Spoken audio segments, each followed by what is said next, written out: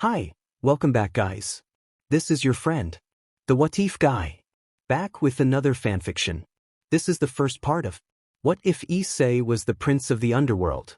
Now before starting, please give this video a like and subscribe to the channel if you want more videos like this. Now let's get into the fanfic. Deep within the Underworld, in a castle owned by the Devil King Asmodeus, a visibly PR'd woman lay on a bed, surrounded by skilled doctors. She looked pale and unwell. This woman was Luminous Asmodeus, the granddaughter of Asmodeus and the second strongest devil alive, known as the Princess of Darkness. Luminous was about to give birth to a son, but in the later months of her PR'y, she had fallen ill with an unknown disease that threatened both her life and that of her unborn child.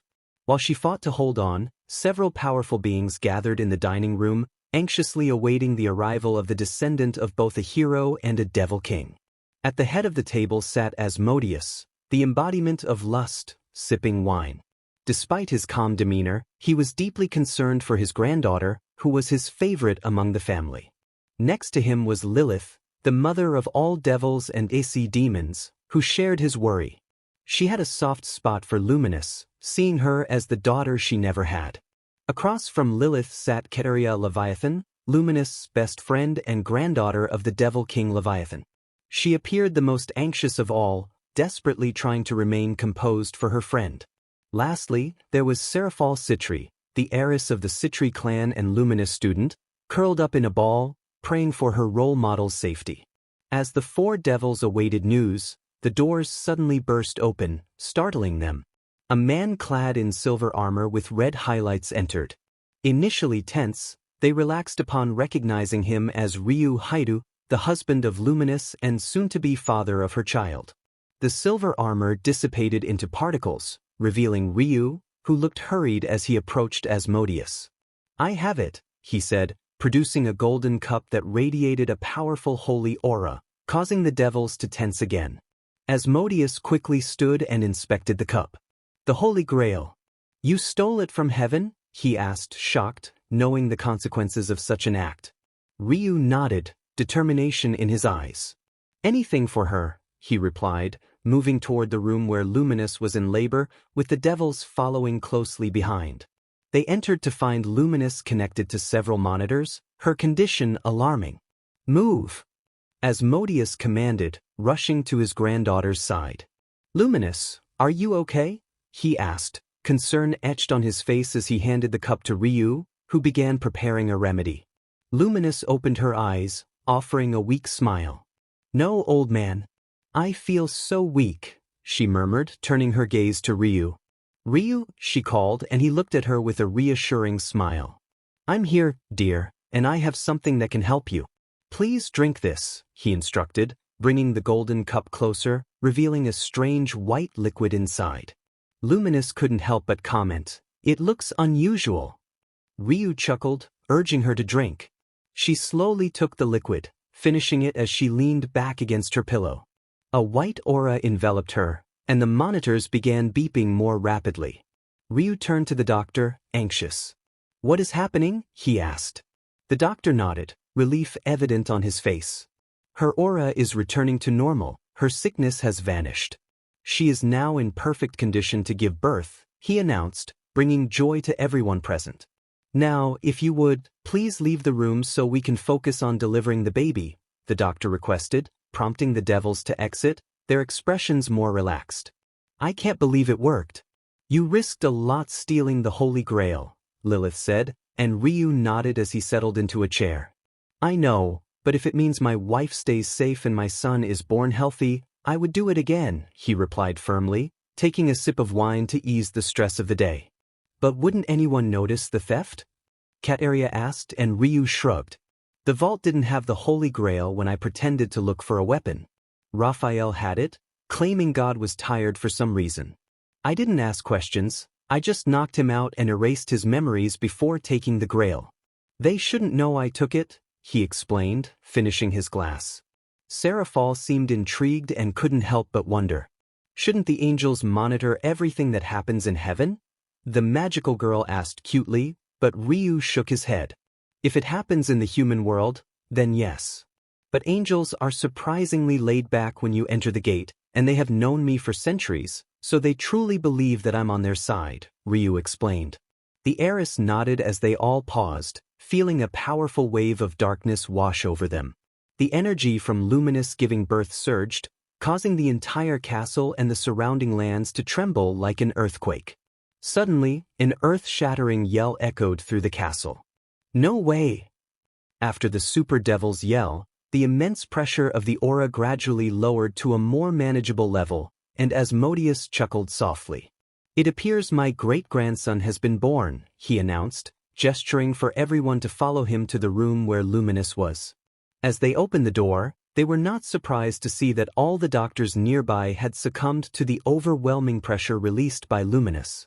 "That's quite the entrance," Ryu chuckled as he approached his wife, who held a newborn baby in her arms. The baby had a small patch of brown hair that matched Ryu's and was surrounded by a deep black aura tinged with crimson. Luminous looked at her husband, who leaned down to kiss her. "He looks just like you," she remarked, lovingly cradling her chubby baby, who seemed to bask in his mother's presence. Asmodeus walked over to his granddaughter and placed a gentle kiss on her forehead. "I'm glad you finally gave me my first great-grandchild to spoil," he said, making the Princess of Darkness giggle as she imagined her son being pampered by his eccentric great-grandfather. "As long as you ensure he doesn't end up like my absent father or a timid version of my brother, I have no objections," Luminous replied, passing her son to her grandfather, who embraced the newborn with a warm smile that many would find surprising coming from the typically sadistic Satan. The other devils soon gathered around the bed, gazing at the baby with curiosity. They could all sense the powerful presence emanating from the newborn, which, despite being so young, was enough to impact everyone in the room. Asmodeus handed the child to Lilith, who melted with delight as she gently cuddled the baby. "Have you decided on a name yet, dear?" Lilith asked, turning to the married couple, who were watching their son. Ryu nodded and turned to his wife, who smiled and announced their son's name. Issei Hayudu. Inside the castle owned by Luminous, the family of three enjoyed their time together as the mother played happily with her 1-month-old son. Ryu, the father, calmly read a book while occasionally glancing at his son, who was starting to resemble him. The only trait the child had inherited from his mother were his radiant crimson eyes. Things had improved for the family despite their circumstances. Luminous had kept a low profile among the devils, only appearing at significant events. Asmodeus ensured that any suspicions about her were quashed, allowing the devil princess to spend time with her son. Ryu, however, faced more challenges in hiding their relationship. While it was unlikely that the angels and God could know what was happening in the depths of the underworld without risking an attack from the devils, Ryu had been visiting the underworld frequently under the pretense of fighting devils, which some in the church and heaven accepted, though others were skeptical. There were also rumors of someone stealing the Holy Grail from heaven, putting Ryu in a precarious position. Fortunately, Seraph Gabriel and Jesus Christ defended him, but that didn't prevent others from suspecting him of being the thief, especially since no trace of a fallen angel or devil had been found sneaking in to steal the Grail, a feat that would surely attract attention from security. Ryu couldn't return the Grail, as that would only confirm their suspicions. So, he pretended to be ignorant, which worked for the time being, but he knew that other seraphs, like Michael and Uriel, were onto him. They made it difficult for him to sneak into the Asmodeus clan and spend time with his family. Suddenly, the cross Ryu wore began to beep, prompting him to set aside his book. Unable to use magic, he relied on magical items crafted by angels or scientists of the church. This cross, equipped with a communication device, was one of them. "Hello," Ryu answered, gesturing for Luminous to remain quiet. She quickly took their son and left the room through the shadows, making no noise, much to Ryu's relief. "Brother Ryu, we need to talk now. Meet me at these coordinates," the voice of Seraph Gabriel ordered before abruptly ending the call. Ryu saw a magic circle appearing on the ground and was about to step into it when Luminous entered the room with a concerned expression. "Is everything all right, dear?" Luminous asked, and Ryu shook his head. "Gabriel called and told me to hurry and meet him." "I'll be back soon," Ryu replied, kissing his wife on the lips before stepping into the teleportation circle. He immediately found himself in a deserted area of the human world. "Glad you came," the soft voice of Gabriel spoke from behind him, making him turn to look at the messenger of God. "What is it, Sister Gabriel?" he asked, confused to see the usually calm and collected seraph acting nervous and afraid. "I know about your wife and that you were the one who took the Holy Grail," Gabriel revealed, surprising Ryu and making him tense up, as this meant his secret was out. "How?" Ryu asked, preparing to confront someone he had known for centuries. "I followed you in secret when you took the Grail a month ago. I tracked you to the Underworld and realized you went into Asmodeus territory. I also noticed that you haven't fought your rival, Luminous Asmodeus, in a couple of years, which confirmed that you two are in a relationship. I also found out that you have a child," Gabriel explained, her eyes welling with tears of guilt. "I planned to keep it a secret, but Father asked me directly if you were the one who stole the Grail, and I couldn't lie. He also asked me why you stole it, and I told him about your wife, Luminous, and your son, Issei. He is planning to attack your family, Ryu. You need to bring them to safety now," Gabriel urged, her voice breaking as Ryu's eyes widened in horror. "But why would God attack my family? My son is a half-breed devil. There's no reason for him to target Issei," Ryu shouted, his anger boiling over as he gripped Gabriel's shoulders, his frustration evident. Gabriel looked at him in fear, tears streaming down her face. He is scared of a prophecy he saw not long ago. An alliance between a hero and the Devil King will give birth to a child with the power of the dragon. He believes that your son is this child of prophecy and wants to eliminate him before he grows up, Gabriel answered weakly as her strength began to fade. Ryu released her in frustration, his mind racing. He needed to protect his family. Quickly traveling back to the Underworld, he stormed into his home, bursting through the doors where his wife and son were. "Ryu, what happened?" Luminous asked, concern etched on her face as she had never seen her husband like this. "God found out about me and our family and is planning to ambush us," Ryu urged, moving closer to his wife and son. Issei looked confused, sensing the tension in the air from his mother's worried expression. "How?" Luminous asked, picking up her son, preparing to find a safer place. "Gabriel knew when I took the Grail and was forced to tell God since she couldn't lie. Now he is onto us and we need to leave. You need to go to your grandfather with Issei and hide there. I have a plan that may slow them down," Ryu instructed, making Luminous frown in confusion. "What are you going to do?" "I'm planning to confront heaven alone. God isn't at full strength for some reason. He was greatly angered when the Holy Grail was taken. Maybe I can stop him from attacking if I strike first," Ryu said, concern growing in Luminous' eyes. "Dear, I know you are stronger than me, but attacking heaven alone is reckless. God himself is someone nobody can face alone, and his son is not much weaker. Both can defeat you," Luminous argued, and Ryu nodded, understanding the gravity of the situation. "I know, but I don't have a choice. It's either I act now to slow them down or let them attack us. So I'll go alone. Please, my beloved. I don't want our son to be in danger. Let me go," Ryu begged, bringing his face closer to his wife, who closed her eyes, fighting back tears. "Why? Our son did nothing wrong," Luminous pleaded as Ryu embraced her and their son. "God is afraid that our son will bring darkness to the world. I'm not one for prophecies, but if God is so afraid to attack us, it might mean there's some truth to it," Ryu muttered, making Luminous shake her head. "Even so, he is our son, and we need to protect him." "Exactly. That's why I'm going. I know I might not make it back, but at least I can ensure that old BSE isn't doing anything," Ryu stated firmly, and Luminous nodded reluctantly. "Very well. Then go, Ryu," she agreed, and he leaned in to kiss her before pressing a gentle kiss on Issei's forehead. "Sorry, Issei. I wish I could have been there to raise you myself. Make sure you become strong and powerful, and remember that you are the master of your own path," Ryu whispered to his son, who gazed up at him, the words resonating in his young mind. "Farewell, son, and you too, my dear wife." Ryu shared one last hug before he vanished, leaving Luminous alone with her son. Issei began to cry, and Luminous did her best to comfort him. Everything will be alright. Don't worry, Issei. Now let's go to Grandpa Asmodeus. Luminous quickly teleported herself to her grandfather's castle. In heaven, at the pearly gates of the city in the sky, a pair of angels stood guard.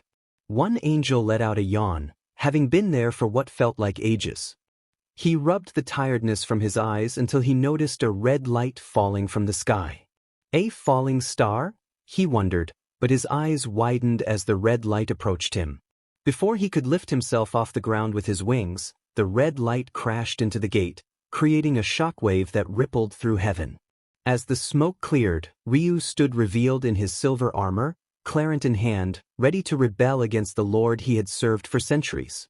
He raised his sword into the air, a crimson beam of energy shooting forth into the sky as he prepared a devastating attack. Clarent. Blood. Arthur. Ryu unleashed the powerful beam at the staircase leading to the second level. The beam tore through several layers, reaching all the way to the top while obliterating any weaker angels caught in its path. Ryu began to walk across the stairs, his eyes filled with determination and fury. Though his mind was focused on saving his family, he knew this would not be a peaceful confrontation. Time for a reckoning. Sitting on the highest level of heaven on a golden throne was an elderly man with long black hair and pure white eyes, the creator of the heavens and father of all angels, the biblical God, also known by many names, but those who knew him referred to him as Yahweh. Yahweh was staring calmly at the pure azure sky he had created in his own realm. His eyes narrowed slightly as he saw a pillar of crimson energy shoot into the sky, soon descending and piercing through several levels of heaven, approaching the Almighty. However, Yahweh simply raised his hand, creating a magical barrier that blocked the attack of the strongest human. Ryu. The Lord of Heaven mused as he sensed the approach of the human he once considered one of his most trusted servants. Recently, Ryu had betrayed him for the sake of his own selfish desires and created a being he believed would bring an end to the world. Yahweh noticed one of his eldest angels approaching his throne room. It was Michael, the right-hand man of God. Father, Ryu is attacking us. He has found out about our plans. Michael said urgently, making the divine deity groan in his chair. Stall him. I will handle him personally if he gets here, Yahweh ordered, and his seraphs nodded as they unfolded their wings and prepared for battle. Yahweh realized that Gabriel was not with them. So it was Gabriel who told him about my plans. I guess I can't fault her. It is her nature to help others. Yahweh muttered as he turned to his right, where a brown-haired man with a mustache and beard stood. It was his son, Jesus Christ. What are your wishes, Father? Jesus asked calmly as he took a knee. If the seraphs fail, then it is up to you to stop him, Yahweh said with a hint of frustration, making the Messiah nod as he prepared himself for the battle that was about to commence. Meanwhile, Ryu was walking through the levels of heaven, confronting the angels he encountered. He suddenly dodged a blast of pure fire aimed at him. Ryu turned his gaze toward Uriel and readied his weapon. Why did you take this path, Ryu? Why betray Father for a lowly devil? Uriel yelled, but Ryu did not respond as he charged at him. And here I thought Lucifer was prideful. These angels really aren't much better. Ryu thought as he swung his sword at Uriel, who attempted to block with a magical barrier. However, the demonic sword effortlessly shattered the barrier, sending Uriel back. The fire of God regained his footing but was shocked when Ryu appeared behind him. Get away from me! Ryu shouted as he struck Uriel down, creating a crater in the ground with an unconscious Uriel at its center. Not wasting any time, Ryu turned to his right, where Raphael stood, visibly fearful of the threat before him. Ignoring him, Ryu continued up the stairs, muttering something that the healer of God could hear. I'm not the hero all of you think I am, Ryu said as he ascended. Many angels attempted to confront him but were either pushed back by his presence or quickly subdued. His silver armor became stained with the remnants of battle. Soon, Michael descended from the 7th level and locked eyes with Ryu. Everything Father gave you, and you betray him like Lucifer did. Is this how you repay him? Michael demanded, creating several giant light spears and firing them at Ryu. Ryu gripped his sword and smashed through the light spears with ease. Michael narrowed his eyes as Ryu charged at him with blinding speed. Michael created a sword of light and clashed with Ryu, but the latter managed to push the seraph back. Using his free hand, Ryu struck Michael's gut, causing him to cough. Michael attempted to slash him with his light sword, but Ryu parried and unleashed a demonic blast at point-blank range, sending Michael crashing into a wall and into a building. The Crimson Hero raised his sword and fired several beams of energy at Michael, who struggled to defend himself against the onslaught and ended up unconscious beneath the rubble. That takes care of the seraphs. Ryu muttered as he prepared to continue his march but halted when a golden light dashed toward him. Reacting quickly, Ryu blocked the strike from the Son of God, who wielded Excalibur, the holy sword of King Arthur. "Are you next, Jesus?" Ryu asked, and the brown-haired man nodded silently as he attempted to land a hit on Ryu. The two were evenly matched for a time, but Ryu found it increasingly difficult as Jesus utilized the various abilities of Excalibur, giving him a much tougher challenge. "You're doing this all for the sake of love?" Jesus asked calmly, despite knowing Ryu was a traitor. He did not hold it against him and did not share the angel's blind loyalty to his father. He had met many beings, humans, fallen angels, devils, and dragons alike, and recognized the good among those who did not follow his father's rule. He personally approved of Ryu's relationship with the devil princess. However, despite his own opinions, the Messiah remained loyal to his father. "I'm surprised you aren't condemning me, Jesus," Ryu said as he attempted to strike Jesus, but the Son of God was not the strongest being in heaven for no reason. Jesus transformed his sword into a shield, blocking Ryu's attack. "I'm not like my father, Ryu. Neither are you. We are individuals with free will. You chose this path and are willing to see it through. I respect you for it. If I could, I would have supported your relationship. But I have my orders, and I must follow them," Jesus replied, morphing his shield back into a sword and gathering holy energy, preparing to unleash it at Ryu, who did the same, gathering as much demonic energy as he could. Both the Son of God and the Crimson Hero readied their attacks, creating such pressure that even the seraphs were forced to retreat, mostly Raphael, who was carrying Uriel, and Michael, who still had not regained consciousness. Clarent. Vix. Blood. Caliba. Arthur. Both Jesus and Ryu unleashed their attacks at each other. The golden beam of holy energy and the crimson beam of demonic energy collided, each striving for dominance. Both warriors were giving their all, and the entire heavens and the world below felt the tremendous pressure of their released attacks, causing the heavens to shake uncontrollably. Slowly, Jesus' attack began to overpower Ryu's, prompting the Crimson Hero to push beyond his limits.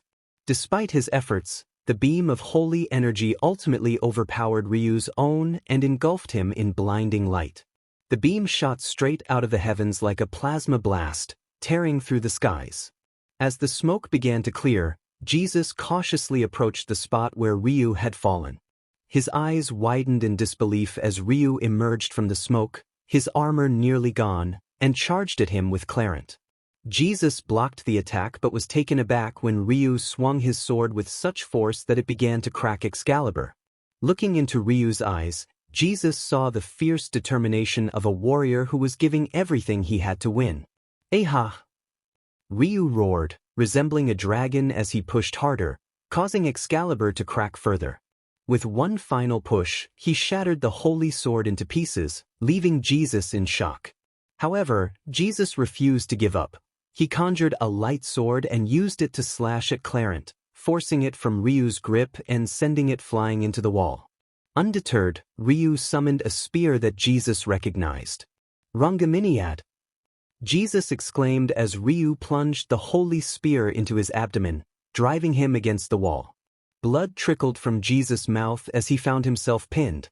Ryu breathed heavily, witnessing his friend nearly beaten. He knew that removing the spear would cost Jesus his life, and despite wanting to protect his family, he couldn't bring himself to harm his best friend. Frustrated with his own weakness, he knocked Jesus out with a swift strike to the head. "I hope I don't regret this." "Sorry, old friend," Ryu murmured as he retrieved his sword. He still had one more person to confront, his greatest enemy and former lord. Next is you, Almighty God. Ryu slowly ascended the stairs to the 7th level of heaven, his sword dragging along the tiles as the traitorous hero reached his destination. So you truly have betrayed me, Ryu. The calm, deep voice of the Almighty God Yahweh resonated as he regarded the hero. Indeed I have, old man. And now it's your time to be defeated, Ryu declared, dashing at Yahweh, who remained seated on his throne. Yahweh raised his hand, creating a barrier that halted Ryu midair. You are still beneath me, human. Yahweh stated, blasting Ryu back into a wall. However, Ryu quickly recovered, gathering demonic energy and firing a powerful beam at Yahweh. The Almighty God blocked it but had to dodge as Ryu hurled Clarent right after the blast, nearly breaking through his defenses. Yahweh appeared with a holy sword in hand and charged at Ryu. The Crimson hero summoned his sword just in time to block the incoming strike. The two fighters clashed fiercely, with Yahweh gaining the upper hand. Yet, Ryu noticed that the Almighty God seemed slower than usual, which was unusual since few could challenge him effectively. Thinking quickly, Ryu kicked Yahweh in the gut, sending him back before launching himself at the Almighty with Clarent aimed at his throat. Yahweh, anticipating the move, summoned several light spears that struck Ryu in multiple limbs, halting his advance. Gah! Ryu gasped as he spat blood, quickly shattering the light spears embedded in his body. His wounds began to heal, thanks to the effects of the Holy Grail, although his usual regeneration was slower due to the damage inflicted on his soul by Yahweh's spears. You are on thin ice, Ryu. Yahweh warned as he charged at Ryu with his sword. Ryu dodged just in time, creating distance between them. With no other options, Ryu pulled out a vial containing blood.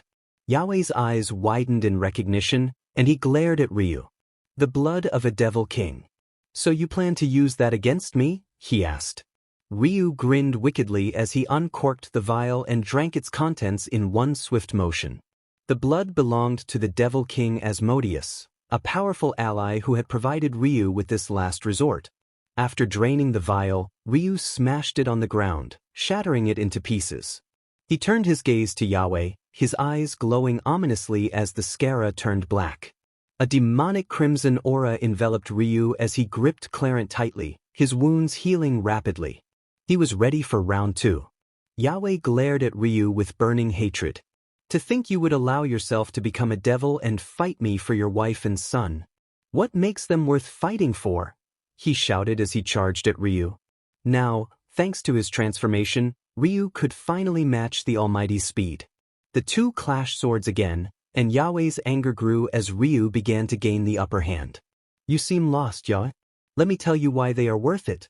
Even if my wife has killed millions of angels and humans and my son is destined to bring darkness to this world. They are my family, and I care for them more than anything else. Not you, or my faith. I'm willing to fight the entire world to protect my family. That is what it means to care for another. Something you, who only thinks about your own rule and desires, will never understand. You are nothing but a glorified dictator with an undeserved God complex. You aren't the strongest.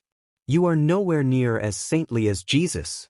You are just a frail old man who should have faded away long ago. Ryu yelled, continuing his relentless assault and forcing Yahweh onto the defensive. Yahweh's anger surged as he unleashed several beams of light capable of obliterating a devil king with ease. However, Ryu skillfully dodged them and struck a significant blow to Yahweh's chest.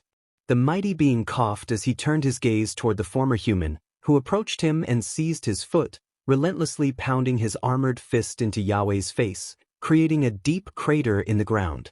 Ryu continued his assault, driving his fists into the Almighty God's face repeatedly, deepening the crater to several meters. Eventually, he paused to grasp his sword, preparing to deliver the final blow. Just as he was about to strike, Ryu was suddenly hit from behind. He turned to see Gabriel standing there, Ascalon in her hands. Gabriel? Ryu gasped, blood escaping his lips. The seraph's eyes were filled with tears as she looked at him, sorrow etched on her face. I'm sorry. I can't control myself, she whispered, pulling the sword from his back, causing Ryu to drop to his knees while Yahweh slowly rose. I suspected my dear Gabriel might reveal the truth, so I placed a control spell in her mind to ensure none of my seraphs would betray me like Lucifer.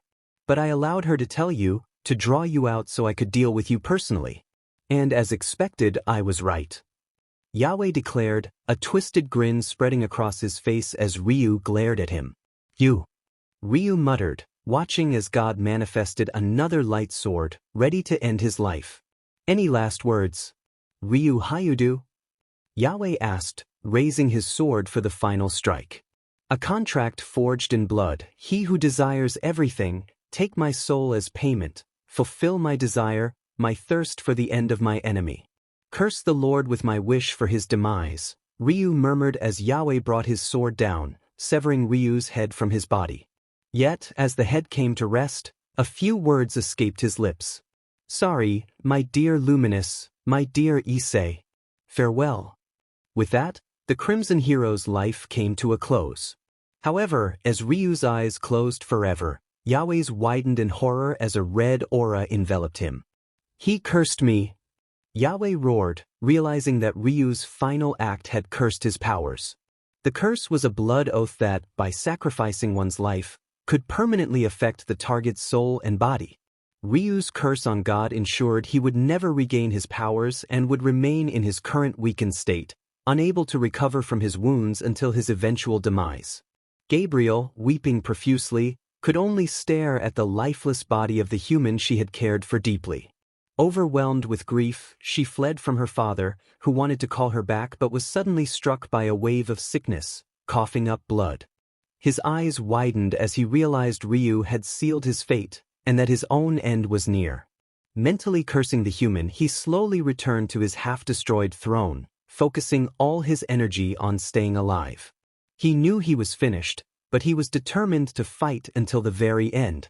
Underworld, Asmodeus clan. Luminous and Issei had taken refuge in a secluded castle within the Asmodeus clan, far from the general population and situated on the edge of fallen angel territory.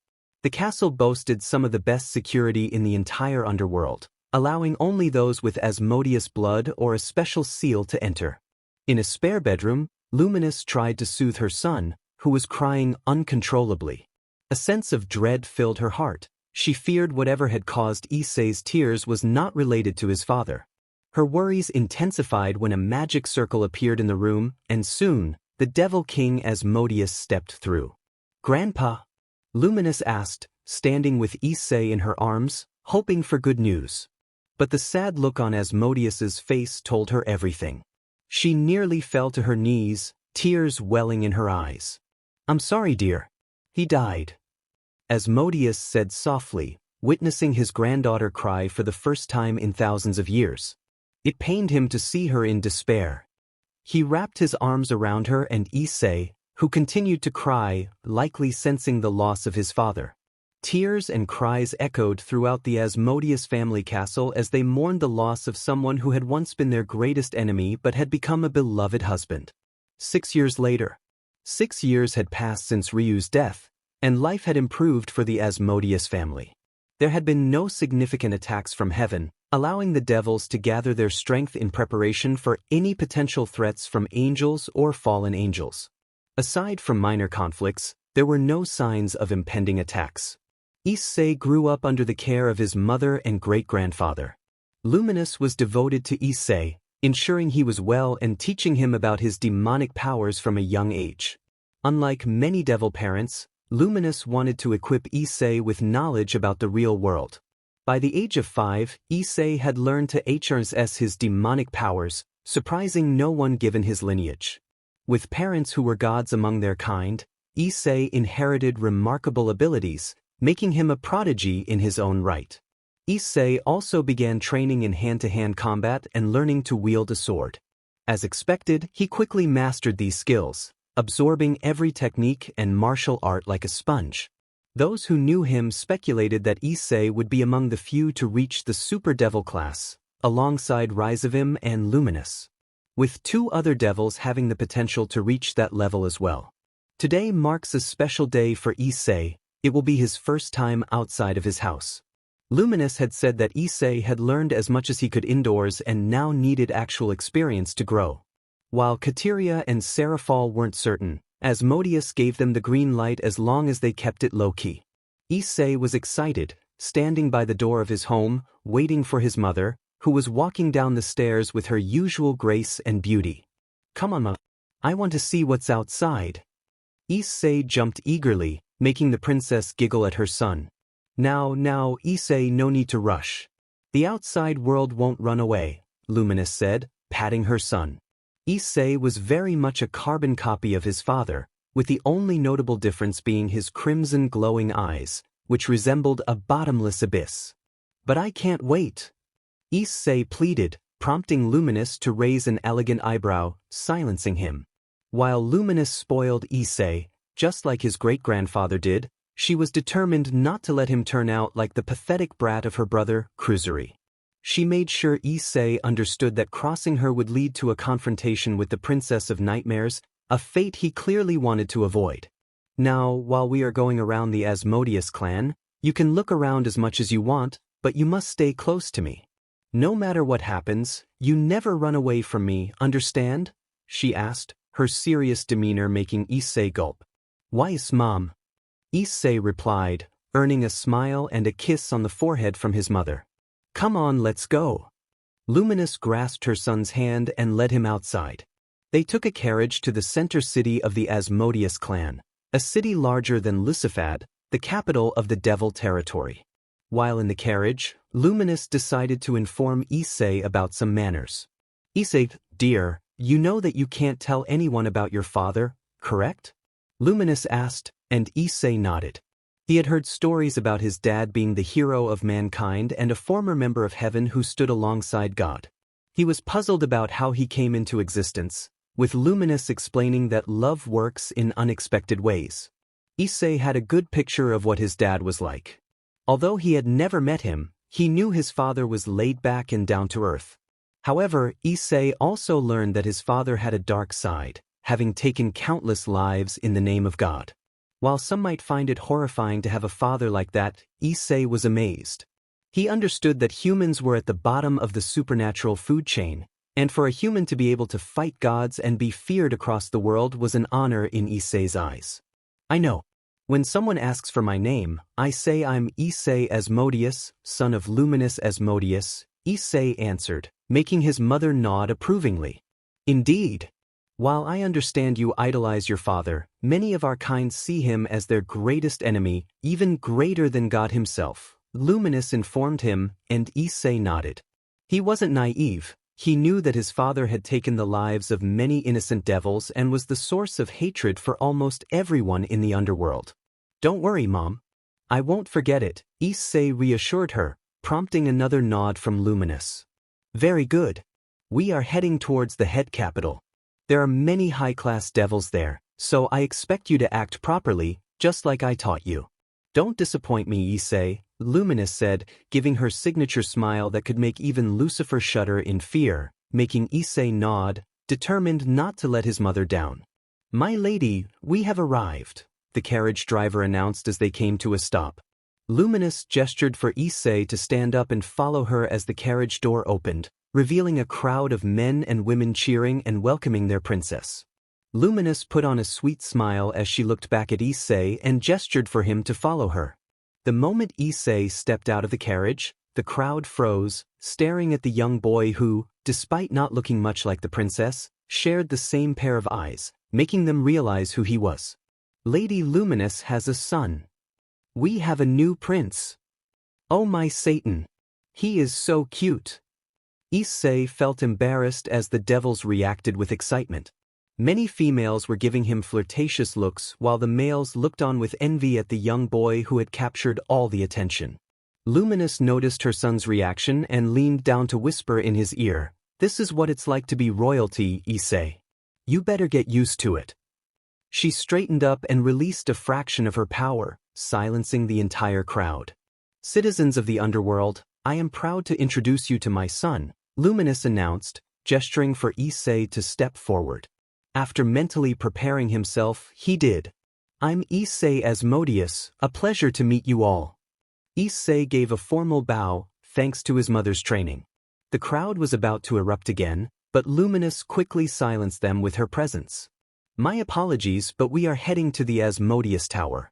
Please clear the way, Luminous ordered, and the citizens moved aside, allowing the princess and her son to walk toward the large tower in the center of the capital. The Asmodeus Tower was the main office of Issei's great-grandfather, the Devil King Asmodeus. As they finally entered the tower, someone stepped out to greet them. He was tall, with the same raven-black hair as Luminous, but he had violet-colored eyes and elf-like ears. This was Luminous' younger brother, Grigori Asmodeus. The younger sibling noticed the other first, his face morphing into a glare. Fancy seeing you here after all this time. Haven't seen you in ages, Grigori said, addressing Luminous, who scowled at him. I came here to meet with grandfather. I assume you did as well? She asked, not bothering to hide her annoyance, as the pair of siblings had never gotten along. Indeed.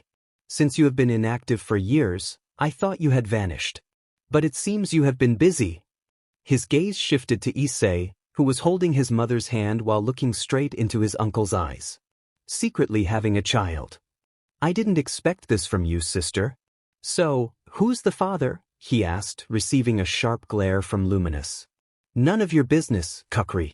I heard you've been begging Kateria to marry you for years now, but unfortunately, you don't seem to be able to satisfy her with what you have, while I don't even have it, Luminous remarked, causing her younger brother to glare back at her. He began to walk away but turned back to say, the Devil King's seat will be mine. Grigori growled as he left them. Issei watched his uncle for a moment before turning to his mother. He seems weak, Issei bluntly stated, and his mother nodded in agreement. That's because he is. He never bothered to master and perfect our clan's techniques like I did. That's why I always prioritize helping you master your abilities, Issei. Don't forget that, or you might end up like your uncle, Luminous advised, prompting Issei to nod with determination. I will, Mom. I'll be the strongest of our clan, Issei proclaimed, and his mother smiled proudly. I don't doubt it. You're already on the right path to becoming the strongest devil. But now, let's go visit Grandpa. Luminous guided Issei through the large building, where many beautiful devils and succubi wore revealing outfits, surprising Issei. Mom, why are they wearing so little clothing? Issei asked, a blush creeping onto his cheeks, as he was already beginning to notice the opposite Issei at just 6 years old. Luminous giggled, deciding to tease her son further. Those are Grandpa's harem members. Your great-grandfather is known for having multiple lovers at the same time. Everyone in our family has one. I did back in the day before I married your father. Luminous revealed, shocking Issei. I see. Are you planning to have a harem again since Dad is gone? Issei asked curiously, making his mother surprised, but she answered nonetheless. Not really.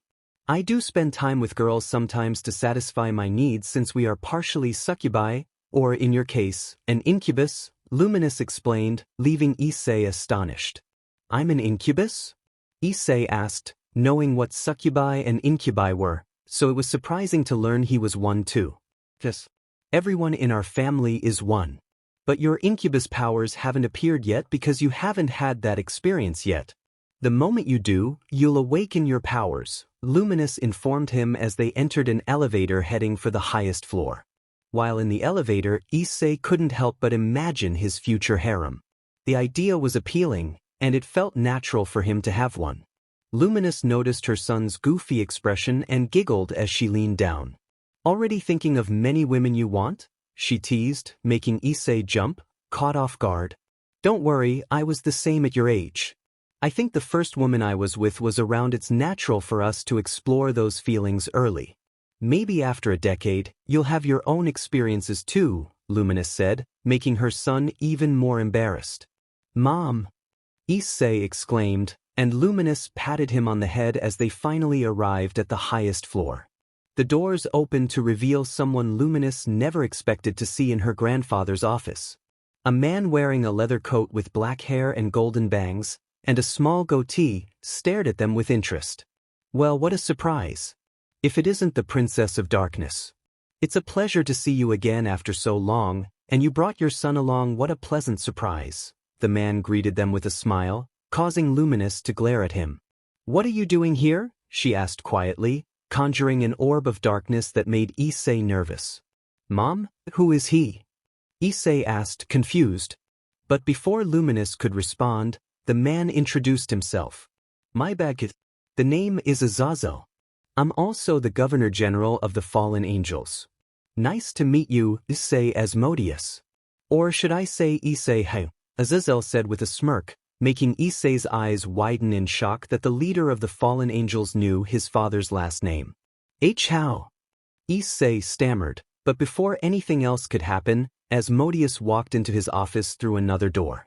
Oh, Luminous dear and Issei, what are you two doing here? Asmodeus asked, surprised to see his granddaughter and great-grandson. Luminous looked at her grandfather, who seemed unfazed by the presence of the leader of a different faction in his office. Grandfather, why is Azazel here? She asked, prompting the Devil King to turn toward Azazel and laugh joyfully. Ah, what timing! I guess I don't need to hide things anymore. Azazel and I have been close friends for a very long time. In fact, we were buddies before the war even began, Asmodeus revealed, shocking both Luminous and Issei. He's right. I knew him back in my angel days, and he was the one who introduced me to many things. After I fell and became a fallen angel, I chose my own path. However, the other fallen angels that fell with me sought conflict with the angels and devils, mostly between the old man and Lucifer. But that didn't stop my friendship with Asmodeus, Azazel added, prompting Luminous to slowly accept it and dispel her magic. Then what are you doing here? If anyone sees you, a war would break out immediately, Luminous asked as she entered the room with her son, who was still worried about the fallen angel leader. Just catching up along with some other minor matters. Also, I must say, I'm impressed with you, princess. Out of everyone, you've taken out the most fallen angels. Nearly 1,000,000 have fallen by your hands, Azazel praised, making Luminous smirk. You aren't planning to avenge them, are you? She asked, her eyes glowing ominously. Azazel raised his hands defensively. Not at all. Death is simply part of war. I have taken thousands of lives, both angels and devils. So I'm not much better in that regard. I'm genuinely impressed that you managed to defeat so many in just one day. Azazel was truly amazed. Killing 1,000,000 fallen angels in a single day is no easy feat, not even for a Satan or a seraph. It only proves why Luminous was classified as a super devil. Well, I did have my moments. But now I have other priorities. Luminous said, gesturing toward Issei, who had remained quiet throughout the conversation. Back to the topic, you referred to my son by his father's last name. I assume that was your doing, grandfather. Luminous looked at the Devil King, who was casually flipping through a magazine that Azazel had brought. Oh yes, that was me who mentioned it. Well, Azazel kind of figured it out on his own since he has been keeping an eye on Ryu and knew that you two were rivals for so long. Azazel always assumed that Ryu had a sacred gear, but after some investigation he discovered that he didn't have one. The reason for his strength was his godly talent, Asmodeus explained, putting the magazine away. I know you two are close friends, but I would prefer if you told me before revealing my son's identity to anyone else. You know very well that I do my best to keep it hidden. Luminous warned, her gaze sharp enough to make the Satan fidget. Understood, dear. Azazel was the only one I ever told anything about Issei. But I also heard that you decided to reveal Issei as the latest member of the Asmodeus family. I'm assuming you think he is ready to be introduced to the public. Asmodeus asked, receiving a positive nod from Luminous. Yes, Issei has shown that he can keep his father's identity a secret, and I don't want him to be isolated. At home. He is a young child who has the right to see the world. Luminous stated, making the Devil King nod proudly. I'm proud of you for that, dear. I will need to fill out the paperwork and prepare a ceremony for him to be properly introduced to the Underworld. It may take a while, so I suggest keeping it low-key until then. Also, there are other matters regarding possible battles with the angels since the fallen angels have already withdrawn. Could you please review our battle strategies for a moment? You are our greatest general and strategist, having led our kind to victory many times, Asmodeus requested, prompting Luminous to nod as she stood up. Issei, I'll be back very soon. Please stay here with Azazel until I return. Don't wander off, understand? She asked, her eyes glowing slightly, conveying her seriousness to Issei, who nodded. Yes, Mom. Issei replied, making his mother nod as she walked with her grandfather out of the office to the strategy room. Azazel seized the opportunity to speak with the boy. So, Issei, what kind of girl do you like? He asked bluntly, causing Issei to blink in surprise. What? He asked, confused, prompting a chuckle from Azazel as he raised his fist. I'm talking about your favorite body type in a girl. Do you prefer someone tall with a curvy figure, or are you into someone a bit shorter? There are many kinds of women in the world that men fantasize about. Your great-grandfather likes tall women with strong legs, Azazel clarified, watching Issei ponder. Well, I do find Aunt Kateria and Aunt Lilith very attractive. I think I like their figures the most, Issei admitted honestly, prompting Azazel to hum thoughtfully. So, tall girls with an hourglass figure. DMN kid, you have your priorities straight. You have my respect. Azazel grinned, raising his fist for Issei to fist bump, which he did, starting to warm up to the fallen angel leader. What about you, Azazel? What's your type? Issei asked, eliciting a chuckle from the fallen angel leader. Mine are strong and powerful women. The ones that make you chase after them. Those are my type. And of course, I appreciate a well-proportioned figure, Azazel replied, also beginning to like the kid. From what he had heard, many Devil King's descendants were usually arrogant and overly proud, so it was refreshing to meet one who wasn't spoiled. On another note, do you know about sacred gears? He asked, wanting to discuss his interests with someone else. Issei nodded. Yes, only the basics since my mother taught me about them a while back. She even said she fought against a bunch of sacred gear wielders during the war, Issei explained, making Azazel nod in acknowledgement. Can you tell me more about what you know? Issei nodded at his request and recounted what his mother had said during one of his home studies. Sacred gears, also known as God's artifacts, are special magical items connected to one's soul. Only humans and half-humans can possess them due to God's system. There are many different kinds of sacred gears, each with unique abilities. The strongest among them are the Longinus-class sacred gears, named after Saint Longinus, who was involved in the crucifixion of Jesus Christ. There are 13 Longinus in the world, with the true Longinus being the strongest of them all. The peak of a sacred gear is the balance breaker, which occurs when the wielder has reached a certain level of mastery or awakened a greater power within their gear, Issei explained, receiving an approving nod from Azazel, who was impressed by the boy's knowledge. Your mother educated you well. Everything you said is true. Sacred gears are a total mystery to anyone except for God. Nobody knows how they actually work or what their limits are. Many see them as God's way of giving the human race a chance to fight against the supernatural, but personally, I think there is a deeper meaning to it, Azazel theorized, making Issei tilt his head in curiosity. My mom said that those who delve deeply into their sacred gear have the highest chance of making them stronger. She also believes that sacred gears have infinite potential as they constantly evolve depending on the user's will. That's what my mother told me, Issei added, prompting Azazel to nod. She's right. Sacred gears can evolve if the user's will is strong enough. Azazel confirmed. I wonder, since I'm half-human, do I have a sacred gear? Issei asked, hoping it was true, knowing he was half-human thanks to his father. There is a chance, albeit a small one. It was still a possibility nonetheless. Azazel eyed him curiously. While he couldn't sense anything apart from the immense demonic energy surrounding the boy, he did wonder if he possessed a sacred gear, as he discovered something intriguing as well. I'm not sure, but I can find out quickly. You see, while I'm a researcher, I'm also an inventor. He said, pulling out a strange-looking device with a small screen. This is a sacred gear scanner. It allows me to see if someone has a sacred gear, along with its type, abilities, and potential weaknesses. Would you like me to scan you to see if you have one? he asked, receiving an excited nod from Issei. Please, yes. Issei agreed, standing up eagerly.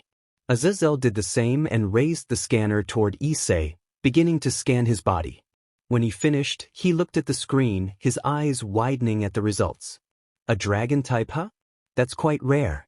The ability to summon an evil spirit. Weakness. Dragon Slayer weapons. Azazel mused, contemplating what sacred gear Issei could possess. There weren't many dragon-type sacred gears, which made it easier for him to filter the list in his mind. It isn't a twice critical. It says it can summon an evil spirit, but there aren't any dragon-type sacred gears with powerful dragons sealed inside them that can do that. Boosted gear, divine dividing no, that means the only ones left are the Vritra sacred gears. Azazel's eyes widened in shock as realization struck him, a hint of fear flickering in his gaze as he understood the gravity of the situation. He turned to look at Issei, who was watching him excitedly, hoping for a good answer. So, do you know what sacred gear I have? Issei asked, receiving a surprising negative nod from Azazel. You do have one, but I'm not certain which one. It does say that it is a dragon type, so that's something, Azazel partially revealed, making Issei's eyes widen at the prospect of having a dragon-type sacred gear. Issei had always found dragons fascinating and amazing, but many were terrified of them. Even his great-grandfather had been scared. Issei was captivated. Cool. How can I awaken my sacred gear? Issei asked, prompting a small chuckle from Azazel. However, before Azazel could respond, Luminous re-entered the room. Hello, Issei. I hope you didn't wait too long. Luminous greeted her son, giving a respectful nod to Azazel, who nodded back. Asmodeus also entered the room, settling back into his chair in the office. Mom, I just found out that I have a sacred gear. Issei exclaimed, earning surprised looks from Luminous and Asmodeus. Oh really? Did Azazel help you find out? She asked, receiving a nod from Issei. Yes. He said mine is a dragon type, but even he doesn't know which one. Issei replied, making Luminous nod thoughtfully. Well, I would like to talk some more, but we have some shopping to do. We're going to get you some nice clothes for your introduction ceremony. So, say goodbye to Grandpa and Azazel, Luminous stated, prompting Issei to nod as he quickly ran up to his great-grandfather for a hug, which he returned. See you soon, Grandpa. Asmodeus smiled, ruffling Issei's hair. I'll see you at your introduction ceremony. Now, have a nice day shopping. Asmodeus waved them off. Issei waved back and turned to Azazel, who appeared lost in thought. Bye, Azazel. Azazel snapped out of his thoughts and gave a friendly wave back. Bye, Issei. It's a shame I won't be able to witness the ceremony, but good luck nonetheless. Azazel said his goodbyes as the mother and son left through the elevator. Once they were gone, Asmodeus gave Azazel a curious look. Did something happen while we were gone? He asked, receiving a nod from Azazel, who turned to Asmodeus with a serious expression. Yes, I discovered the sacred gear that Issei has, and you won't believe it, Azazel said, piquing Asmodeus's interest. Then please, tell me what you have discovered. Asmodeus said calmly, but soon his calm demeanor was replaced with shock and fear as Azazel revealed his findings. His sacred gear contains the power of the evil dragon king. Vritra. A week passed as the Asmodeus family prepared for the upcoming party for Issei, who was getting ready to present himself to the entire devil faction.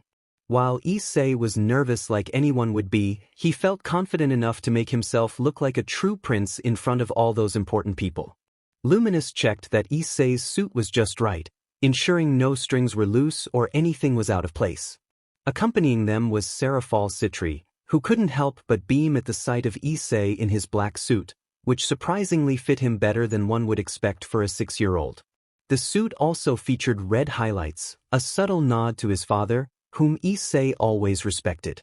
Everything looks good, Luminous muttered, giving one final check on Issei, who mentally groaned at being treated like a piece of high-class furniture. Are you ready, Issei? She asked, receiving a nod from her son. I'm ready, Mom, Issei replied confidently. Although still nervous, his mother had informed him about their kind of parties. They were primarily for the royal families of the underworld to assert their superiority over the noble clans of the 72 Pillars and other demons. Issei, while not as spoiled as many royal family devils, was proud to be a member of the Asmodeus family and was determined to become the greatest Asmodeus that ever lived. This was one of Issei's goals in life, which both his mother and great-grandfather wholeheartedly supported. Good, we are leaving in a minute. Remember, don't trust those old fools, especially Zekrom Baal. He would try anything to rise in the ranks of our society, so don't ever listen to him, and if he bothers you too much, let me or Grandpa know, and we will handle it, Luminous warned, making her son nod. His mother had informed him about the old fools of the 72 Pillars. While some were good, most were power-hungry individuals who would do anything to gain more influence for their clans. This was one of the reasons the royal devil clans distanced themselves from them, to prevent any clan from gaining more power than they should. Mom, will Aunt Kateria be there? Issei asked. Seraphal nodded, a cheerful smile on her face. Yes, everyone will be there. It's a big day after all. Seraphal replied, wearing a dark blue and pink dress that showcased her noble heritage as the heiress of the Citri clan. That's good. I haven't seen her in a while, Issei mused, causing his mother to giggle as she kissed him on the forehead. That's normal. She is also devil royalty and has many responsibilities, Luminous explained, receiving an understanding nod from Issei. Now it's time to go, Luminous exclaimed as the three of them stood close together. She created a magic circle and teleported them to Lucifad, the capital of the devil faction. It was Issei's first time outside of Asmodeus territory, and he was naturally curious about the capital. They found themselves in a large guest room. Where are we? Issei asked, following his mother and Seraphal as they discussed the room. Ise, we are in the main building of Lucifad, where all the Satans gather along with their descendants. Important events for our faction are celebrated here, especially when a new royal descendant is born. Today, it's your turn, Issei. Seraphal informed him, making Issei nod as he took a few deep breaths to calm his racing heart. Noticing his nervousness, Seraphal grasped his hand for comfort. Auntie? He asked, receiving a cheeky smile from Seraphal. No need to be shy. I know you will do great. Seraphal reassured him, and Issei felt better, nodding with a smile. I will, Auntie. Luminous turned back to the pair, her heart warming at the sight of her son's happiness. She understood the burden Issei carried due to his heritage and the fact that even a god wanted him gone. She hoped he could live a life filled with happiness for as long as possible. Now, you two, we are almost in the main hall. Make sure to act properly and respectfully in front of the other Satans, Issei. Also, refer to Grandpa as Lord Asmodeus.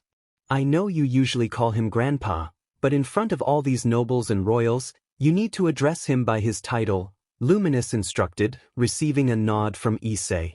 She had already explained that his great-grandfather was the Devil King and one of the most influential devils in the entire underworld, having ruled before Lucifer. It was no secret that Asmodeus held a significant role in the world of devils. Soon, they arrived in front of the doors leading to the hall. Several guards stood by the entrance and immediately knelt in respect for the princess. Princess Luminous, Lady Seraphal, and Prince Issei. Welcome, and please enjoy tonight's party on behalf of the Devil Kings. The soldiers greeted them in unison as they opened the door, revealing hundreds of high-class devils from every clan in the devil faction. Issei was in awe at the sight of so many noble devils. It made him feel small in comparison, but he knew he needed to accept his place as a member of the royal house of Asmodeus, showing the underworld that he was worthy as a descendant of Asmodeus. As the trio entered the dining hall, all eyes turned toward them. Many males gazed at Seraphal with admiration, recognizing her as one of the most desired devils in the underworld. Seraphal carried herself with dignity and grace, and the nobles acknowledged the close friendship between the Asmodeus princess and the Citri heiress. When their eyes landed on Issei, they were surprised to see a calm and stoic expression on his face as he walked beside his mother, hands at his sides, carrying himself with pride. It was not the arrogant pride often seen in royal descendants, but rather the pride and confidence of a true king, one who commanded respect and obedience from his subjects, radiating an aura of power and dominance. The nobles were captivated, their gazes fixed on Issei as he walked alongside his mother toward the stairs leading to the second level, where the elder nobles and the Satans with their families were stationed. Issei began to ascend the stairs, following closely behind his mother. Upon reaching the second level, he noticed small groups of devils engaged in conversation. His eyes scanned the room until he spotted his great-grandfather speaking with several other devils, whom Issei recognized as the Devil Kings and Aunt Lilith. The trio approached the Satans, who turned their attention to them with various expressions. Asmodeus smiled proudly and gave a small nod to his great-grandson. The man next to Asmodeus, whom Issei identified as Lucifer, regarded him with a serious yet curious expression. He had deep silver hair and a pale complexion, with crimson-red eyes similar to Asmodeus. He wore the standard Satan attire, complete with dark silver shoulder pads. Next to him stood a man with a stoic expression, shorter black hair, and dark brown eyes. He wore a black royal robe with a greenish scarf and carried a walking cane topped with a skull. He was Beelzebub, the Lord of Flies and a close friend of Lucifer. Issei stood before the entire nobility of the underworld, every pair of eyes on him, staring at their newest prince with awe and great interest. Though barely 6 years old, the young child exuded the aura of a king, making them all feel weak in his presence as his crimson eyes seemed to hold the power to command Espamson. Nobody said a word. Even the Devil Kings were watching him with great interest, while the other descendants of the Devil Kings were curious about their fellow descendant. Issei approached his great-grandfather and offered a formal bow. Asmodeus nodded with pride, placing a hand on Issei's back as he turned to the audience. Issei Asmodeus. My first great-grandchild and son of my granddaughter Luminous Asmodeus. From this day, I declare him the newest prince of the underworld, Asmodeus announced, prompting a unified round of applause from all the devils. Even the Devil Kings joined in, recognizing Issei's potential to become a great devil in the future. Asmodeus gestured for Issei to step forward, and he did, standing alone at the center of the podium to address the gathered devils. Greetings! It is my greatest pleasure to finally become part of our faction. As a descendant of the great Devil King Asmodeus, I swear on my soul that I will ensure our faction becomes stronger than ever before. Together, we will rise to the top and conquer anyone who dares to stand against us, not the angels, nor the fallen angels, and certainly not even God. Issei declared with a surprisingly strong voice, igniting cheers and chants of his name from the devils in support of their new prince. After stepping back to his great-grandfather, Issei was met with a proud smile as they walked off the podium together. The applause continued as the crowd celebrated their newest prince. The party began in earnest, with music filling the air as many married devils took to the dance floor, while others engaged in lively conversations. As Issei and Asmodeus made their way back to the other Satans, they received nods of acknowledgement. Kateria stood beside her grandmother, engaged in conversation about various matters. Lucifer turned to Issei, a smirk of approval on his face. That was a powerful speech. You already have most of the nobility following you. Well done, he complimented, causing Issei to nod in appreciation. Thank you, Lord Lucifer, Issei replied, scanning the crowd for his mother but unable to locate her. Turning to the others, he asked, "Where is my mother?" Beelzebub pointed to a lower level where a crowd of devils had gathered. She is over there, speaking with the Grigori clan devils. It seems they are having one of their usual arguments, he said, his expression unchanged. Issei furrowed his brow in confusion. Does my mother have a bad relationship with the Grigori clan? He inquired, receiving a nod from Lilith. Her issues are primarily with the current head of the Grigori clan, Zeoticus. He has wanted to marry your mother for a long time and has been trying for centuries. I recall that he even begged the first Grigori head, Runias, to convince her to marry him. But Luminous adamantly refused, seeing him as weak and unworthy. So you can understand where the tension comes from. This should be their first meeting since your birth, Issei, so expect some hostility, Lilith warned, playfully ruffling his hair. Issei pondered the situation. Isn't the current head of the Grigori clan married to the Baal clan and has an heir already? Surzex, right? My mother mentioned he is a special devil. Do you think they will try to do something to her? Issei asked, a hint of worry in his voice. The Devil Kings noticed his concern, and Kateria quickly reassured him. There is no reason to be afraid, Issei. The royal families are very close to each other. If one clan has problems with the Satan clan, they will have to face all 4 Satan clans. So no worries, Issei. The Grigori or Baal clan won't try anything against your mother, and even if they did, she is more than capable of defending herself, Kateria said, making Issei nod in understanding. He looked down to see his mother and Zeoticus Grigori arguing even louder, while Zeoticus' wife attempted to mediate. An older devil with black hair stood beside Zeoticus, speaking occasionally. Not liking to see his mother treated this way, Issei turned to his great-grandfather, who was engaged in flirtation with several female devils, and pulled him by the arm with surprising strength. Come on, Grandpa, we need to help Mom. Issei urged, prompting Asmodeus to blink in realization. Grigori again? He asked, receiving nods from the other devils. Baal too, Leviathan added, causing Asmodeus to groan in annoyance. What a hassle! I was about to enjoy some time with lovely ladies. Asmodeus reluctantly followed his great-grandson, who chuckled at him. You get plenty of attention, Gramps. Now stop complaining and help me with this. I don't like seeing Mom like this, Issei insisted, earning a chuckle from Asmodeus as they descended the stairs and approached the scene. Many devils had gathered around the red-haired devil and the princess, who were in a heated argument. Before things could escalate further, Asmodeus stepped in between them. Enough. This is a party for noble devils, so act accordingly.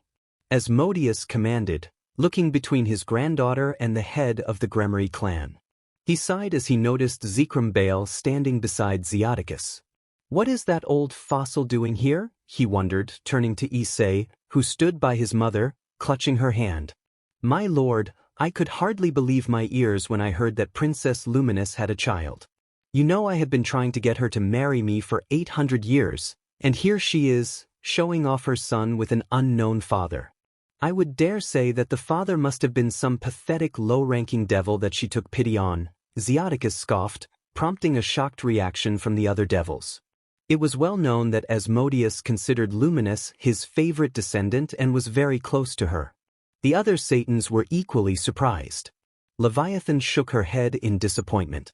What a fool, she muttered, receiving a nod of agreement from Kateria, who recognized that the Grigori head had opened a can of worms that could even make the great devil Lucifer sweat, as Asmodeus' eyes darkened beneath his long hair. As Asmodeus contemplated his options to handle the situation, a thick, dark aura spread throughout the hall, causing all devils, except for the Satan class, to fall to their knees as a wave of despair washed over them. All turned to the source of the malice, half expecting it to be the devil princess Luminous Asmodeus. Those who could turn towards it witnessed the glaring crimson eyes of Issei, filled with utter hatred directed at the Grigori head, who struggled to breathe under the weight of the killing intent aimed at him. It felt as if he had been stabbed 1,000 times in an instant. Don't you dare speak ill of my father, understand? Issei's voice deepened, echoing through the halls like a true demon, sending shivers down the spines of nearly everyone present. Zeoticus could only nod in sheer fear. Before he could respond, another powerful aura surged from elsewhere, causing Issei to turn towards it. He saw a younger version of Zeoticus, with shoulder-length crimson hair and glowing crimson eyes, flaring his aura. This boy appeared slightly older than Issei, around 12 years old, while Issei, despite being 6, looked much like a 10-year-old. Issei recognized him immediately, Surzex Grigori, the prodigy and heir of the Grigori clan. Both young devils remained silent, their gazes locked onto each other. Surzek's crimson aura matched Issei's dark aura, making the devils around them feel insignificant in the presence of these formidable beings. Just as someone was about to speak, a wave of demonic energy washed over them, causing their auras to vanish as if they had never existed. They turned to the second level and saw Lucifer looking down with an amused grin. Now, it seems some entertainment has presented itself. I see there is a conflict between the Grigori and Asmodeus clans. We shall settle this like true devils, a battle of dominance. Say Asmodeus, heir of the Asmodeus clan, and Surzex Grigori, heir of the Grigori clan, I hereby declare a battle between you two. Prepare yourselves, it will commence in 10 minutes.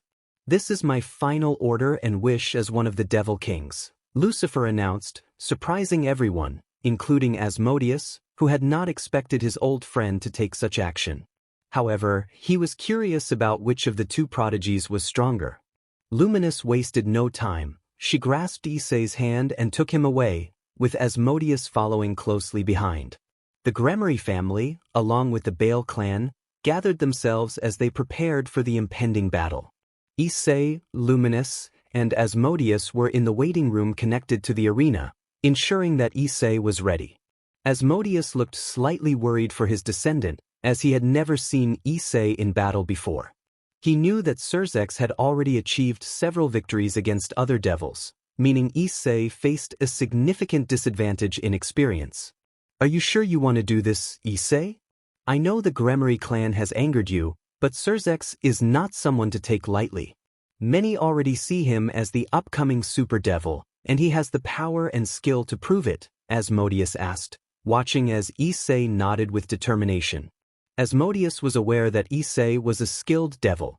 He had heard from Luminous, Kateria, Seraphal, and Lilith that Issei was a quick learner, but he had never witnessed it firsthand apart from a few lessons in using the clan's techniques. Don't worry, Gramps.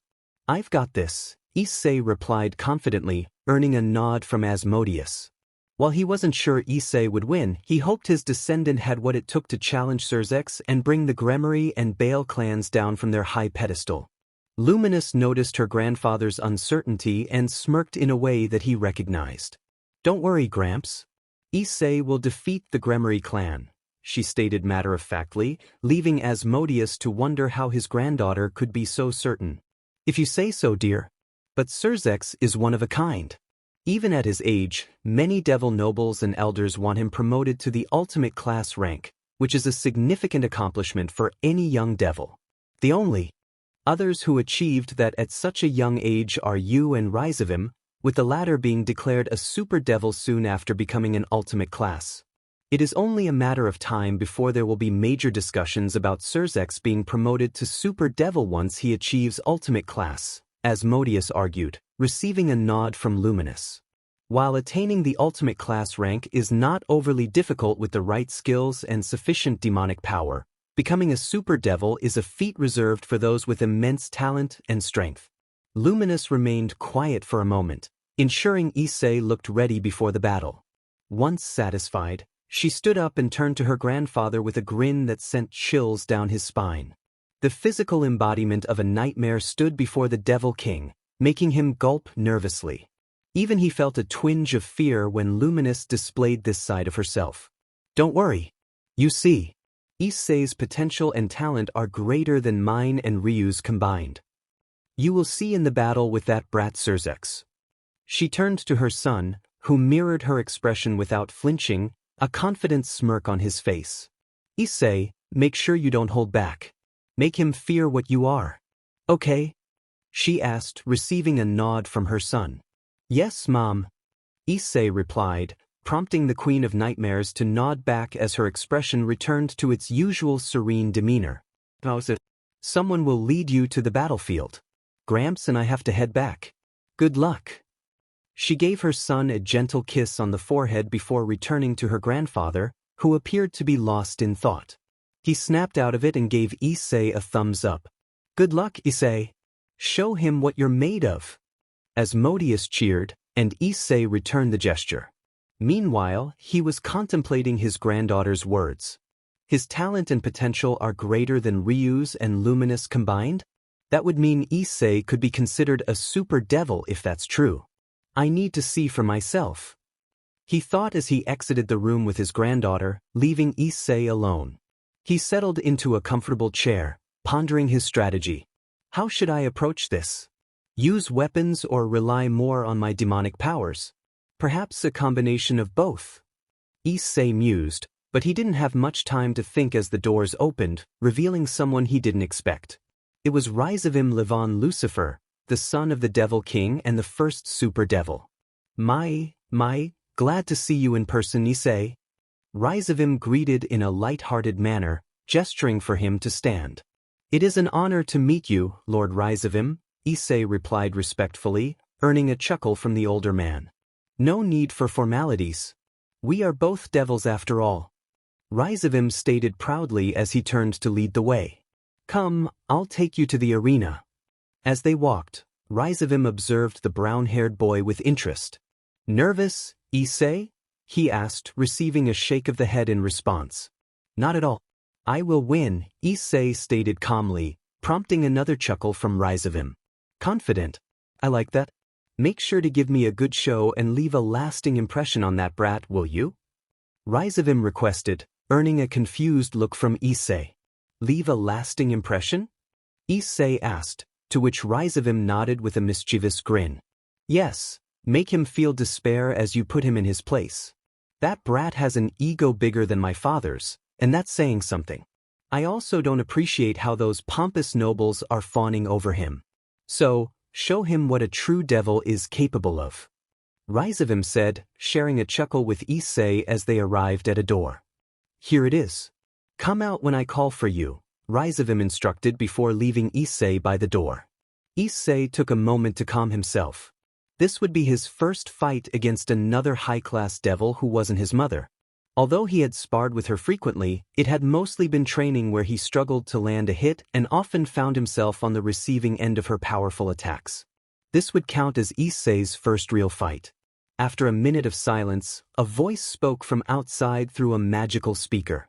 Issei immediately recognized it as Rizavim's. Ladies and gentlemen, thank you all for gathering today.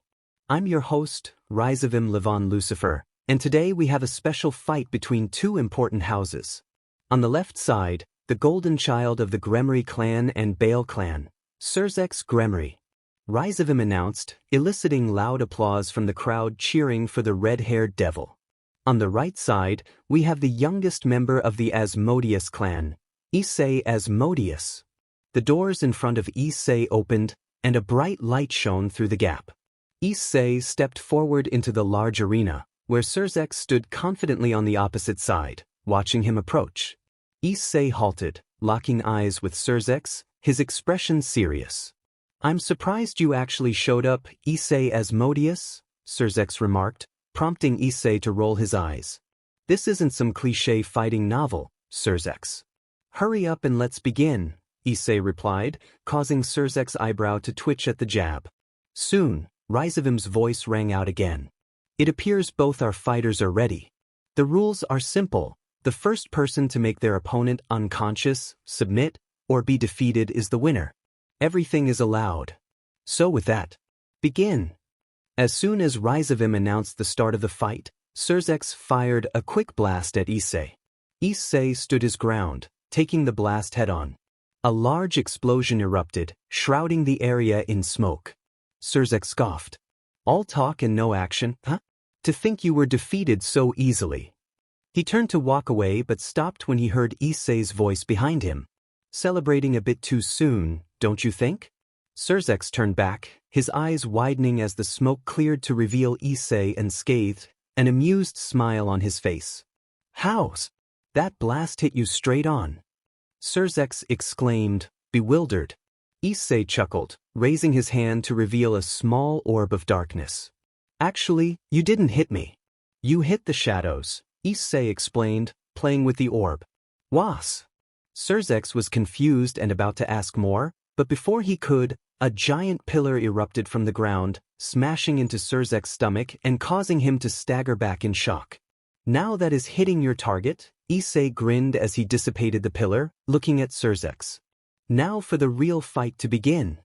Issei suddenly charged at the crimson-haired devil, his fists enveloped in darkness. Surzex quickly raised a defensive barrier to block the attack, but as Issei got close, he vanished in a swirl of black mist, catching Surzex off guard. Turning around, Surzex was met with a fist to the face, sending him flying across the arena.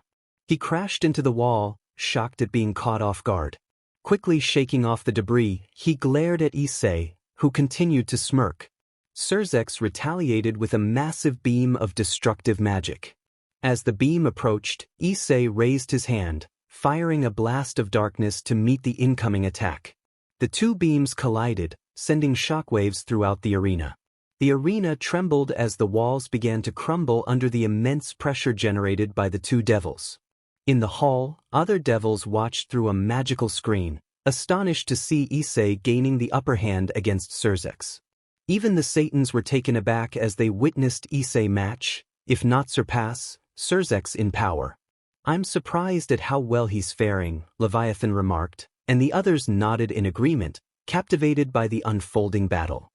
"He is confident but not blinded by arrogance. It's as if he knows he will win," Lucifer observed, noting the smirk on Issei's face, which suggested he was holding back his true power. "Indeed," Beelzebub agreed, his focus unwavering on the screen. Asmodeus, however, remained silent, watching Issei contend with the prodigy of the Grigori clan.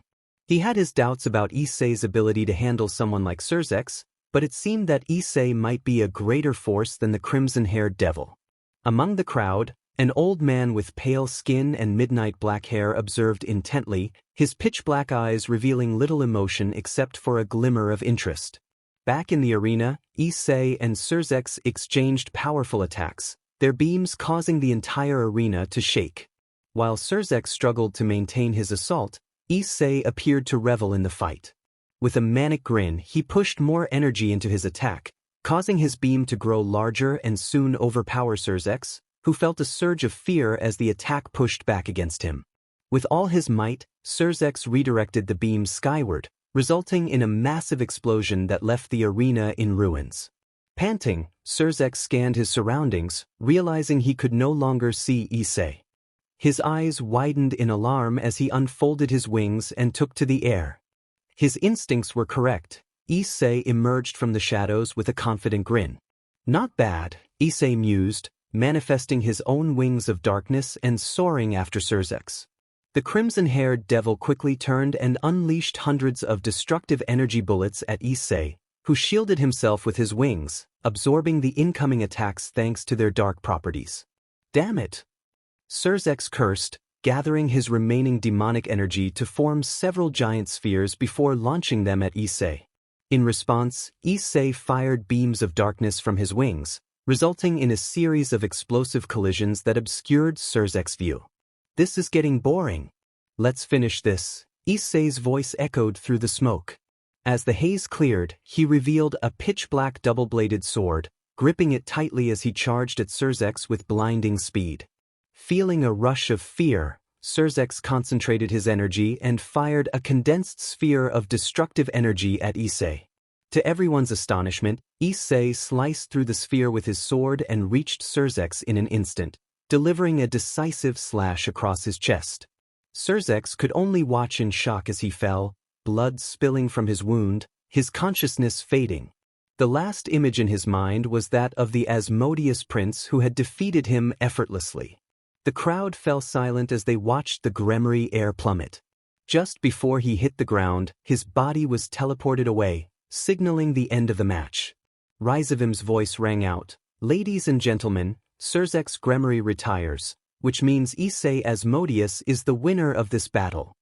The audience erupted into cheers, chanting Issei's name and applauding the prince who had triumphed over the greatest prodigy of the underworld. Issei grinned as he was teleported away, feeling a sense of satisfaction from the battle. The thrill of being challenged and fighting strong opponents ignited a passion within him. Issei reappeared in the main hall, welcomed by a thunderous applause from the audience, all in awe of the power and skill of the newest prince. He smiled and waved, receiving cheers and adoring glances from the noblewomen who found him charming. Turning around, he spotted his mother, her face beaming with pride as she embraced him tightly. "Great job, Issei. I knew you could do it," Luminous praised, and Issei smiled, returning her hug. He was then guided back to the upper level, where the Satans and their descendants awaited. All the Devil Kings nodded in approval, with Lucifer being the first to speak. "An excellent performance, young Issei." Asmodeus wasn't exaggerating when he said you were special. Defeating Surzex is no easy feat for someone your age. If you continue like this, you will soon receive your ultimate class devil promotion. But for now, let's enjoy the party, shall we? Lucifer proposed, prompting nods from everyone. After receiving congratulations from everyone, Issei sought out a devil his age. Unfortunately, there were no other Satan descendants nearby, so he descended to the first level. Many nobles approached to greet him, but Issei simply offered polite waves as he navigated through the large crowd. He encountered a few young devils around his age, but they shot him jealous glares.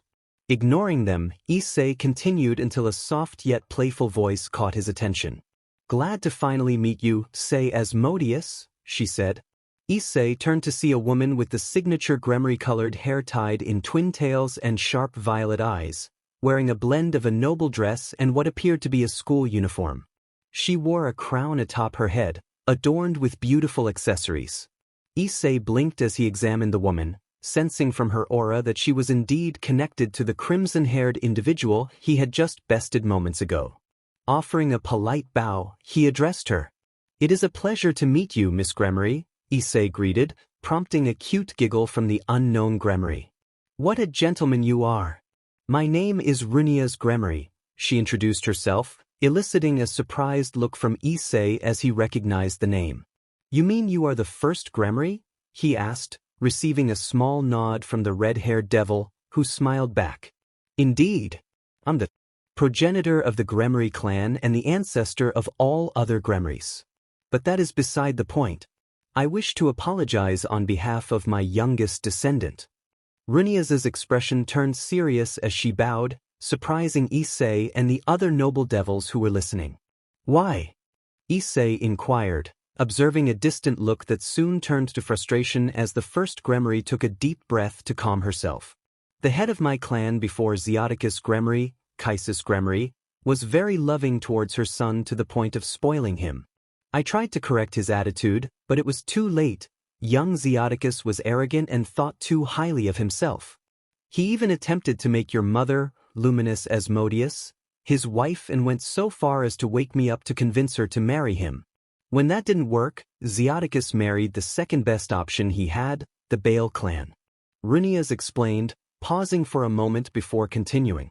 "I'll spare you the details, but Zikram Baal, the first Baal, is as greedy for power as Zeoticus is arrogant, and both sought to achieve their goals with each other's help.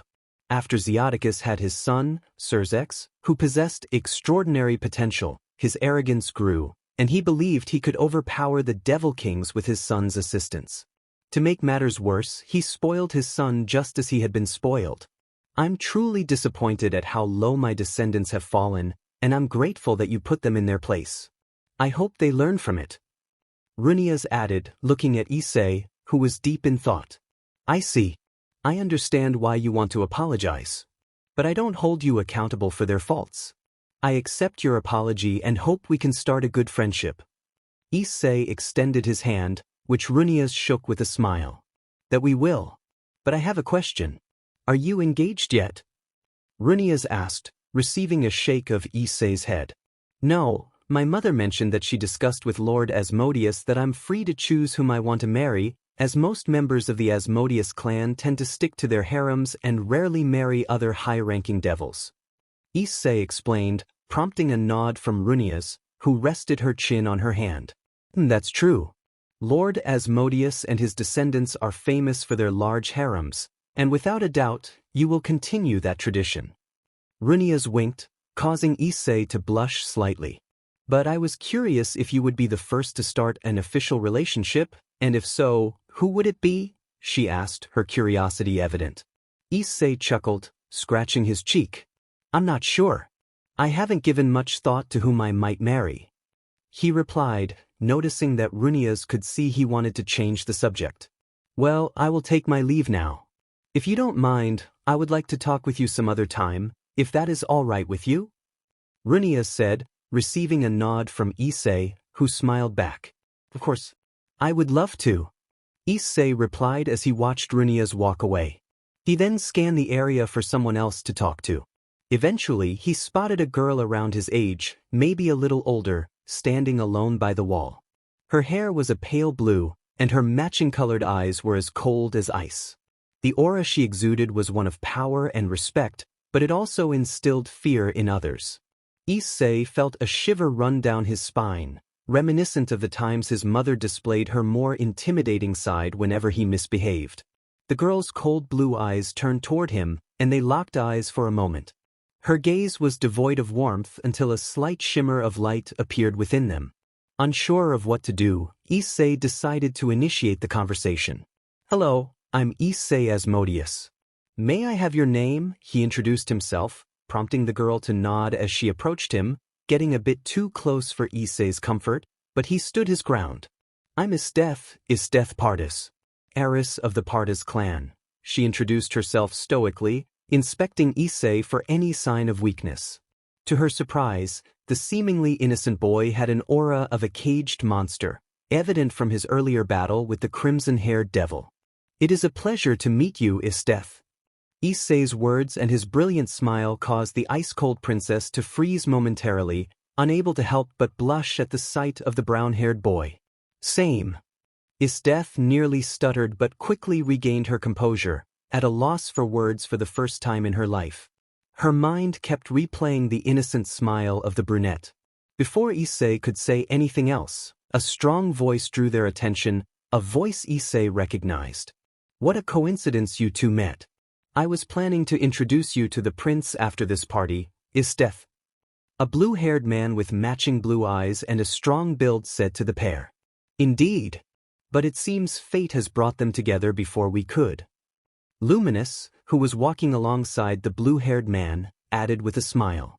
"Dad. Mom."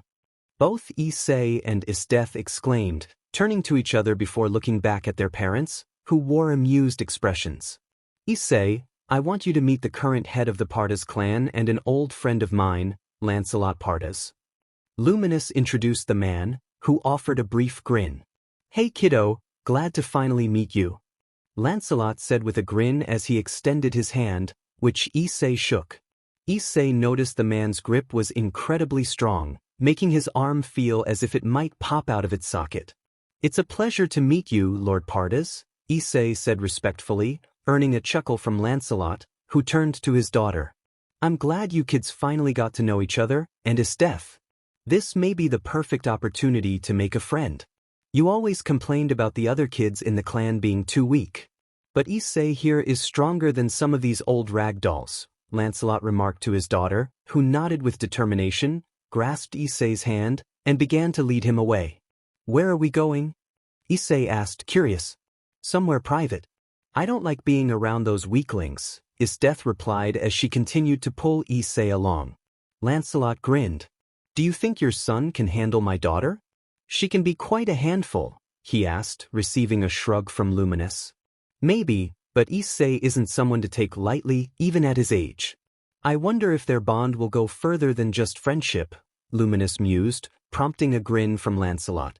"Are you planning to arrange a marriage for Issei?" Lancelot inquired, but Luminous shook her head. "No, Issei would resent me for that. He's like a dragon. He hates being controlled by others and often resorts to defiance. He was like that even as a baby," Luminous explained, causing Lancelot to chuckle as he handed her a glass of wine. "Well, here's to a hopeful good friendship between our children."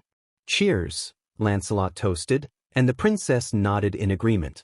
"Cheers," Luminous softly echoed, silently contemplating what the future might hold. Deep within the heart of the underworld lay a deserted area that once belonged to a noble clan, now extinct after millennia of war against the angels and fallen angels led by Azazel. In the ruined territory, a fierce battle raged between the devils of the Asmodeus clan and rebellious fallen angels who refused Azazel's orders to retreat, driven by their selfish desire for war. As the conflict escalated, the number of casualties quickly rose into the millions, with bodies falling from the sky or vanishing into magical particles. In the midst of this chaos stood a young boy with deep brown hair and striking crimson eyes, slicing through hordes of fallen angels with a maniacal grin.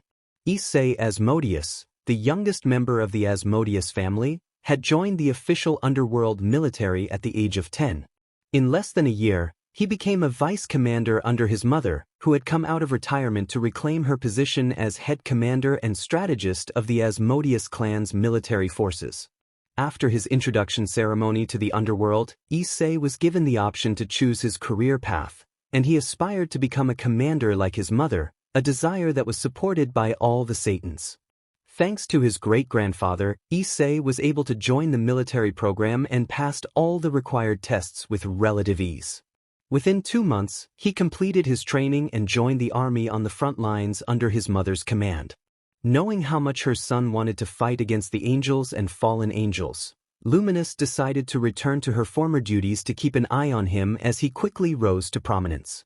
Issei's fame grew in the Underworld over the past few years. His incredible battle prowess made him a rising star, and many began to worship him like a god.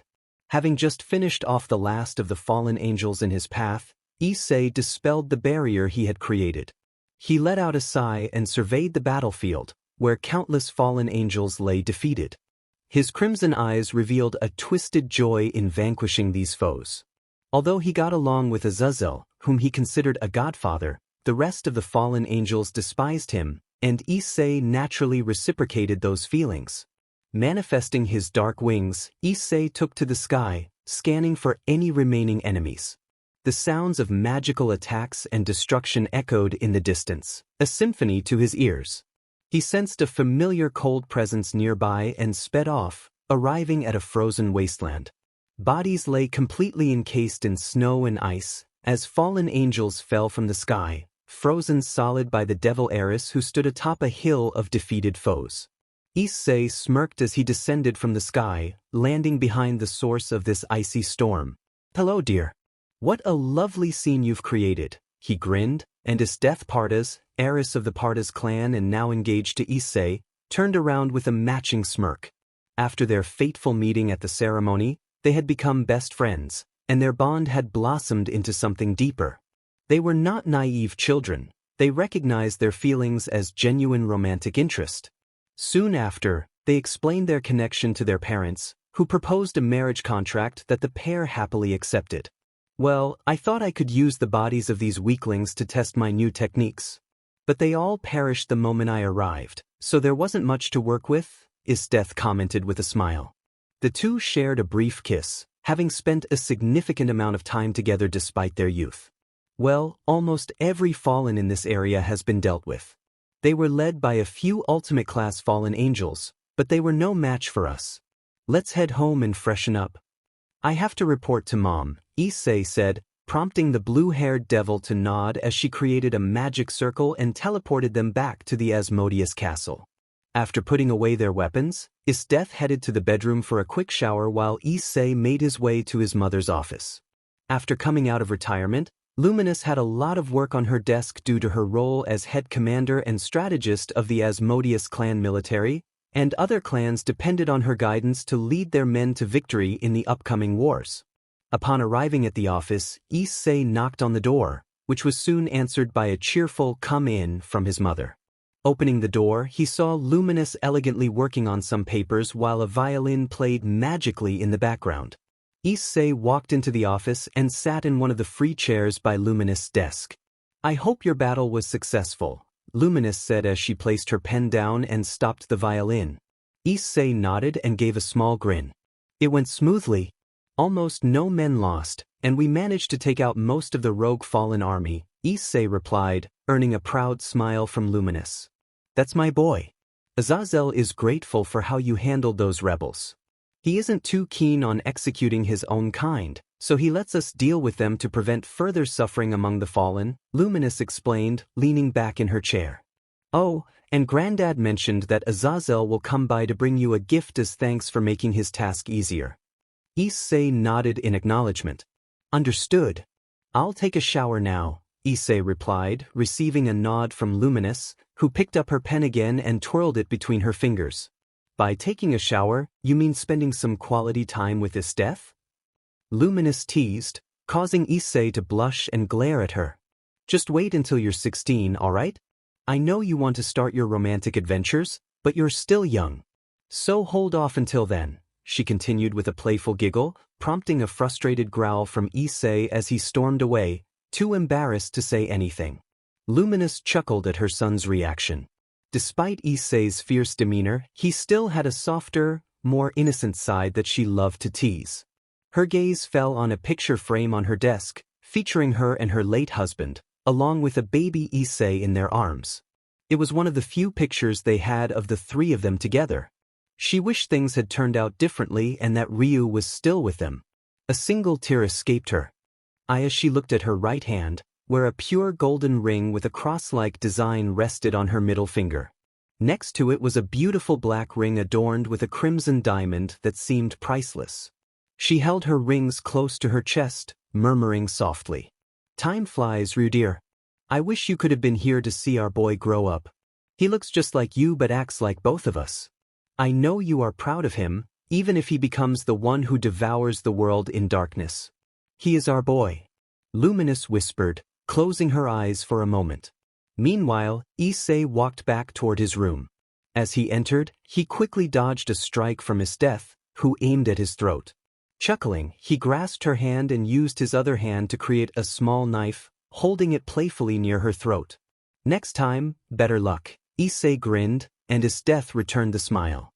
She spun around and delivered a light kick to his face, connecting perfectly. "Next time, better luck at dodging," his death remarked jokingly. Issei chuckled as he straightened up again, conjuring a katana made of darkness. The two began their mock battle in the spacious bedroom, enjoying their time together. In the 7th level of the city in the clouds, the Heavenly Father sat on his throne with a weary expression. Even after a decade, his power showed no signs of returning to its original strength. The curse of Ryu had sealed Yahweh's fate, leaving the Almighty Creator to contemplate his next move. With his eyes closed, he awaited the arrival of someone. Soon, two figures entered the 7th level and knelt before their Lord. The first was Jesus Christ, the Son of God.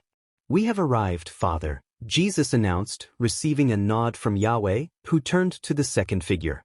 This young man had beautiful blonde hair, a well-defined physique, and striking blue eyes, showing little emotion. Yahweh smiled slightly as he addressed his son. "Good. I have a mission for you too. Go to the Underworld and eliminate the spawn of Eay Hayudu. His name is Issei Asmodeus. Without a doubt, he is the son of Ryu. Ensure he dies, no matter what," Yahweh commanded, and both figures nodded in agreement. He turned to the second figure, who had yet to speak. "Do you understand, Adam?" Yahweh asked, addressing the first human he created, the father of humanity and the first husband of Lilith. "Yes, my lord," Adam replied in a calm, emotionless tone. With that, he and Jesus teleported themselves to the Underworld, ready to carry out their mission. Waking from his sleep, Issei rose from his bed and took a quick shower. After their playful mock fight, Death returned home to her father. Issei decided to call it a day after his shower. Once dressed, Issei made his way to the dining room, where his mother was enjoying her breakfast. He kissed her cheek before taking a seat next to her. "Morning. Any plans for today?" Issei asked while grabbing a piece of toast. Luminous nodded as she finished some of her omelette. "Yes, dear. Your gift from Azazel has arrived," Luminous announced, standing up from her seat. Raising her hand, a small portal appeared from her shadow, and a large wrapped object emerged from it. Issei stood up as well, reaching for his present. As he took it, he sensed a strong emotion of malice emanating from whatever was inside. There was a note attached, prompting him to read it aloud. "Hey kid. Thanks a lot for dealing with those rogues. You saved me a ton of work. Here is my thank you gift. It was made by one of the best from your father's homeland, Japan. If you're wondering about its name, it's called Muramasa, named after its creator, Sengo Muramasa." Issei set the note aside and began unwrapping the gift. His eyes widened as he revealed a stunning white hilt of a katana. Without much thought, he drew the blade, exposing a deep red and silver edge with a jagged design. He could sense a powerful aura emanating from the sword, one that nearly clouded his mind. Instinctively, Issei released some of his own aura, which clashed momentarily with the sword's presence. However, his dark aura soon overpowered the sword's malicious energy, enveloping it until the two auras harmonized beautifully. Wow! Issei murmured, admiring his new sword. It felt right in his hands, as if the sword had chosen him as its wielder. I must say, that's quite a powerful sword, Issei, Luminous remarked, gently trailing her fingers along the blade. To her surprise, she felt a slight sting, realizing the sword was hostile toward her. And by the looks of it, you are its only wielder, she added, receiving a nod from Issei. Yeah, I owe Azazel for this, Issei replied, and Luminous nodded in agreement. Well, I think you should put that sword to good use. This morning, some scouts found a horde of angels near our territory. There's no leader class present, just an ultimate class angel. You can take them out if you want, Luminous suggested, earning another nod from Issei, who was preparing to teleport away. Aren't you forgetting something? Issei gulped, glancing back at his mother before giving her a quick kiss on the cheek. No matter how skilled he was, he always felt a twinge of fear at the thought of his mother's anger. Bye, Mom. Love you. Issei called out before teleporting away to carry out his mission. Luminous chuckled as she settled into her seat. She picked up her teacup, ready to take a sip, when suddenly, a powerful tremor shook the castle. Instantly on guard, she sensed a holy barrier forming around her home. The energy was dense and pure, far beyond anything she had encountered before. Her eyes narrowed as she realized who was responsible. Raising her own aura, she spread her dark wings and blasted through the floors and roof of the castle. Ascending into the air, she spotted a legion of angels and a figure hovering above them. The one she knew was behind the barrier, the Son of God, Jesus Christ. Jesus Christ! Luminous growled, her voice filled with disdain. The Messiah looked at her with a sorrowful expression. I didn't wish for this to happen, wife of Eay Hayudu. But my father ordered me and Adam, Jesus explained, manifesting wings made of pure light. They were different from angel wings, yet still resembled them. Adam? As in the first human? Wasn't he dead? Luminous asked, receiving a nod from Jesus. Yes, he was. But my father brought him back with the purpose of eliminating your son, Jesus replied, summoning a sword of light. He raised it, narrowing his eyes. And you will join them as well. Issei teleported to the location where the supposed legion of angels awaited. Sensing their presence, he drew his sword and charged at the first angel he spotted. The angel noticed him and shouted to his comrades, "There is the devil scum! Kill him for God!" Issei remained unfazed as he closed in on the angel, effortlessly slicing through the air and decapitating him with his Muramasa. A manic grin spread across his face as he reveled in his new gift. Ignoring the horde of angels, he gathered darkness and infused it into his sword. The blade transformed to a deep black as he prepared to unleash a powerful attack. In one swift motion, Issei cut through multiple angels, splitting them apart. He noticed the fear in their eyes as they began to retreat.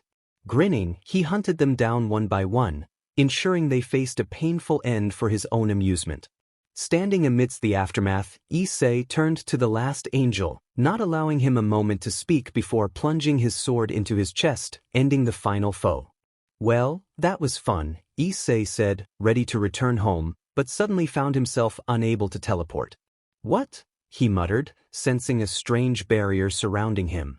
Looking around, he realized the bodies of the angels had vanished, and he was now in a peculiar forest filled with trees and vines. Where am I? He wondered, just as he felt a powerful presence behind him. Turning around, he saw a young man sitting on a tree trunk, eating an apple. You finally arrived, the man said, finishing his apple and tossing it aside before standing up. Issei instinctively raised his sword, getting into a defensive stance. Who are you? Issei glared, but the man remained unfazed, meeting his gaze with a stoic expression. My name is Adam, the first human created by God. Today, I will be your executioner, Adam declared, summoning a sword that resembled the legendary Durandal and charging at Issei. Two battles were about to commence, Issei against Adam and Luminous against Jesus. Issei's eyes widened as he watched Adam charge at him with Durandal. He raised his sword to block the powerful strike but was forced back, sending him crashing through several trees and into a river. Adam, not giving Issei a moment to recover, charged a holy attack with his Durandal and fired a massive beam of light toward the river where Issei had fallen. The beam struck the river, causing it to evaporate and create a massive crater on the ground. Adam descended but had to block a powerful strike aimed at his neck. He glared at Issei, who grinned back at him. "Not bad, hybrid," Adam complimented as he swung his sword at Issei, slicing through his form. However, instead of blood, Issei transformed into a dark mist, quickly reconstituting himself. He swung at Adam's neck again, but Adam barely dodged, receiving a small cut on his cheek. Wiping the blood from his face, Adam adopted a serious expression and transformed Durandal into a spear, which Issei recognized. "Rangaminiad!" Issei exclaimed, knowing that this spear had once belonged to his deceased father. Adam spun the spear and pointed it at Issei. "Don't worry, hybrid. It's just a replica," he said calmly as he charged at Issei. Issei quickly manifested a spear of darkness and narrowly blocked the jab. "Is that some kind of ability you have?" Issei asked while defending against Adam's continuous spear attacks, struggling to find an opening. "Indeed it is. I can replicate anything from battle styles to legendary weapons. I can even replicate sacred gears, though they are inferior to the originals," Adam revealed, generating a large amount of holy aura around his spear and throwing it at Issei. Issei was too late to dodge and had to block it with his own spear, which shattered against the overwhelming power of the second strongest holy spear. The collision created an explosion that sent Issei back, but he quickly regained his footing and searched for Adam. His eyes widened when he sensed something behind him and blocked a powerful kick from Adam. Surprised by the force, Issei quickly conjured a dark energy blast in front of Adam and fired it, pushing him back slightly. Adam's eyes widened as he felt himself sink into his own shadow, momentarily startled. This gave Issei the chance to deliver a punch enhanced by darkness, strong enough to send Adam flying back. Issei quickly unleashed several powerful beams at Adam, who was still conscious enough to create a defensive barrier. Getting back on his feet, Adam generated holy energy into his fist and dashed at Issei with blinding speed. Reacting quickly, Issei morphed his body into darkness, evading the punch, then transformed his hand back to fire a blast of darkness right at Adam's face, pushing him back. Adam clicked his tongue as he manifested a replica of the true Longinus. Issei's eyes widened. He knew this spear was the strongest of holy relics, and even a single cut could be fatal for him. Adam extended the spear toward Issei, who dodged the blade and used his darkness wings to ascend into the sky, knowing he would have the advantage there. He watched as Adam glared at him before firing torrents of holy energy, forcing Issei to dodge in midair. In response, Issei unleashed several beams of darkness from his wings, but Adam sliced through them all with his spear. Realizing that running away was futile, Issei turned around and charged at Adam, enveloped in an aura of darkness. Adam attempted to swing his spear at him, but Issei dodged and collided with Adam, who managed to block at the last moment with his spear. Issei carried Adam for a moment before smashing him into a small mountain, creating a large crater. Without wasting time, Issei flew up and fired several powerful beams of dark energy at the spot where Adam lay, causing the crater to expand to the size of a meteor. Exhausted, Issei let out a breath. It was the first time he had been pushed to his absolute limits. He hoped his efforts had been enough to put the first human down for good, but he still sensed Adam's presence nearby, making him anxious. His eyes widened when he suddenly felt a strong fist dive into his stomach, causing him to cough as Adam caught him off guard and delivered a devastating blow. "You're exceptionally talented for someone your age. If you were older, I wouldn't have been able to defeat you. You have my respect, Eay Hayudu Asmodeus," Adam said, delivering another punch to Issei's face that sent him crashing to the ground, creating a small crater as he barely remained conscious. Adam landed beside Issei, noticing he was still alive. Approaching him, he grasped Issei by the neck, preparing to choke him out. Issei struggled to fight back, but his strength was fading as Adam tightened his grip. "Someone help!" Issei thought desperately, feeling his vision blur and his mind growing hazy. His eyes began to close, but just before they shut for good, a dark presence emerged from within him. Adam's eyes widened as a sudden aura enveloped Issei. It wasn't his own. This aura was dark like Issei but felt far more malicious and dense, like that of a dragon. The dark aura around Issei expanded, gripping Adam's wrist like a hand, forcing him to release Issei's neck. Adam tried to free his wrist but was surprised by the strength of the dark grip. The aura began to materialize, forming into an armored night spirit with tentacles extending from its back. The dark spirit locked eyes with Adam, sending a chill down his spine and freezing him in fear. Before he could react, the dark spirit delivered a powerful punch to Adam's face. Adam was sent flying back by the force of the dark spirit's punch, which had ensnared Issei in its protective tentacles. Slowly regaining his senses, Issei looked at the dark spirit in surprise. "What? Who are you?" Issei asked, prompting the dark spirit to turn toward him and point. It didn't take long for Issei to realize its meaning. "Are you my sacred gear?" The dark spirit nodded before turning back to Adam, pointing at the spot where he had crashed. Issei nodded and stood back on his feet, glaring at the first human. "Then let's fight this old fossil," he yelled, earning a roar of agreement from the dark spirit within him. Adam slowly rose, his face bruised from the powerful punch he had received.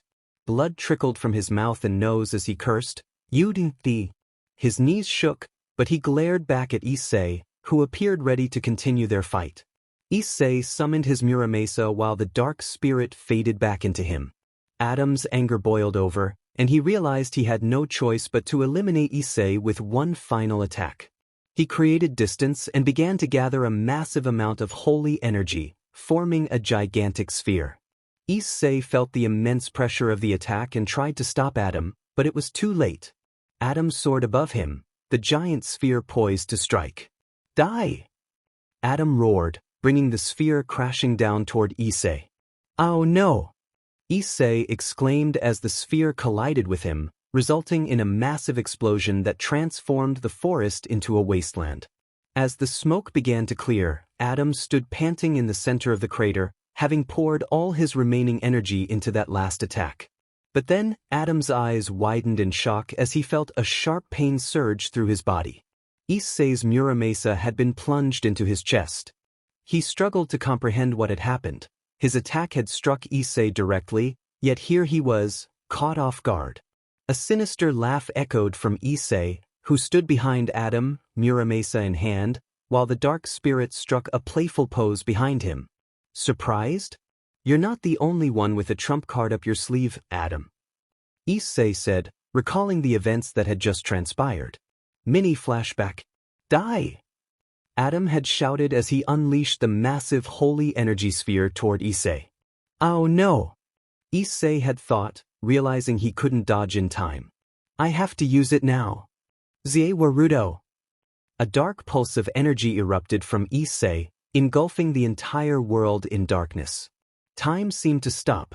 The giant sphere hovered inches from Issei while Adam remained frozen above it. The dark spirit emerged from Issei, grasping him and pulling him away from the sphere, positioning Issei right behind Adam. Issei noticed that Adam was still somewhat aware during this time stop, which made him grin as he plunged his sword into Adam's back. Adam could only watch, unable to react. "Surprised? You're not the only one with a trump card, Adam. This power is called Zawarudo. With it I can stop time while moving freely. You must realize you never stood a chance. Now goodbye, Adam. Time resumes."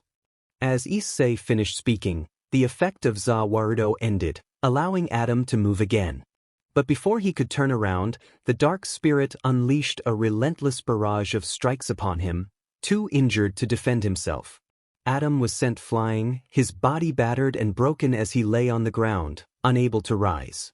Issei looked down at the fallen warrior, his sword in hand, while the dark spirit hovered beside him, ready to strike if Adam attempted anything. Issei pressed his foot on Adam's chest, his expression impassive. "Any last words?" he asked, raising his blade for the final blow. Adam coughed weakly, blood staining his lips as he gazed into Issei's crimson eyes. Yahweh is too weak to fight right now. If you attack now, you might have a chance to kill him. With those final words, Issei brought down his sword, ending the life of the first human. Issei exhaled deeply as the landscape shifted, bringing him back to the area where he had previously defeated the horde of angels.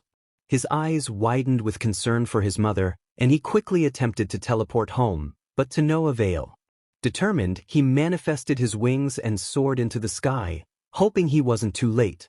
Inside the powerful barrier created by the Messiah himself, Jesus faced Luminous with his sword raised.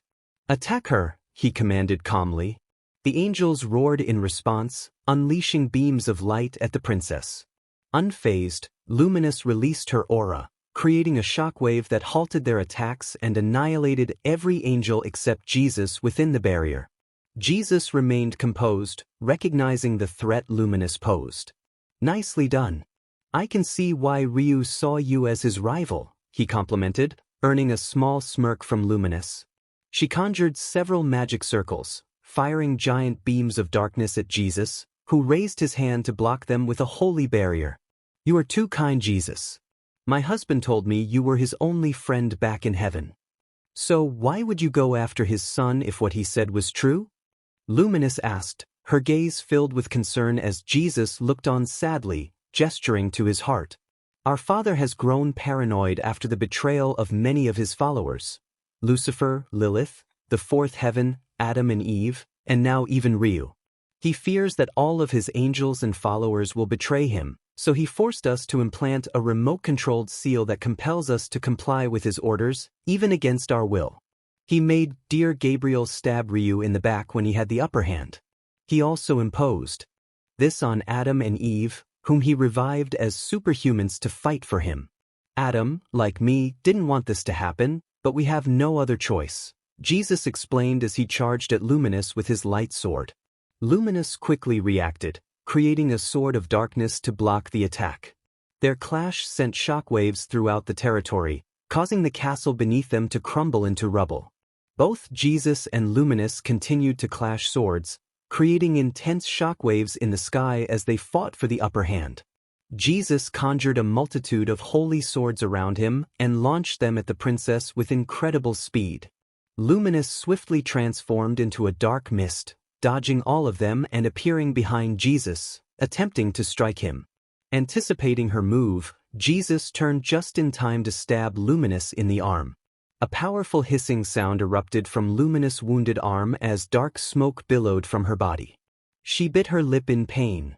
The power of the holy element was excruciating even for her. After all, this was Jesus Christ, the same man whose blood had created 4 of the holiest relics on earth. Seeing Luminous weakened by his attack, Jesus unleashed a massive beam of light toward her. Luminous' eyes widened as the beam approached, creating a dark vortex that consumed the light. Taking a deep breath, she manifested thousands of weapons from her wings and fired them all at Jesus, who defended himself with a protective aura barrier. However, he was caught off guard when a tendril shot out from his shadow, dragging him out of his barrier. Jesus was sent crashing toward the ground, allowing Luminous to unleash a giant wave of darkness that took the shape of a dragon, roaring fiercely before it collided with him. Jesus gritted his teeth as the dragon clamped down on his arm, sending him crashing into the castle, which collapsed from the impact. "Die!" Luminous shouted, not relenting as she continued to bombard the Messiah with attack after attack, transforming the beautiful gardens into a lifeless wasteland. After a minute of relentless assault, Luminous paused, smoke and dust filling the now ruined castle as she searched for any sign of Jesus. Her eyes widened when a powerful burst of energy surged toward her, and Jesus emerged from the debris, staring her down with blood trickling from his mouth. "What was dangerous?" Jesus muttered, wiping the blood away. He locked eyes with Luminous, his brown eyes glowing golden with power as he released a brilliant aura before launching himself at her. Luminous prepared to counter, though her power was not on the same level. Jesus fired blasts of holy energy at her, forcing Luminous to defend herself as she blocked the attacks. Some got past her barrier, striking her directly and causing her to cry out in pain as the holy energy weakened her. Refusing to give up, Luminous unleashed her aura at maximum capacity, manifesting a massive black shadow dragon from her wings that roared loudly. The shadow dragon lunged at Jesus, who fired a beam of light at it, annihilating part of its body. However, the dragon began to heal almost instantly, fully restored within seconds. This dragon's regeneration comes from the one who created it. I can't destroy it unless I defeat the user. Jesus realized, turning to Luminous as she fired several beams of darkness at him. The dragon aided its master, releasing a breath of black fire. Jesus dodged the attacks and conjured numerous magic circles in the air, causing them to rain down with holy energy. Luminous defended herself with a barrier, but this proved to be a grave mistake. While she was occupied, Jesus descended with a light sword and pierced Luminous in the stomach. Blood spilled from her mouth as Luminous' eyes widened. Jesus looked into her crimson eyes with sadness, knowing her fate was sealed. Slowly, she began to fall from the sky, but with the last of her strength, she managed to land on her feet, dropping to her knees. The shadow dragon roared in fury at the Messiah, attempting to bite him. Jesus was quick enough to dodge and raised his hand, creating a giant magic circle beneath the shadow dragon. Light of Judgment, Jesus chanted, causing a massive beam of light to shoot from the circle, engulfing the shadow dragon and disintegrating it into particles. Jesus then looked down at the defeated Luminous. He descended in front of her, creating a light sword in his hand. "Any last words before you go?" he asked softly, his golden eyes returning to normal as he regarded her with empathy. He understood the horror of tearing a family apart, something he was deeply against. Yet, he knew he could not refuse his father, even as sadness washed over him for the family of devils and the friend he once knew. "If I die here today, I'll make sure you die with me." Luminous roared, unleashing the last of her energy into her wings, which enveloped both her and Jesus. Reacting quickly, he stabbed his sword into her chest. Although he landed a fatal blow, his body was suddenly assaulted by the darkness that consumed his magical power. He struggled to move as the wings held him close to Luminous, who wore a maniacal grin, her most insane smile yet. Jesus fought to free himself from Luminous' grasp. His eyes widened in fear as he felt his strength fading. With all his might, he pushed himself out of Luminous' grasp, sending her flying back a few yards. Suddenly, a voice called out to the princess. Luminous could barely turn around to see her son hurtling toward her. Her eyes softened as Issei finally reached her, knowing it would be their last moment together. "I'm sorry." Luminous apologized, tears welling in her eyes as her son grasped her arm, desperately trying to use healing magic, but it was futile. "Hurry, we need to go. We need to get you help now." Issei yelled urgently, pouring all his effort into healing his mother, who smiled sadly while stroking his cheek. "No, Issei. It's too late. My soul has been damaged beyond repair."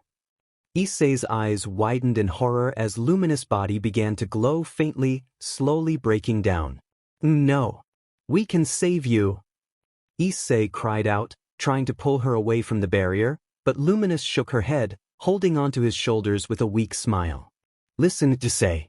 I won't be there to help you anymore, and I'm afraid this is only the beginning. I'm sorry for the life I've forced upon you.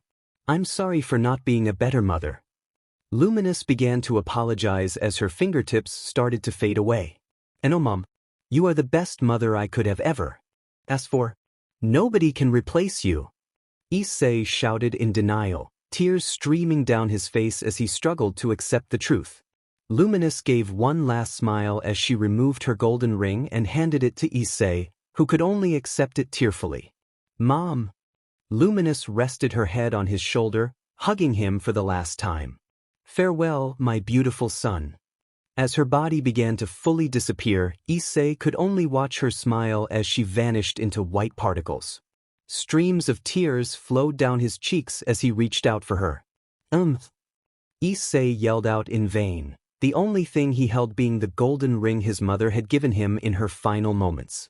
He stared at the ring, lost in thought about its meaning. His contemplation was interrupted by the sound of shifting rocks as Jesus slowly rose from the rubble. "It is unfortunate that your mother had to die this way. However, you will join her and your father soon enough," Jesus declared, raising his sword. Issei remained silent, but his aura began to surge, a dark spirit rising in anger from his soul. With pure wrath in his eyes, Issei turned to face the man who had taken his mother from him. A final battle was about to commence between the Son of God and the hybrid son of the hero and the Devil Princess. Without thinking, Issei summoned his Muramasa and charged at the Messiah. The dark spirit behind him followed as they reached Jesus, who blocked Issei's sword strike with his own. The dark spirit attempted to land a punch, but Jesus dodged effortlessly, pushing him back with a burst of holy energy. Issei closed the distance, aiming to slash Jesus at his neck, but the Messiah defended himself, grasping Issei's sword with his bare hand. "You aren't ready to face me yet," Jesus said softly, swinging Issei around and throwing him aside. The dark spirit roared and dashed at Jesus with a sword made of darkness, attempting to slash him, but Jesus blocked it. Your aura resembles that of a dragon. That must be his sacred gear. Am I wrong?" Jesus asked, but the dark spirit only roared in response.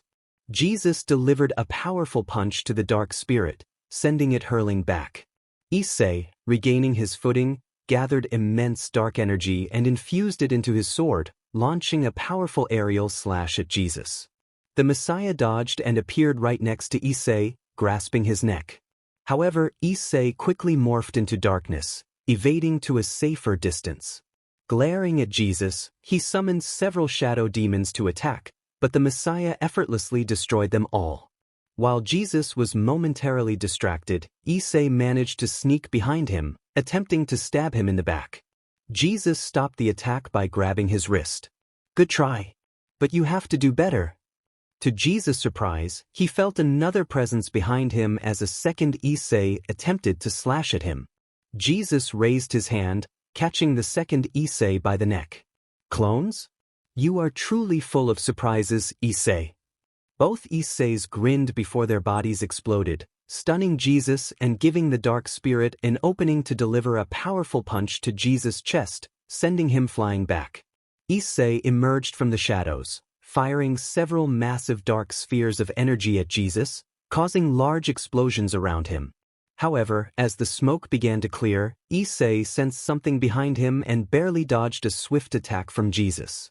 Quickly, he summoned his dark spirit and ordered it to attack, but Jesus blocked all its punches before sending it back with a shockwave. "There isn't an opening. I can't even use my strongest ability anymore because it drains all my energy," Issei cursed, forced to block a strike from Jesus' light sword as the Messiah focused on him. "This ends here, Issei," Jesus muttered, releasing a massive outburst of holy energy that sent Issei flying back.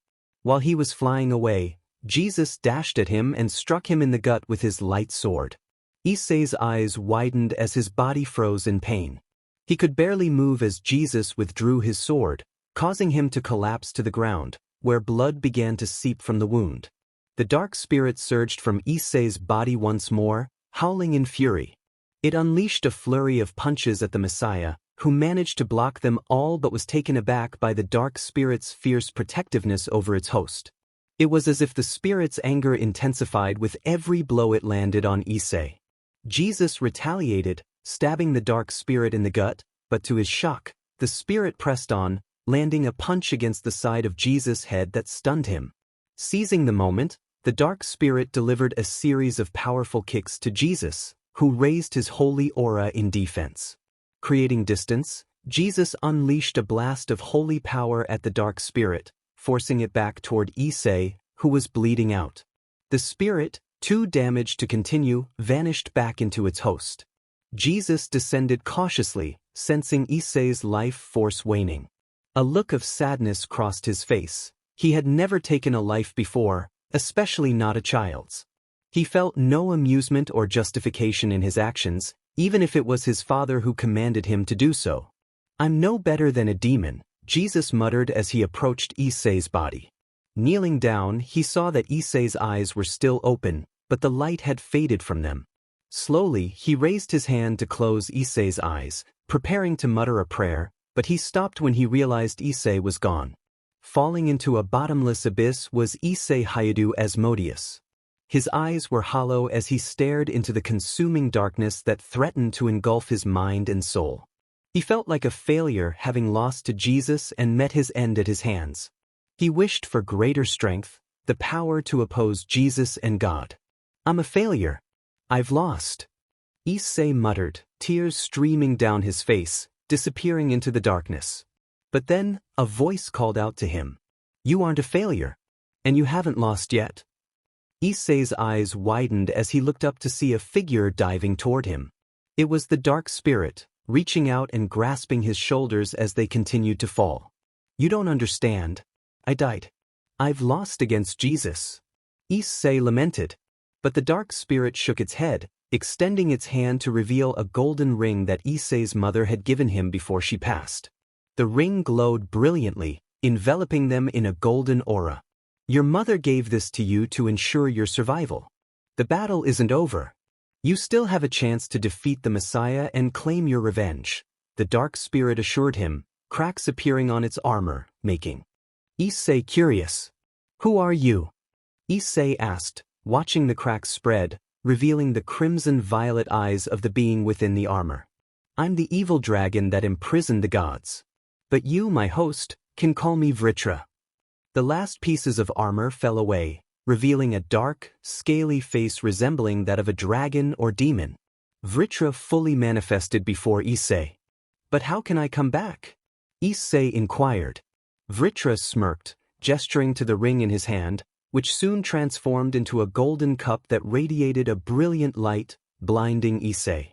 Back in the present, Jesus turned around to see Issei floating in the air, surrounded by a much darker aura than before. The dark spirit next to him was different, radiating a powerful energy that hinted at a desire for vengeance against the Messiah. "How did you come back, Issei?" "I was certain I had killed you," Jesus asked calmly as he floated in the air. Issei remained silent, but the dark spirit spoke up. "Simple.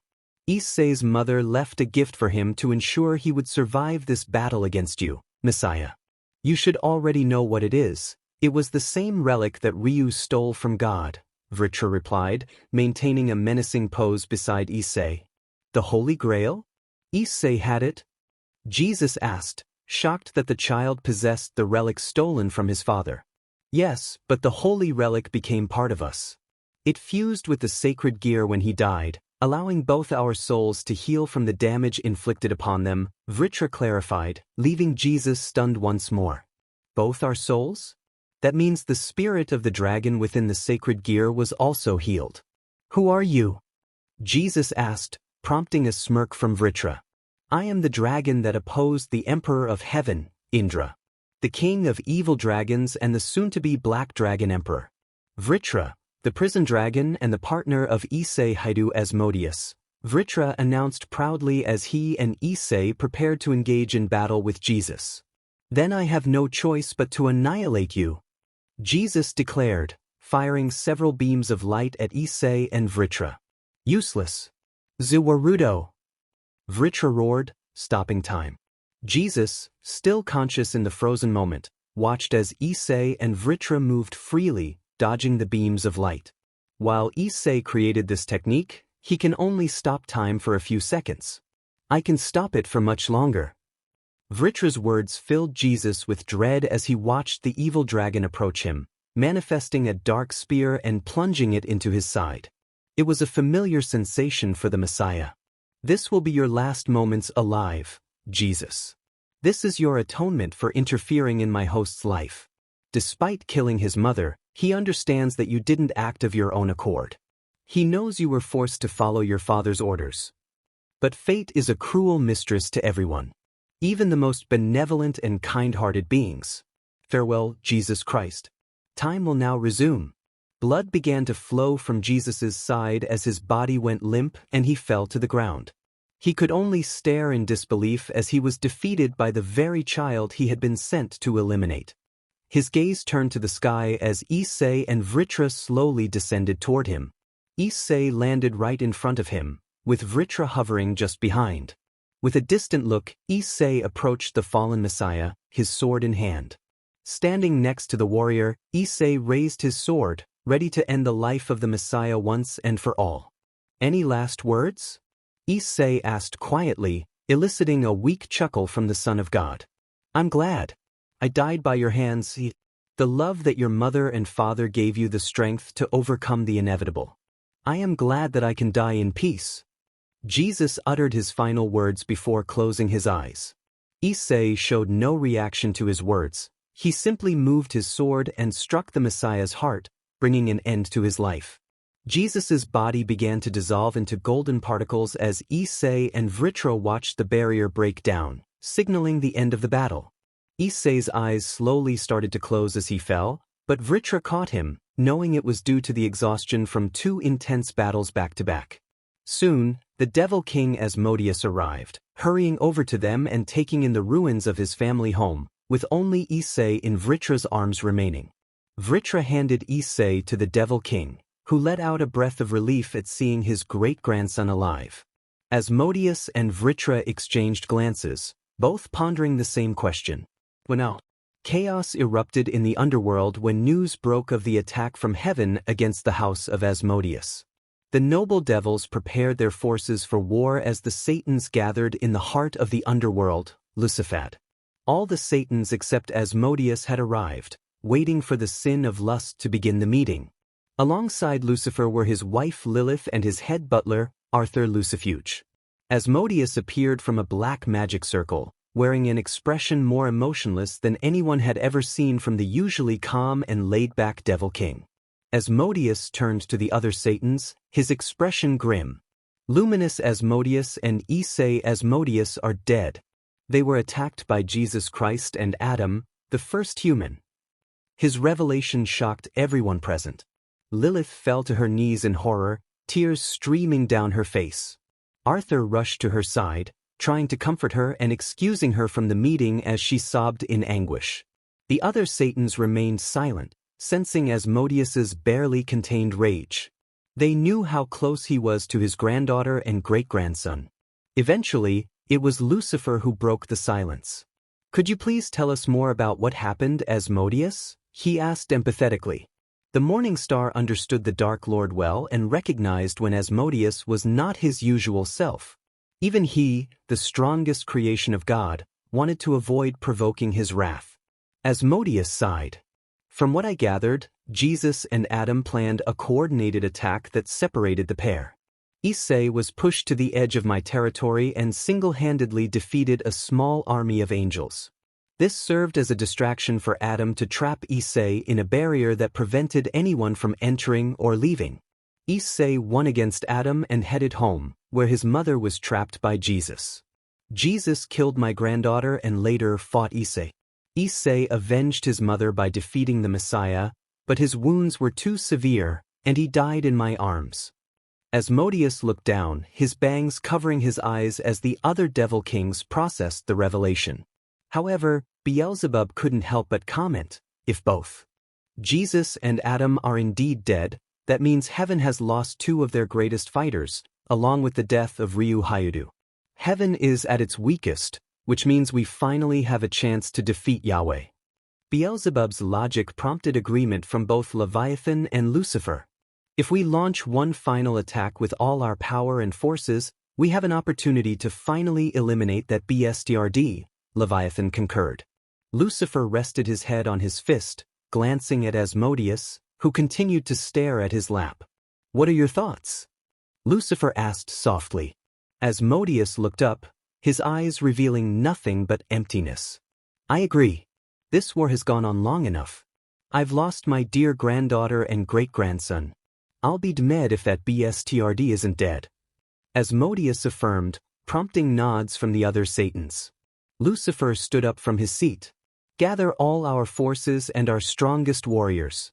We'll meet in 6 hours at Limbo. Today, we will put an end to this war. Even if it costs our lives, we the Satans will ensure the death of that bstrd Yahweh. Lucifer announced, and all the Satans nodded as Leviathan and Beelzebub teleported away. Asmodeus was about to leave as well, but Lucifer stopped him. What is it, Lucy? Asmodeus asked, and Lucifer closed his eyes for a moment. Issei is alive, isn't he? Lucifer inquired, causing Asmodeus to look slightly shocked that he knew about his secret. Your reaction confirms it.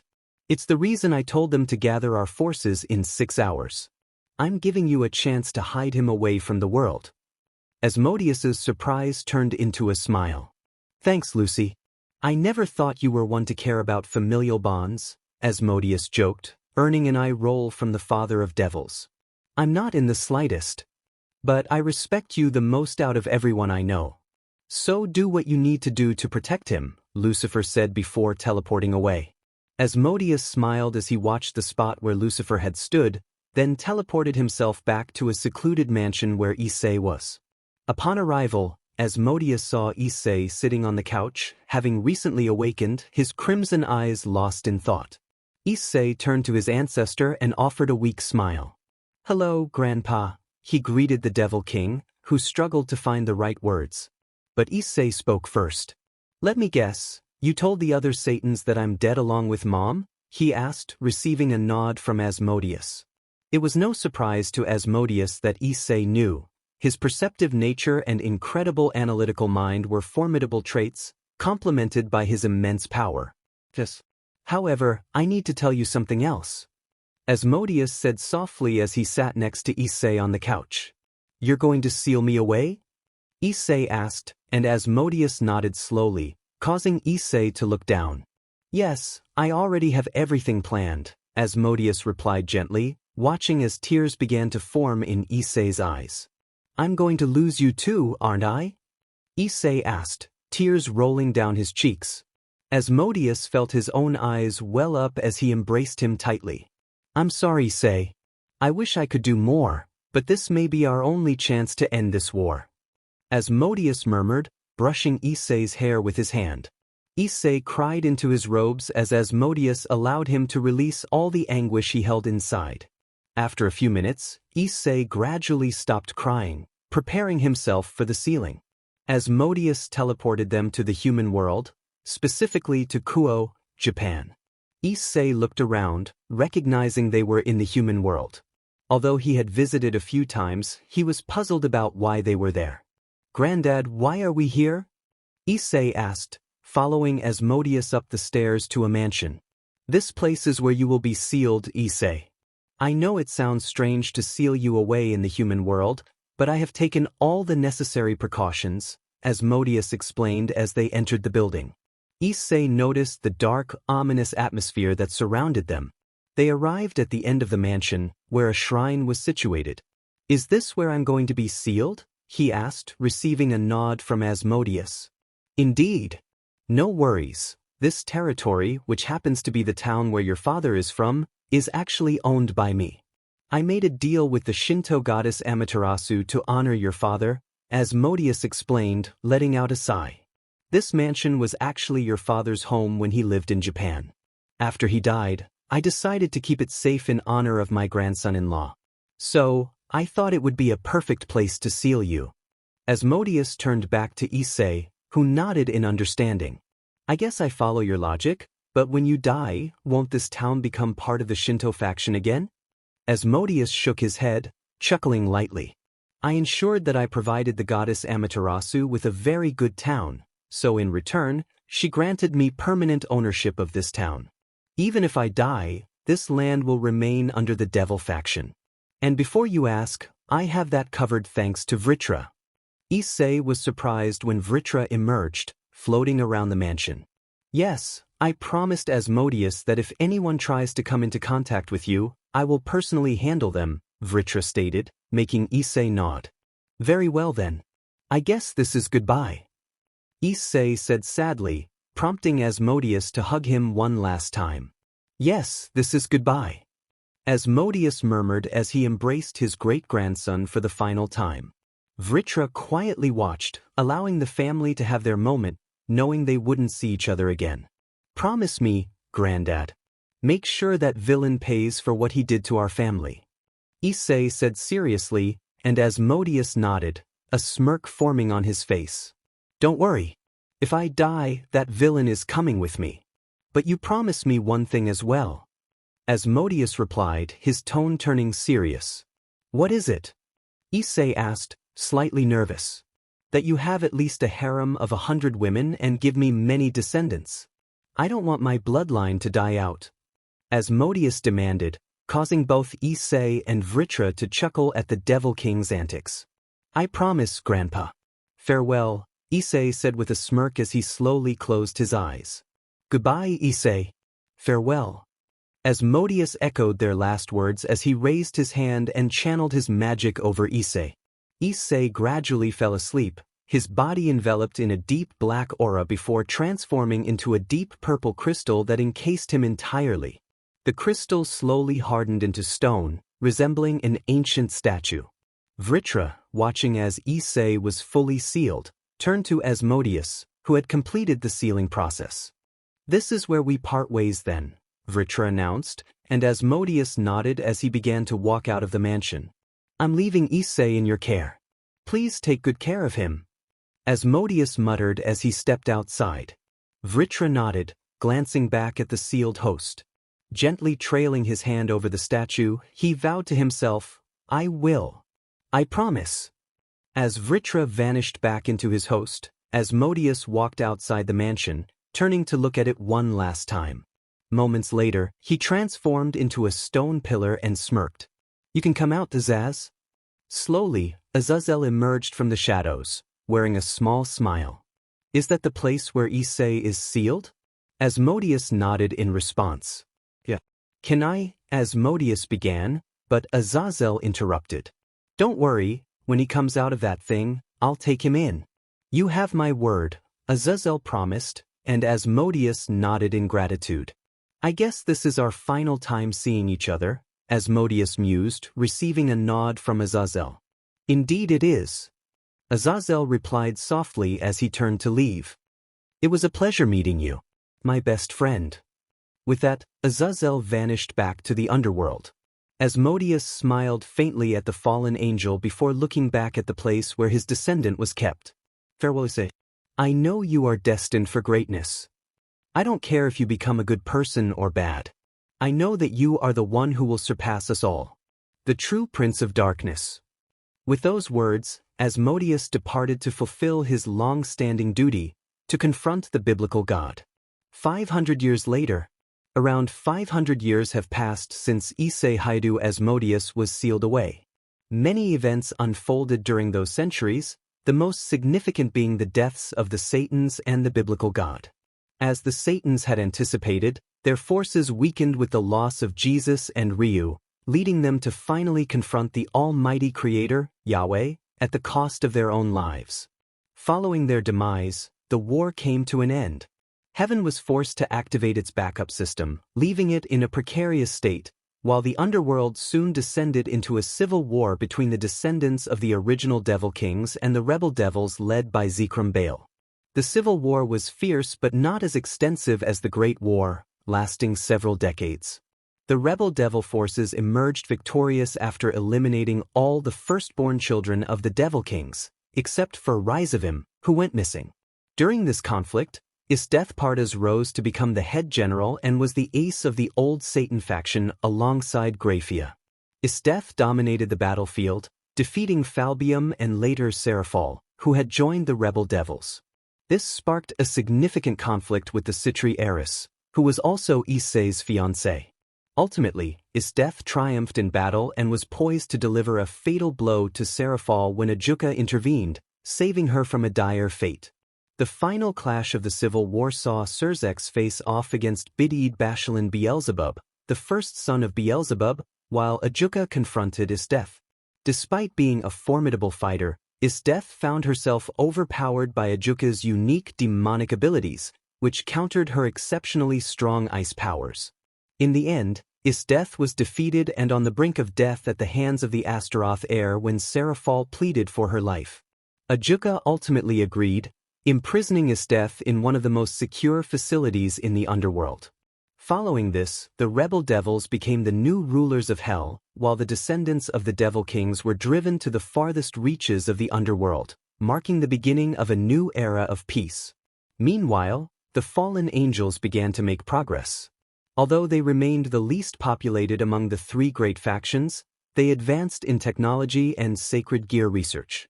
Azazel embarked on a personal quest to locate the remaining Vritra sacred gears to eventually present them to Issei. After 5 centuries, he successfully acquired the last 4 fragments.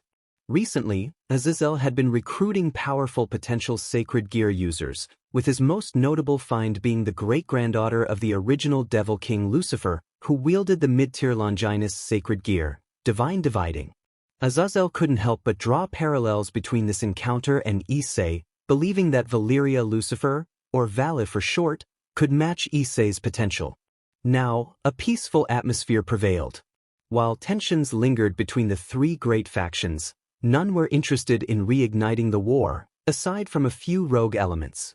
In the tranquil town of Kuo, Rias Grigori, the younger sister of the Devil King Lucifer, was 10 years old and eagerly exploring the streets with her best friend and queen, Akino Hymenma, alongside Graphia Lucifuge, Surzek's wife. The town had been gifted to Rias and Sona for their 10th birthday. They embarked on a small excursion to explore Kuro, visiting various mansions and shrines. Eventually, they arrived at the Hayudu family shrine. "Wow, this is the Hayudu shrine," Rias exclaimed, her eyes sparkling as she gazed at the large mansion atop a grand stairway. Rushing up the stairs, she was followed closely by Akino, while Graphia maintained a more graceful pace behind them. Graphia felt a twinge of skepticism about the mansion, having belonged to the family of the man feared throughout the underworld, Eay Hayudu.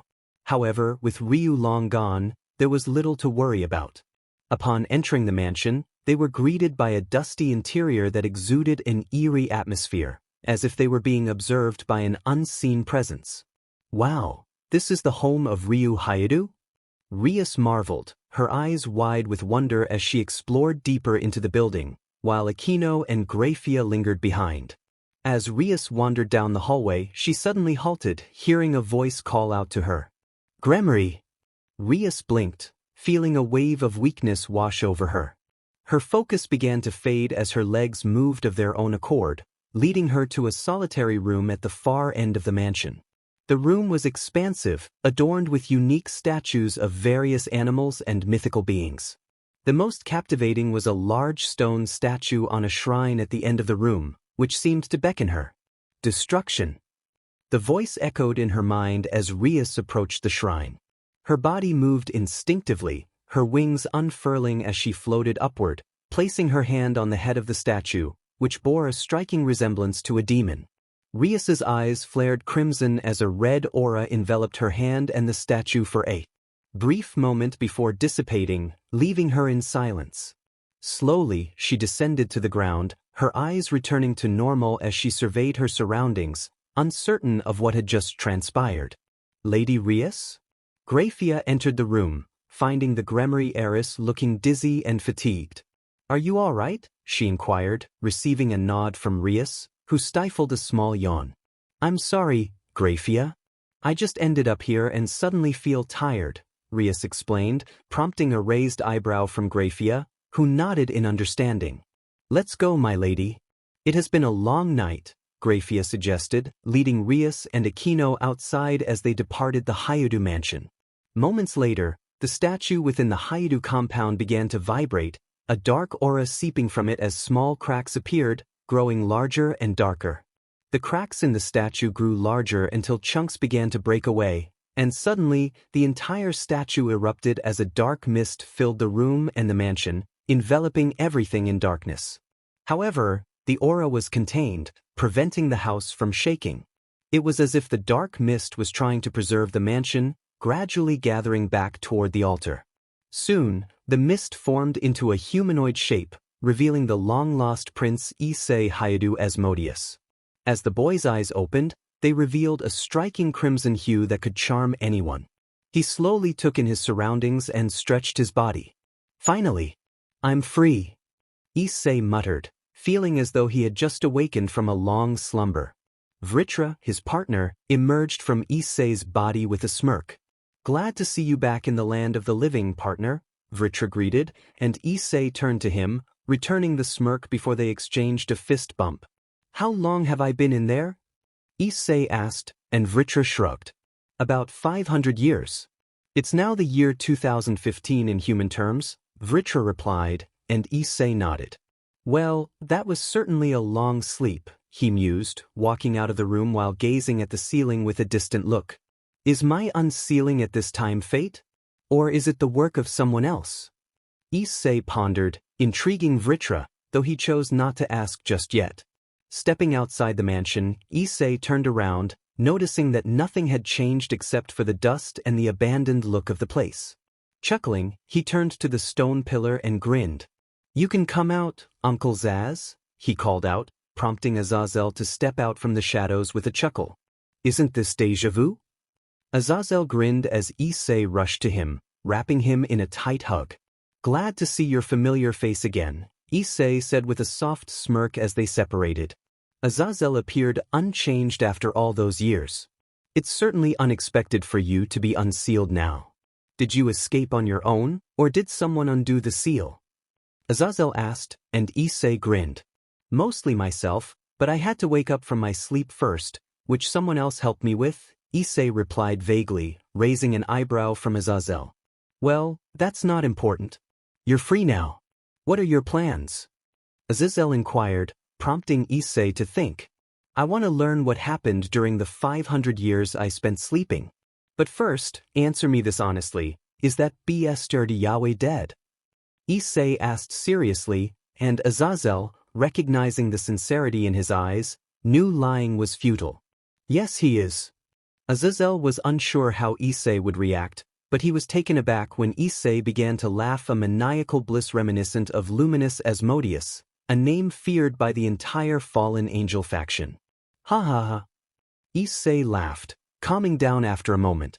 Well, my old man kept his promise after all, he mused, turning back to Azazel, who looked slightly surprised. Issei smirked, gazing at the beautiful azure sky and glowing sun. I almost forgot how lovely the human world can be, he said, then turned to Azazel. Let me guess, after I was sealed, you and my great-grandfather had a talk, right? Issei asked knowingly, and Azazel nodded. Yes, we spoke, and I promised that if you wanted, I would take you into the Grigori. So, do you want to join? He asked, receiving an immediate nod from Issei. Sure. Not like I have anywhere else to go, Issei agreed, walking up to Azazel, who nodded and placed a hand on Issei's shoulder. Well then, welcome to the Grigori, Eay Hayudu Asmodeus, Azazel announced as he teleported them both to the fallen angel faction. His new journey was about to begin. Issei and Azazel appeared in the Grigori, and Issei looked around, realizing they were in a large, spacious office that he assumed belonged to Azazel. Azazel turned to Issei with a curious expression. Before we go, let me brief you on what's going to happen. I'm going to introduce you to my two closest friends, Shemhazai and Barakil. They might be a bit distrustful of you since you have quite the reputation in our faction, along with your mother. After that, I'll introduce you to the White Dragon Emperor, who is also a descendant of Lucifer. Yes, she is a hybrid like you and is the current host of Albion. Then, you'll meet the strongest members of the Slashdog team, who are humans with Longinus sacred gears. They are all a bit older than you, but Valet is around your age, well, the age you appear to be as a 10-year-old boy. Lastly, this will be interesting for both you and Vritra. While you were sealed, I went sacred gear hunting over the last 5 centuries and gathered all 4 remaining sacred gears of Vritra, which I'm planning to give to you to fully awaken him, Azazel explained. Moments later, Azazel's eyes widened as a dark figure emerged from Issei's body. Instinctively, he took a step back, feeling an ominous presence from the entity. Issei noticed Azazel's shocked reaction and turned to Vritra. Vritra, I know you're excited, but remember that nobody knows about you being my sacred gear. Please keep that in mind the next time you appear, Issei suggested, receiving a nod from the prison dragon, who then turned to the fallen angel. My apologies for startling you. I'm Vritra, the prison dragon. I heard that you have collected the other sacred gears that contain my soul, correct? Vritra asked, and Azazel nodded. Yes, I did. But how are you able to talk to me? I was certain that the old man split your soul into 5 pieces to prevent your return, Azazel inquired, receiving a silent answer from Vritra, who turned to Issei. Issei caught his partner's gaze and nodded. It happened during our battle against the Messiah, Jesus Christ. Jesus had defeated my host and momentarily ended his life. However, what Jesus didn't realize was that my host's mother, Luminous Asmodeus, had given the Holy Grail to Issei just before her demise. When Issei fell, he clung to the Grail, which fused with the sacred gear. This unexpected fusion brought back my consciousness despite having only 1/5 of my soul, allowing Issei to return from the dead. Currently, I can freely interact and communicate with my host, whether in person or mentally when I'm not manifested in the real world, Vritra explained, prompting Azazel to nod and mentally note the information. Anything related to sacred gears and their progression was like a drag to him. So Vritra regained his consciousness after the Holy Grail fused with the sacred gear. It makes sense since the Holy Grail allows the user to connect with the principles of life and study souls and spirits, Azazel mused, stroking his chin. He smirked as he turned to the prison dragon. Well, that makes things even more interesting. We will transfer the other sacred gears later today. Now, Issei, I will take you around, but before we do, I was wondering if you plan to reveal yourself to the others. Issei looked puzzled. What do you mean? He asked. About your identity.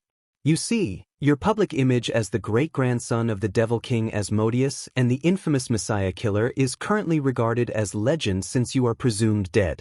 I was curious whether you want to reveal your heritage or keep it a secret for now, Azazel clarified, prompting Issei to think. He turned to Vritra, who also seemed interested in his answer. Well, I want the world to know who I am, but I don't want the entire underworld after me just yet. I also want to focus on training with my sacred gear. So, I think I'll keep my devil heritage hidden for now, Issei decided, earning a nod from Azazel as he produced a small bracelet and handed it to Issei.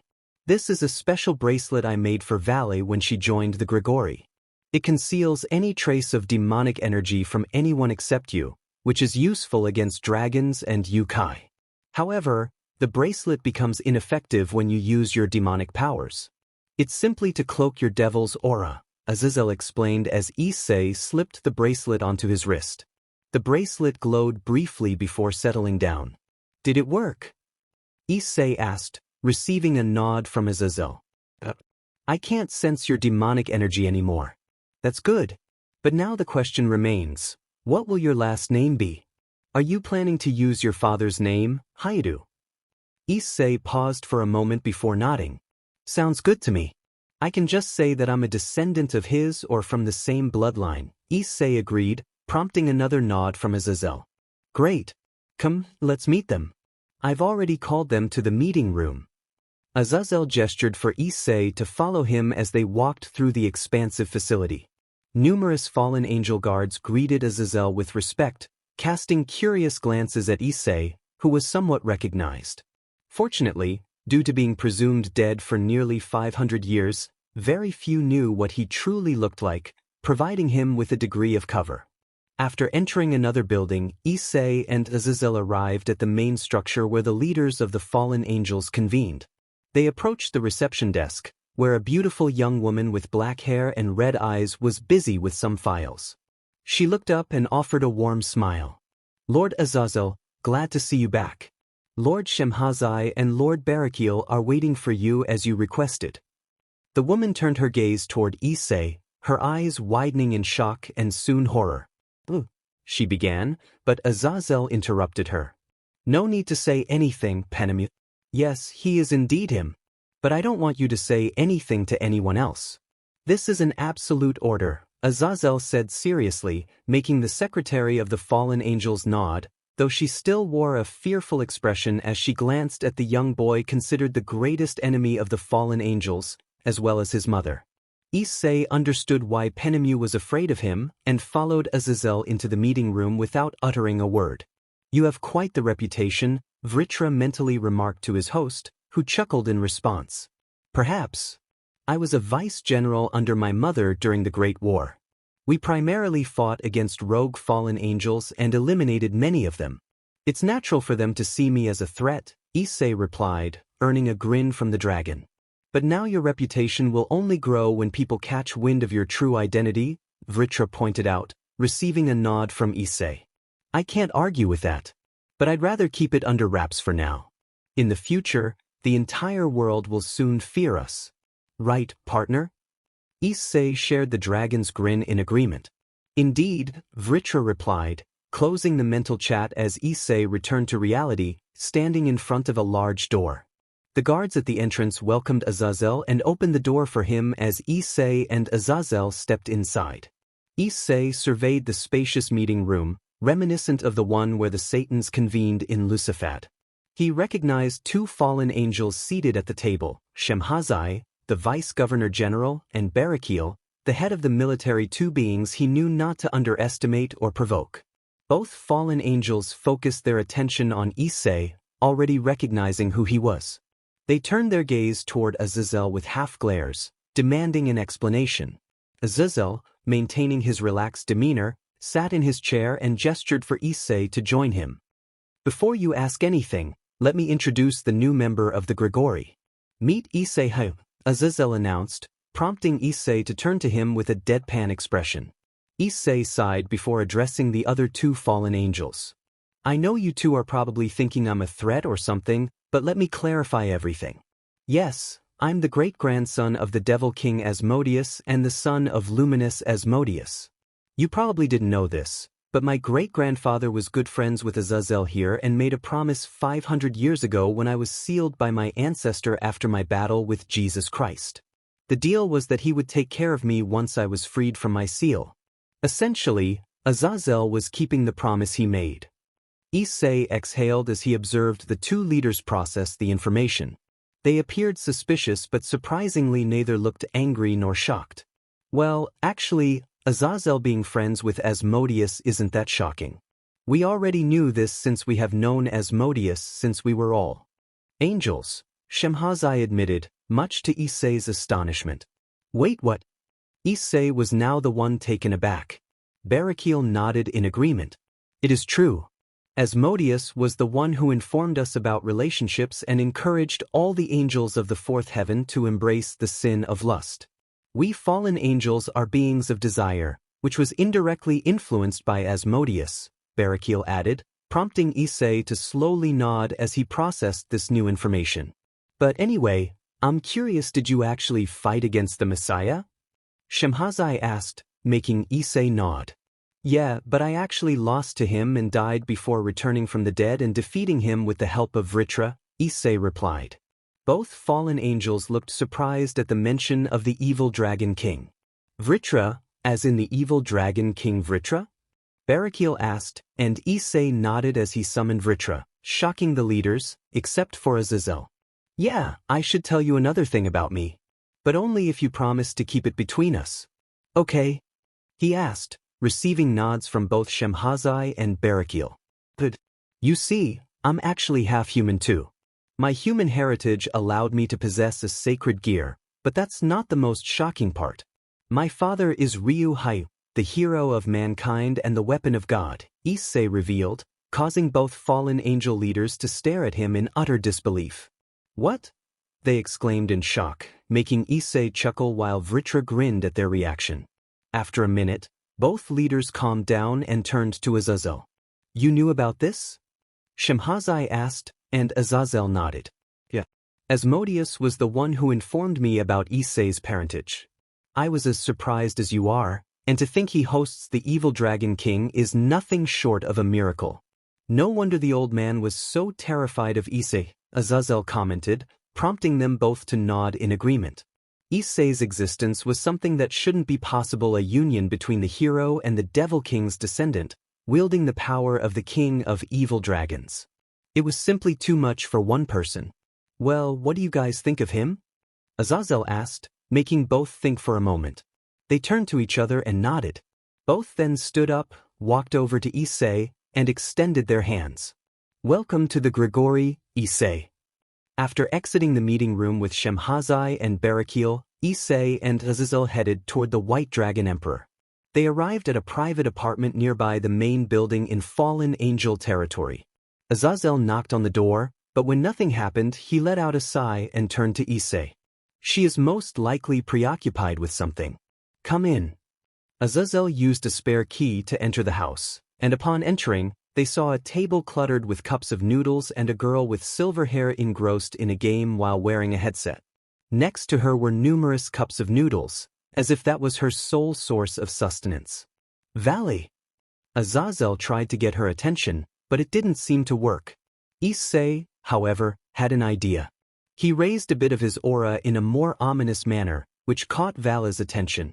The girl froze in fear as she slowly turned around and laid her eyes on the young boy with glowing crimson. Once Issei saw that he had her attention, he stopped releasing his aura and smiled. He glanced at Azazel, who had a look on his face reminiscent of a war flashback, which he indeed was having. The boy reminded him too much of his mother, which wasn't a pleasant thought given who Luminous was during the Great War. Issei had a small idea why Azazel wore that expression but chose to ignore it as he turned back to Vale and smiled. Sorry about that, you were so focused on your game that you didn't hear us come in. My name is Issei, by the way.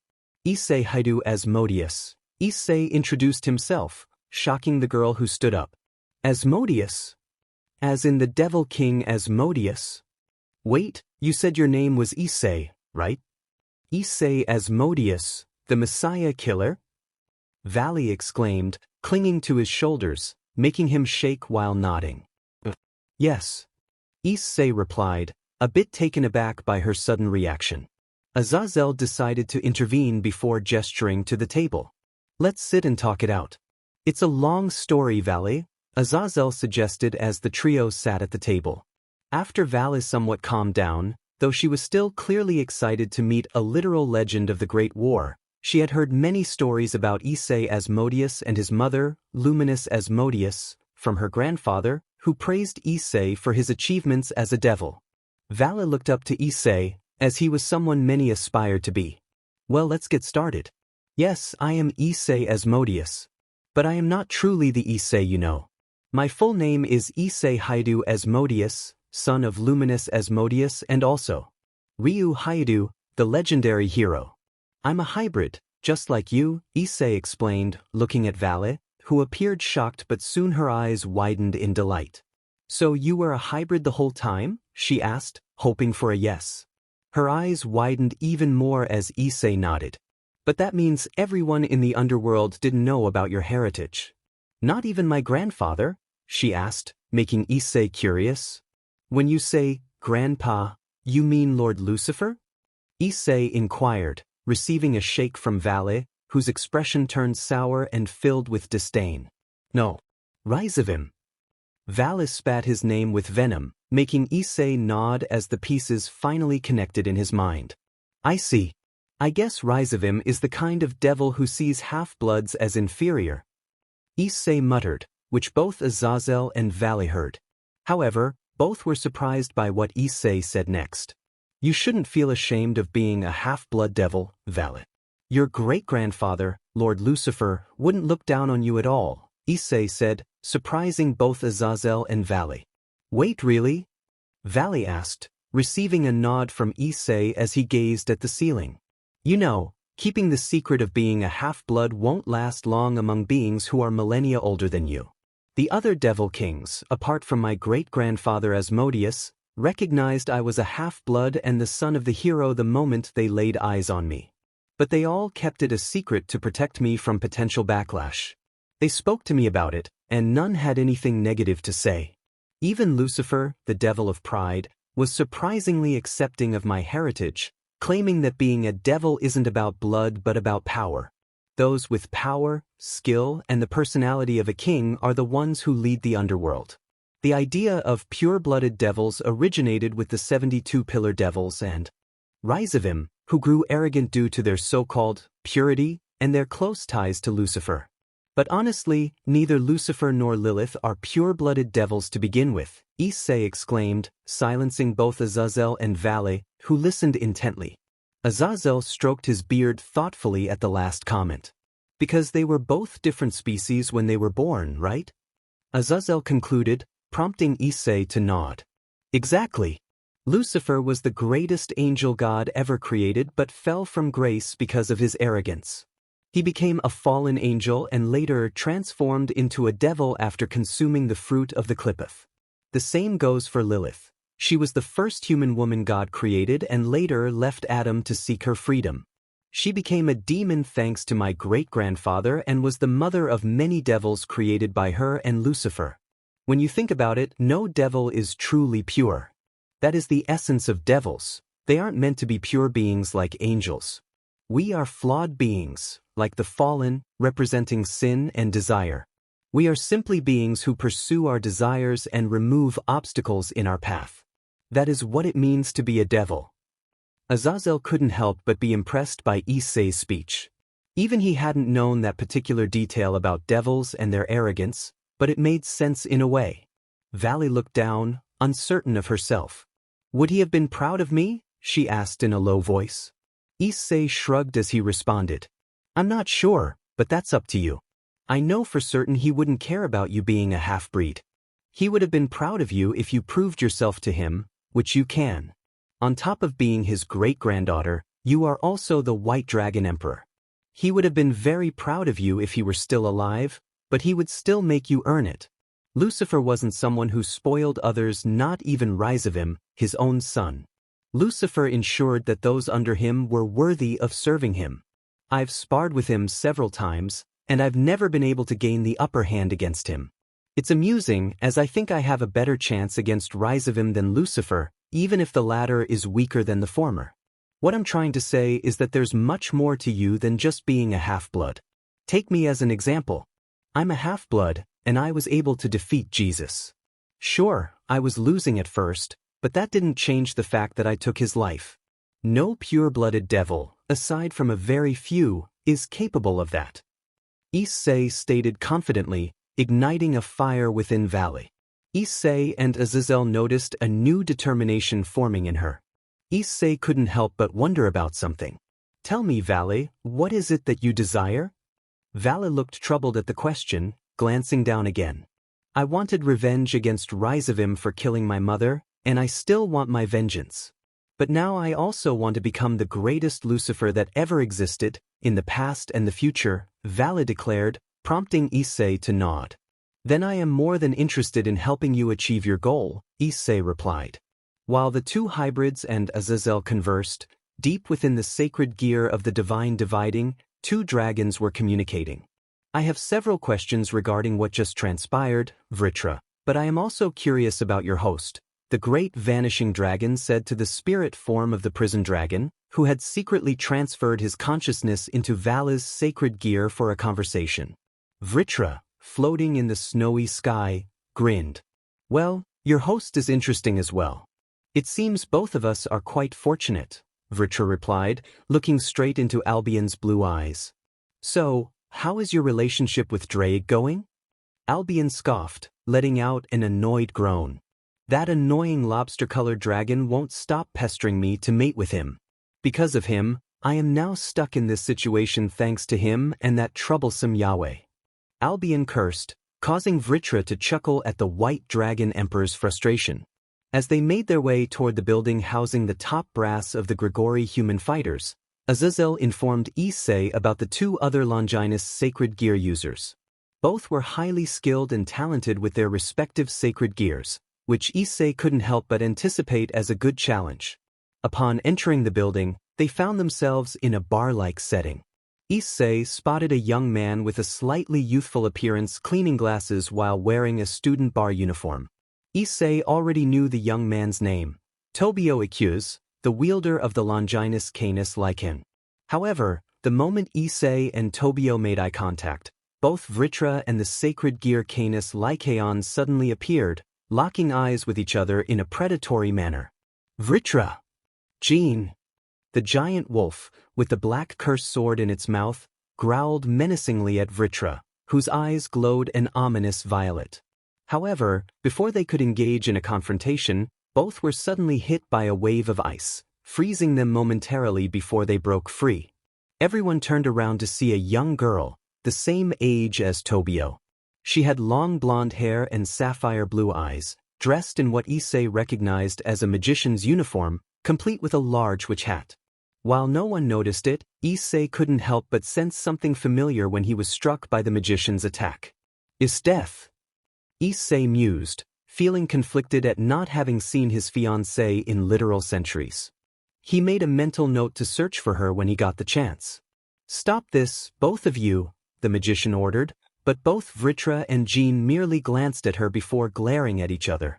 However, before anything else could happen, Issei appeared behind Vritra and placed his hand on his shoulder. Enough, Issei calmly stated, making Vritra turn around to face him.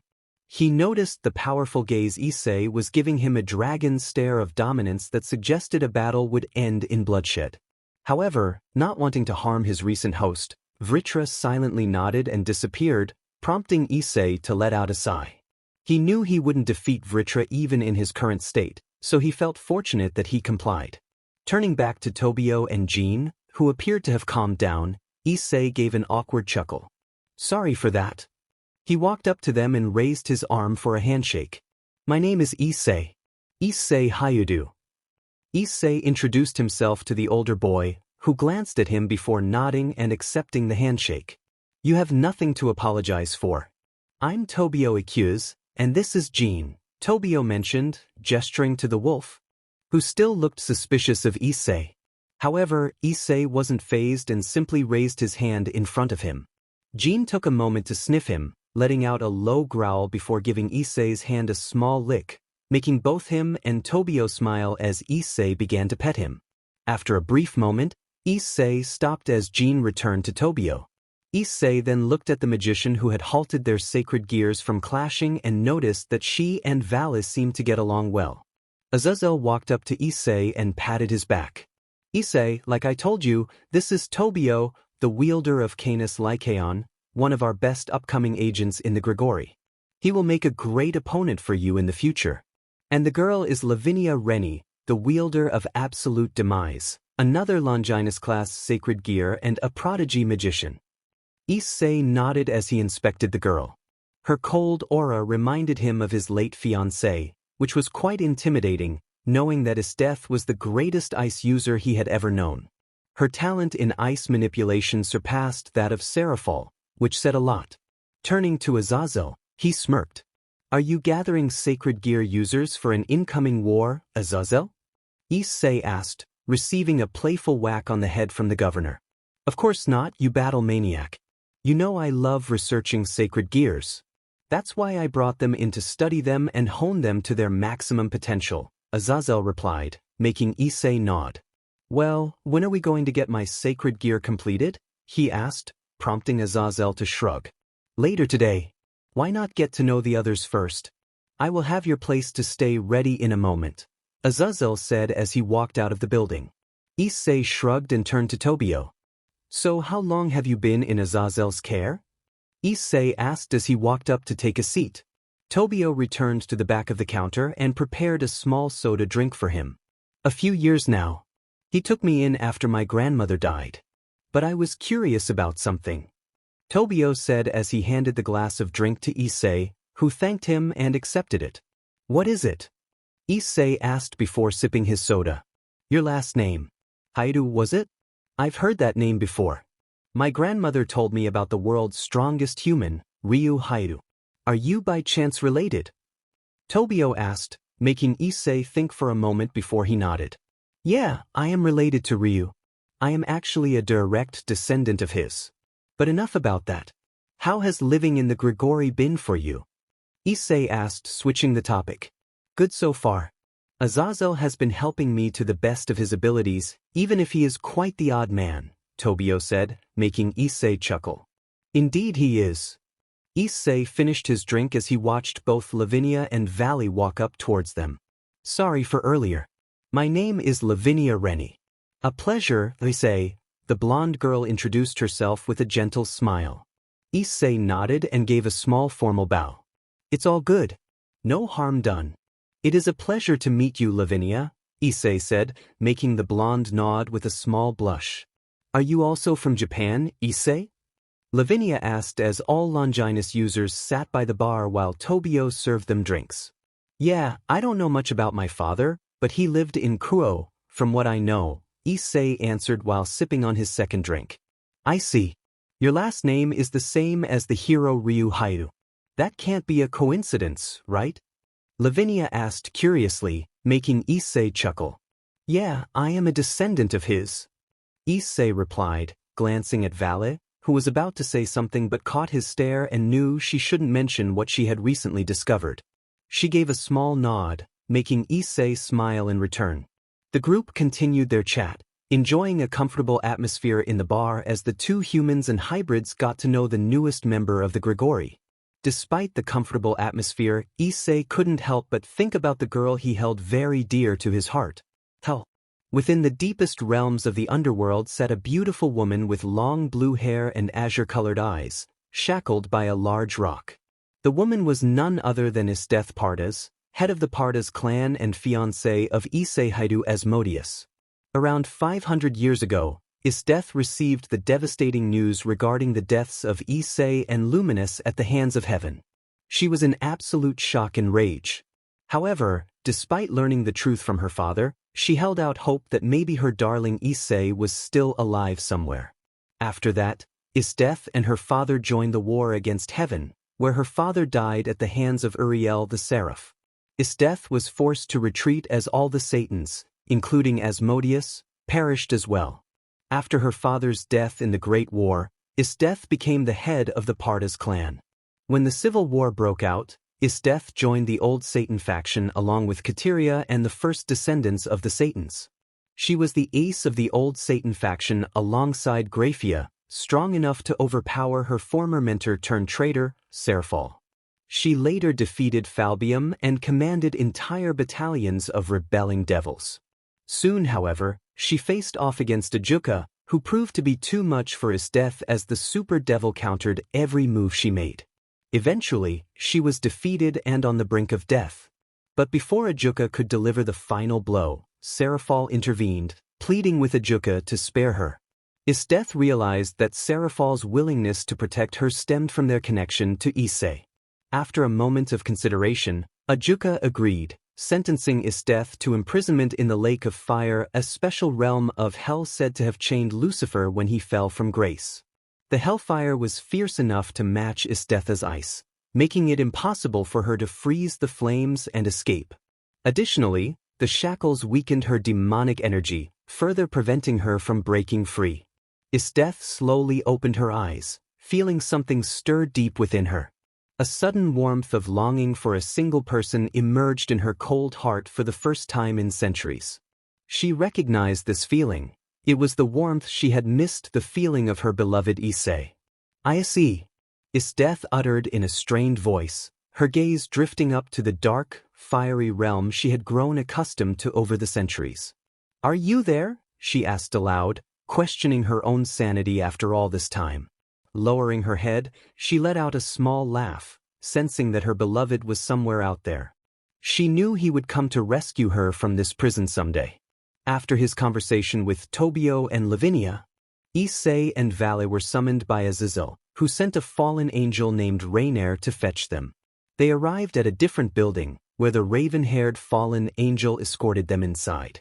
After leading them to a specific room, Rainier turned to them. Lord Azazel is waiting for you here. She bowed deeply before walking away. Issei discreetly admired Rainier's appearance, appreciating the beauty of the fallen angel. Enjoying the view, partner? Vritra teased in his mind, eliciting a smirk from Issei as he prepared to open the door. Of course, these fallen angels are something else. No wonder my granddad was good friends with them, Issei replied as he and Valet entered the room.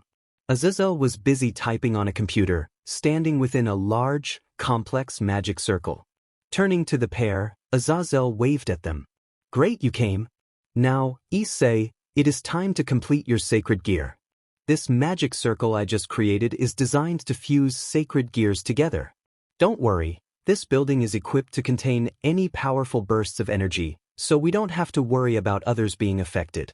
However, there are a few things we need to consider, Azazel explained. Issei nodded and stepped inside the magic circle while Valet remained by the door, observing. It's about the soul of Vritra, right? He asked, summoning Vritra. Azazel nodded, pointing at the spirit form of the dragon. Exactly.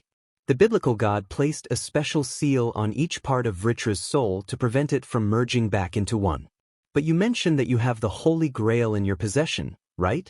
With that artifact, we might be able to find a loophole around God's seal and fuse all the sacred gears and Vritra's spirit back into one, Azazel theorized, showing Issei the contents of a tablet. Issei read through it, puzzled by the device he was holding, but set that thought aside. So the spell here is to fuse the sacred gears. But that means I have to undo the seal on Vritra's soul? Issei asked, receiving a nod from Azazel as he pointed at Issei's chest. You said that the Holy Grail fused with your current sacred gear, right? That means only you can access it at this point. The spell will work as intended, but you need to delve deep inside the sacred gear and undo the seal. I will wait with the spell until you are done, so take all the time you need, Azazel reassured, stepping out of the circle to stand next to Valley. Issei paused for a moment before turning to Vritra. You ready? He asked, a hint of nervousness in his voice. Vritra nodded, offering a reassuring look. I am. Don't worry, partner. I know you can do it, Vritra replied, prompting Issei to nod slowly as he closed his eyes. Gradually entering the mental plane of his mind, Issei found himself in the dark abyss where he had once died and returned. But now he was standing in the darkness, looking ahead. He could see nothing except a faint golden light in front of him, prompting him to walk toward it. As the light grew brighter, Issei began to run toward it. Soon, he was engulfed in the golden light, revealing the dark spirit of Vritra, bound by golden chains. This is it. Issei mused as he approached Vritra, who remained unresponsive. Slowly walking closer, Issei raised his hand, and a golden ring appeared on his middle finger as he made contact with the chain. The golden aura surrounding the chains began to envelop Issei, but the ring released a burst of energy, protecting him from the chain's effects. Issei sensed a familiar presence emanating from the ring, as if someone else was assisting him. Focusing all his power, Issei pushed the energy of his ring, causing the chains to crack. A dark aura emerged around Vritra as the chains weakened. Issei grinned. It was working. With all his might he pushed forward, causing the chains to snap and burst into dust. Vritra released a surge of dark energy as Issei awoke from his mindscape, a dark burst of energy erupting from him. I've done it, Issei announced, surprising Azazel, who nodded and summoned 4 dark gems around Issei. Ready? He asked one final time. Issei nodded as Azazel activated the magic circle, causing it to glow brilliantly while the 4 gems released a dark aura. Issei and Vritra focused their energies as the gems began to circle around them in a rhythmic pattern. Slowly, the dark spirit began to draw closer to Vritra, and as it neared him, it started to merge with the malevolent force. The aura it released caused the entire building to tremble, prompting Azazel to exert more effort to shield Valley and prevent the structure from collapsing. Vritra's form began to transform as the sinister dragon glided toward Issei. Their bodies started to intertwine, and a deep black glow enveloped the room, blinding everyone present. Prison Dragon! Fusion is complete. The booming, ominous voice of Vritra echoed as the power surged. Valley activated her own balance breaker to shield herself from the overwhelming dark energy that made her sweat. Prison Dragon Balance Breaker. As the black light faded, the pitch-black armor of the Prison Dragon emerged, adorned with crimson gems and golden highlights. The scale mail armor radiated power from its pure black, scaly figure as Issei examined his new form, flexing his hand. So this is the balance breaker, huh? Issei mused as the armor deactivated. To his surprise, when he deactivated his balance breaker, Vritra appeared in full armor, separate from Issei. So you can wear the armor too, Vritra, Issei remarked with interest, prompting the prison dragon to nod. Indeed, however, you remain primarily in control as the wielder of the sacred gear. With my soul restored, you now have access to all my abilities and additional powers, Vritra announced before vanishing back into Issei. The pressure around them lifted, allowing Azazel and Valley to breathe again. Both let out a sigh as Valley deactivated her armor, and they approached Issei, who appeared deep in thought before his expression shifted to a grin. Well, the experiment was a success, but I still need to analyze the sacred gear for any potential issues. You don't mind, right? Azazel asked, receiving a shake of the head from Issei. Good. Now comes the interesting part. What will we name the sacred gear? This is the first time multiple sacred gears have fused into one. With its newfound power, I would wager it has high Longinus class potential, perhaps even greater, Azazel explained, prompting Issei to ponder. Looking down at his chest, Issei recalled a memory of his great-grandfather from long ago. That which contains all the knowledge of the world and the principles of fate. The Akashic Records. I desire that book. The one who possesses it gains mastery over their own destiny. Akashic Records. Issei murmured before raising his head with certainty. Akashic prison, that is what I want to call it, he declared, surprising Azazel. Akashic prison. The term Akashic comes from the Akashic Records. I recall that Asmodeus was very interested in that so-called Book of Destiny. So you named it after that, huh? Sounds good to me, Azazel agreed. It sounds powerful. Vale nodded in agreement as Azazel decided it was time to conclude the meeting. You too, it's time to head home. Issei, your place is right next to Vale's. Also, Issei, don't tell anyone about your new sacred gear. We need to explore its potential further before you announce it to the world. Understood? Azazel instructed. Issei nodded and gave a thumbs up. Sure thing, Issei replied as he and Vale departed. Azazel remained in the lab for a moment before turning to a shadow in the room. Come out, he said knowingly, and a dark figure emerged from the shadows, revealing a small child in a gothic Lolita outfit. Didn't expect you to be here, Ophis. But didn't you have the appearance of an old man the last time I saw you? The Gothic dragon offered a small but noticeable smile. Hello, Azazel. It has been a while, Ophis greeted as she approached the fallen angel, her gaze fixed on the direction where Issei had left. Azazel noticed Ophis' interest and chuckled. Interested in the host of Vritra, huh? He asked, receiving no response. However, she turned back to him with her emotionless gaze. Interesting. Very interesting. The white and black dragon emperors are certainly the strongest in history. However, I haven't sensed anything from Drake yet. I can feel something intriguing is about to happen, Ophis mused, her eyes fixed on the fallen angel. I know what you are planning, Azazel, and yes, I have been gathering powerful beings from various factions. You can try as you like, but you can't stop me. Soon, these two will join me in my quest. With that, Ophis vanished in a swirl of purple smoke. Azazel narrowed his eyes and let out a sigh. Well, I hope this doesn't turn into a second great war, he muttered as he stared at the ceiling. Even with God gone, the world keeps spinning. Walking through the large halls of the Grigori headquarters was a young man with short, spiky brown hair and striking crimson eyes. This young man was Issei Hayudu Asmodeus, the host of the king of evil dragons, Vritra, and the foster son of the governor of the fallen angels.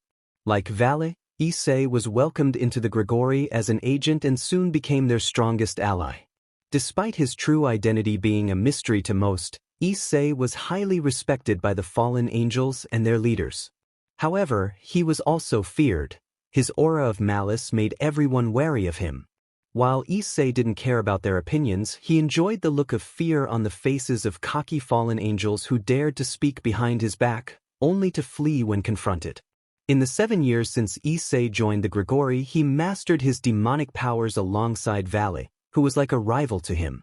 Vale, inheriting the Lucifer clan's signature abilities, pushed herself in training to keep up with Issei. Their rivalry became well known within the Grigori. Issei also regularly sparred with Tobio, a highly skilled fighter with his own sacred gear.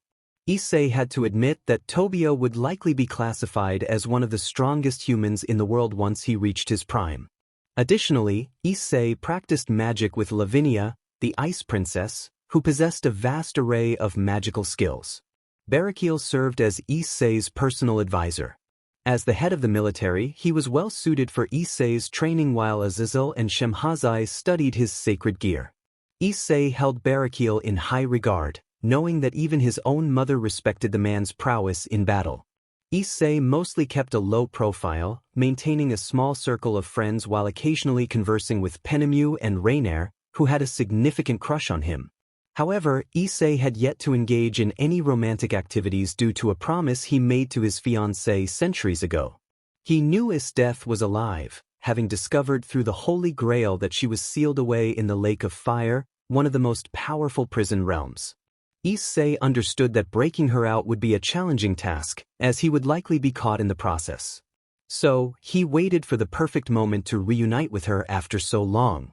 Arriving at the main door leading to Azazel's office, Issei received a nod from the guards who opened the door for him. He entered to find Azazel casually reading a magazine, his feet resting on the desk. Azazel's violet eyes turned to Issei as he waved. "Hey, Beza," Azazel greeted, using the nickname he had for Issei, short for Bezaleel, a name of a fallen angel from the Great War. "Hey, Azazel. I wanted to talk about something," Issei said, getting straight to the point, prompting Azazel to lower his magazine, already anticipating Issei's topic. "Getting bored of the Grigori, huh?" Azazel smirked, earning a scoff from Issei. "Kinda. No offense, but there aren't many powerful opponents around. Vala is busy with her own training, Tobio is focused on high school, and Barakiel has been unusually quiet lately. I don't know what's going on with him this time of year, but he seems more withdrawn," Issei said as he relaxed on the couch. Azazel looked away for a moment before deciding to share a sensitive matter. "Guess you finally caught on." "Well, it's complicated," Azazel began. Issei's curiosity piqued as he wondered what was coming. "You see, a year before you joined the Grigori, Barakiel lost his wife and daughter to some members of the Five Principles clan. These clans from Japan hold extreme beliefs about Shintoism, viewing everything outside their culture as heresy. Barakiel's wife, Shuri Himejima, was a member of one of those clans, and you can guess what happened. Shuri was killed by her own clansmen, while Barakiel's daughter ran away. Thankfully, she is still alive, but she now resents her father and has become a devil under the Grigori clan. Barakiel still hasn't recovered from his loss, and each year, he is reminded of the tragedy that cost him his family." Azazel explained the tragic story, leaving Issei with an unreadable expression. Issei was not typically an empathetic person. He was often seen as cruel and heartless, caring little unless it piqued his interest. However, this was Barakiel, a man he respected greatly, and Issei didn't want to see him weakened by a past failure. "That's certainly tragic," Issei mused as he stood up. Azazel noticed Issei deep in thought and couldn't help but ask, "What are you thinking, Issei?" Azazel inquired, prompting Issei to scratch the back of his head. "Just a little something. No need to worry about it." Issei had intended to discuss taking a brief vacation from the Grigori, but he found himself distracted by other plans. As he exited the office, he left Azazel looking quite suspicious.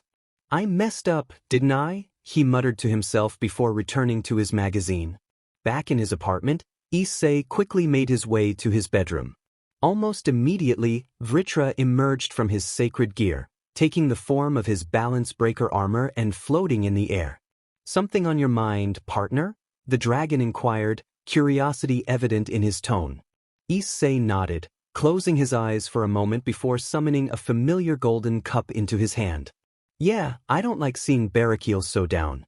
I'm planning to help him get back what he lost," Issei replied, which amused Vritra. "You're not usually one to show kindness. Why now?" Vritra asked, prompting Issei to shrug. "I don't know. But Barakiel is one of the few people I truly respect," Issei answered, earning a nod from Vritra. Though Vritra mostly kept to himself, he understood Issei's high regard for the fallen leader and Azazel. "So, you plan to use the Grail to summon her spirit and bring her back to life, right?" Vritra asked, receiving a nod from Issei, who began to focus on the Grail and entered the spiritual plane of the other world.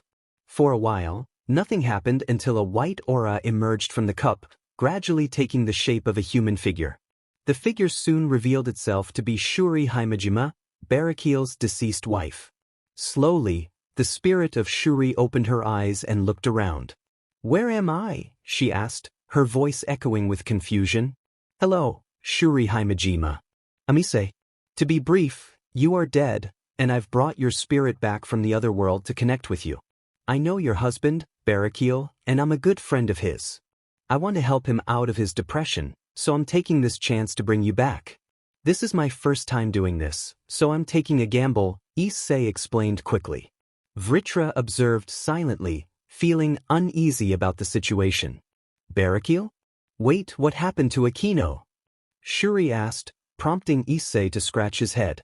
That's a long story, one I can't really explain. It's better if Barakiel tells you himself. But I need to know if you're okay with me bringing you back to the mortal world, Issei said, receiving an immediate nod from Shuri. Of course. I want to see my husband again, Shuri pleaded, and Issei nodded in response. He closed his eyes and focused on the grail once more, but suddenly a red aura surrounded Shuri's spirit, causing her to writhe in pain. Shuri! Issei shouted as her spirit vanished, replaced by a cloaked figure. If you wish to bring her back, you must come down here yourself to free her soul. A deep voice echoed from the dark spirit, prompting Issei to summon his Muramasa. Who are you? Issei demanded, ready to confront the dark spirit. You will find out when you arrive. But I must warn you, if you come down here, you may not be able to return. Issei narrowed his eyes at the spirit. Where are you keeping her? In the afterlife of her homeland. To enter, you must pass through the gate. See you soon, young hero. The dark spirit vanished, leaving Issei bewildered. He turned to Vritra, who looked equally troubled. The afterlife of her homeland. That's Japan, meaning Yomi. They're keeping her soul in Yomi, the Shinto afterlife, Issei exclaimed, earning a confused look from Vritra.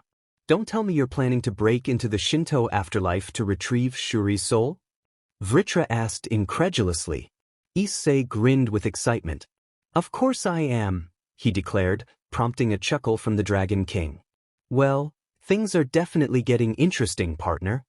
After his unsuccessful attempt to revive Shuri, Issei found himself in the largest library of the Grigori, poring over books about Shinto mythology. While flipping through the pages, he sensed a familiar presence. Without turning, he greeted the newcomer. Hello, Rainier. Greetings, Lord Issei.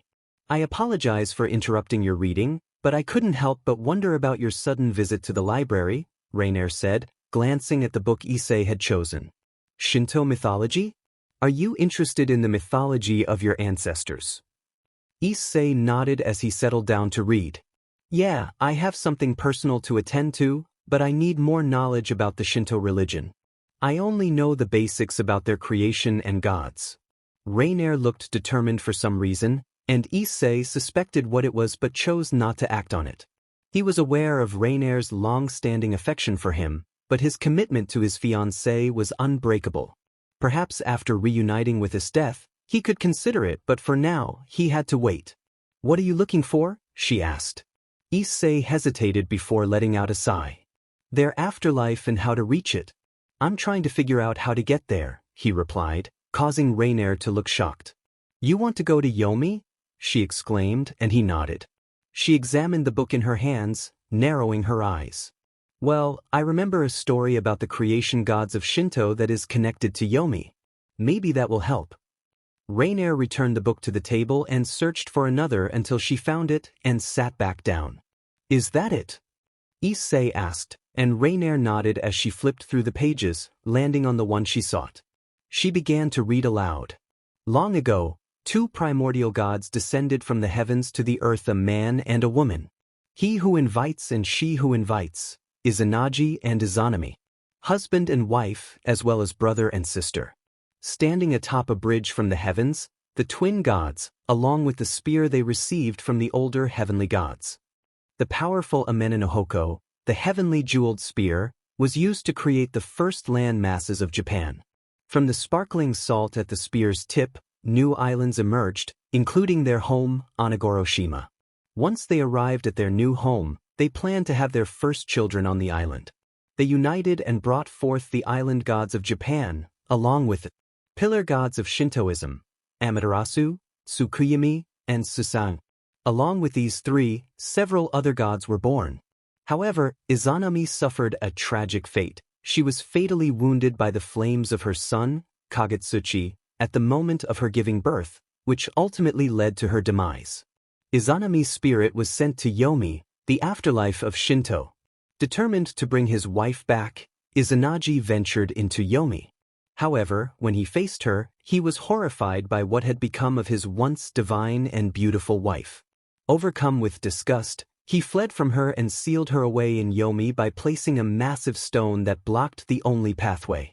As he sealed his former wife away, Izanami vowed to take 1,000 lives each day, to which Izanagi replied that he would create 1,500 in return.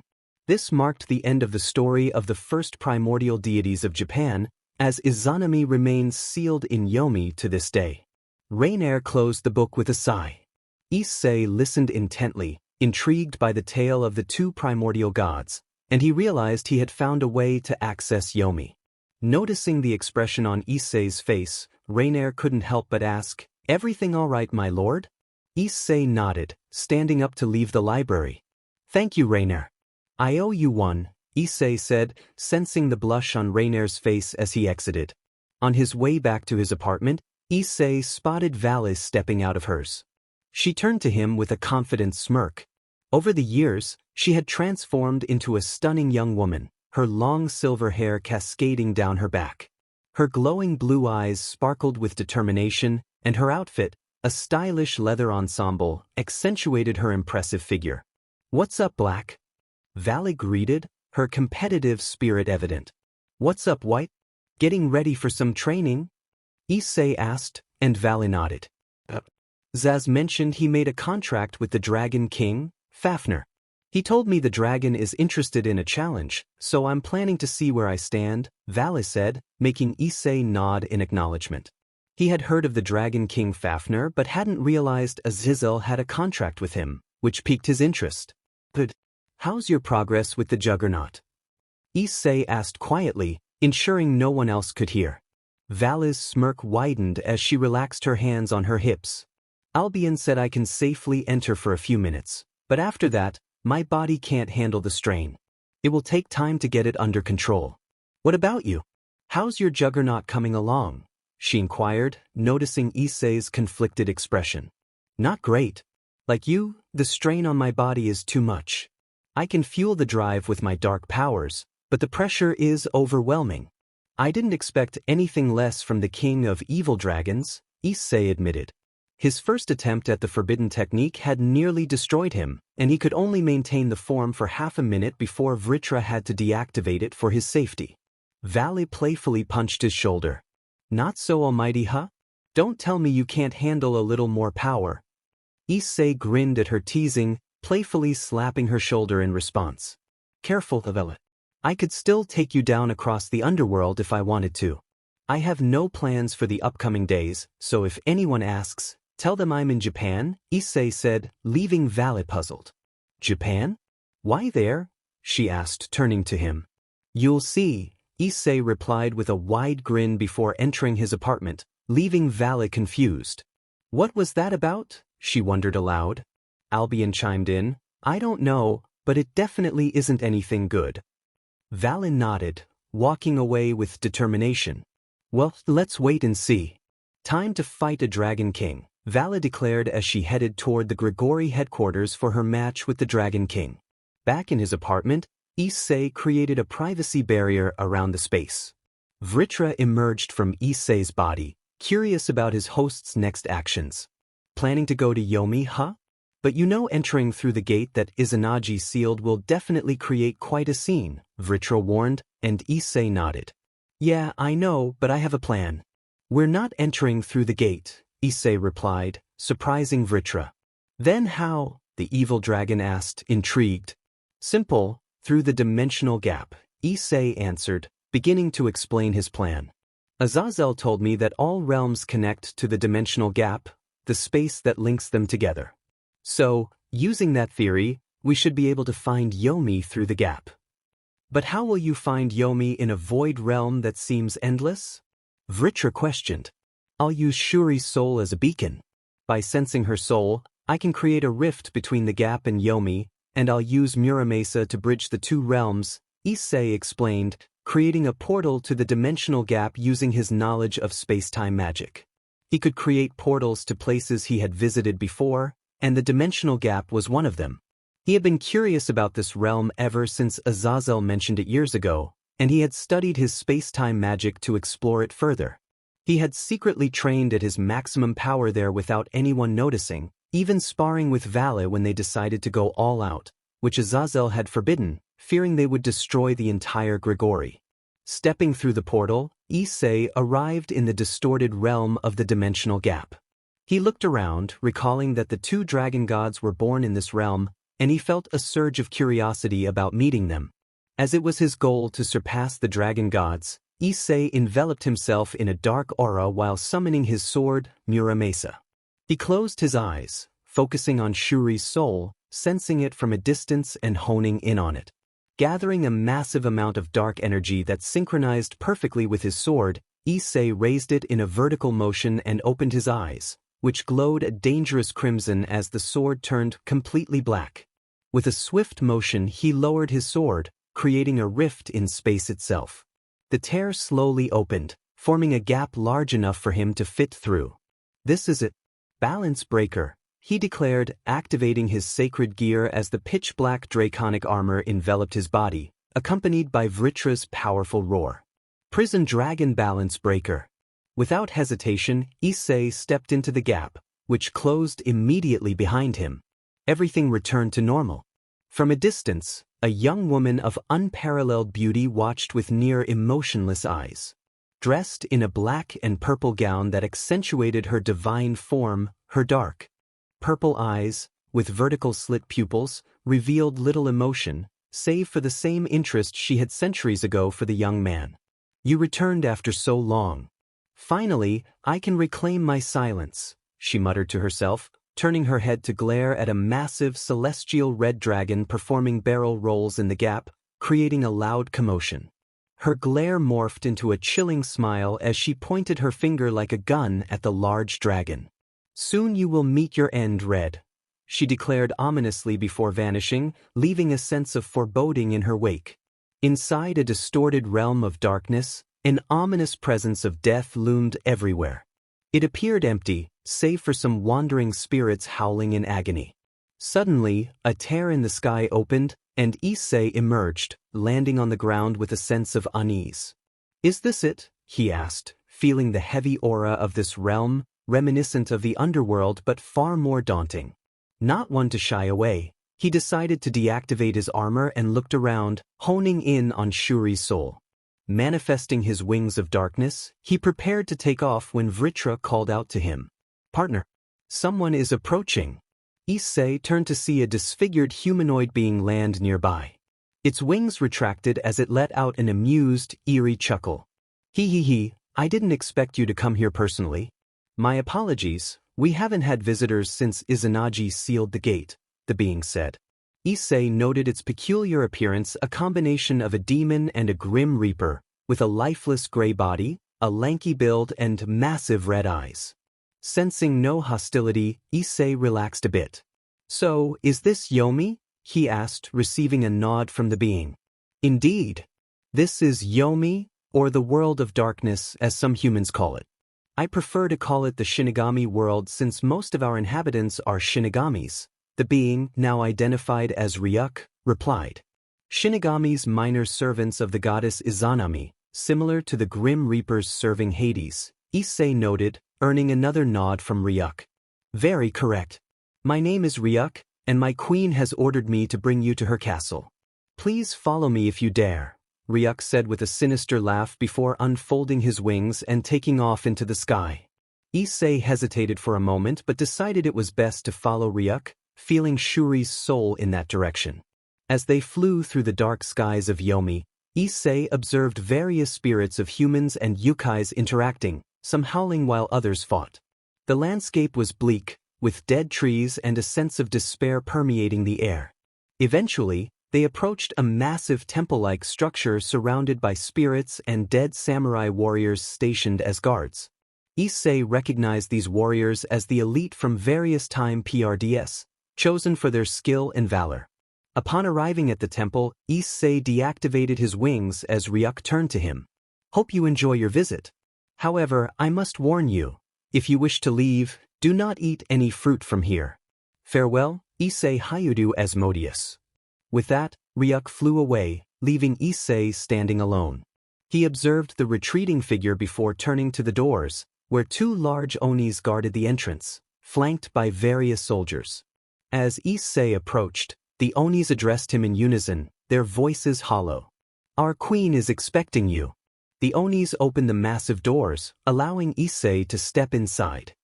He looked around the dimly lit interior, which was both dark and elegantly antique, adorned with large golden statues and intricate carvings of various beasts and yukais.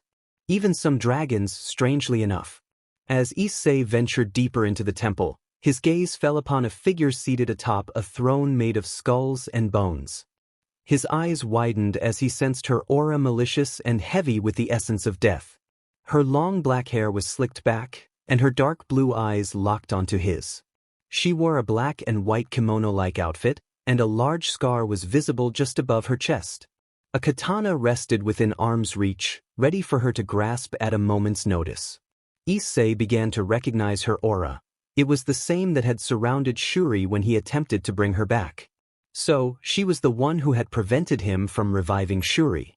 The woman spoke, her smile appearing sweet yet concealing something darker. Welcome, young Issei. I hope your journey here wasn't too difficult. She gestured for one of her servants to approach, carrying a tray with tea. Would you like something to drink after your travels? Her voice made it hard for Issei to discern her true intentions. She was skilled at masking her emotions, and he felt a wave of anxiety wash over him, reminiscent of when his mother was in a foul mood too terrifying to approach. Shaking his head, Issei met her gaze with a serious expression. No, thank you. I'm here for Shuri Himejima. Where is she? The woman's smile widened, further unsettling him. No need to rush, son of Ryu Hayudu.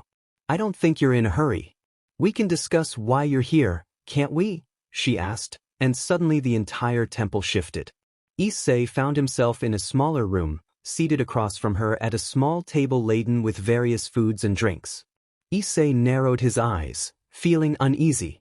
Yet, uncertain of what might happen if he didn't comply, he sat down at the table. Fine.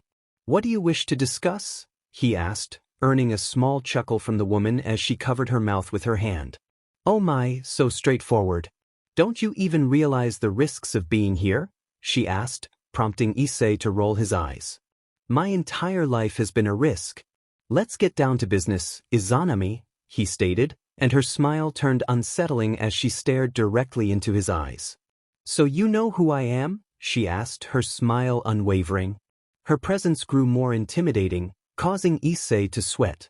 It makes sense that I would figure out who you are, the primordial goddess of Japan and ruler of Yomi. It doesn't take a genius to connect the dots, Issei replied, earning a chilling laugh from Izanami. She certainly is an unsettling goddess. Vritra communicated through their mental link, and Issei mentally agreed. However, they were unaware that Izanami had overheard their conversation. Creepy in what way, evil dragon king? Izanami asked, a knowing smirk on her face, shocking both Issei and Vritra as the dragon emerged from Issei's body, a serious expression in his eyes. So you can read minds, huh?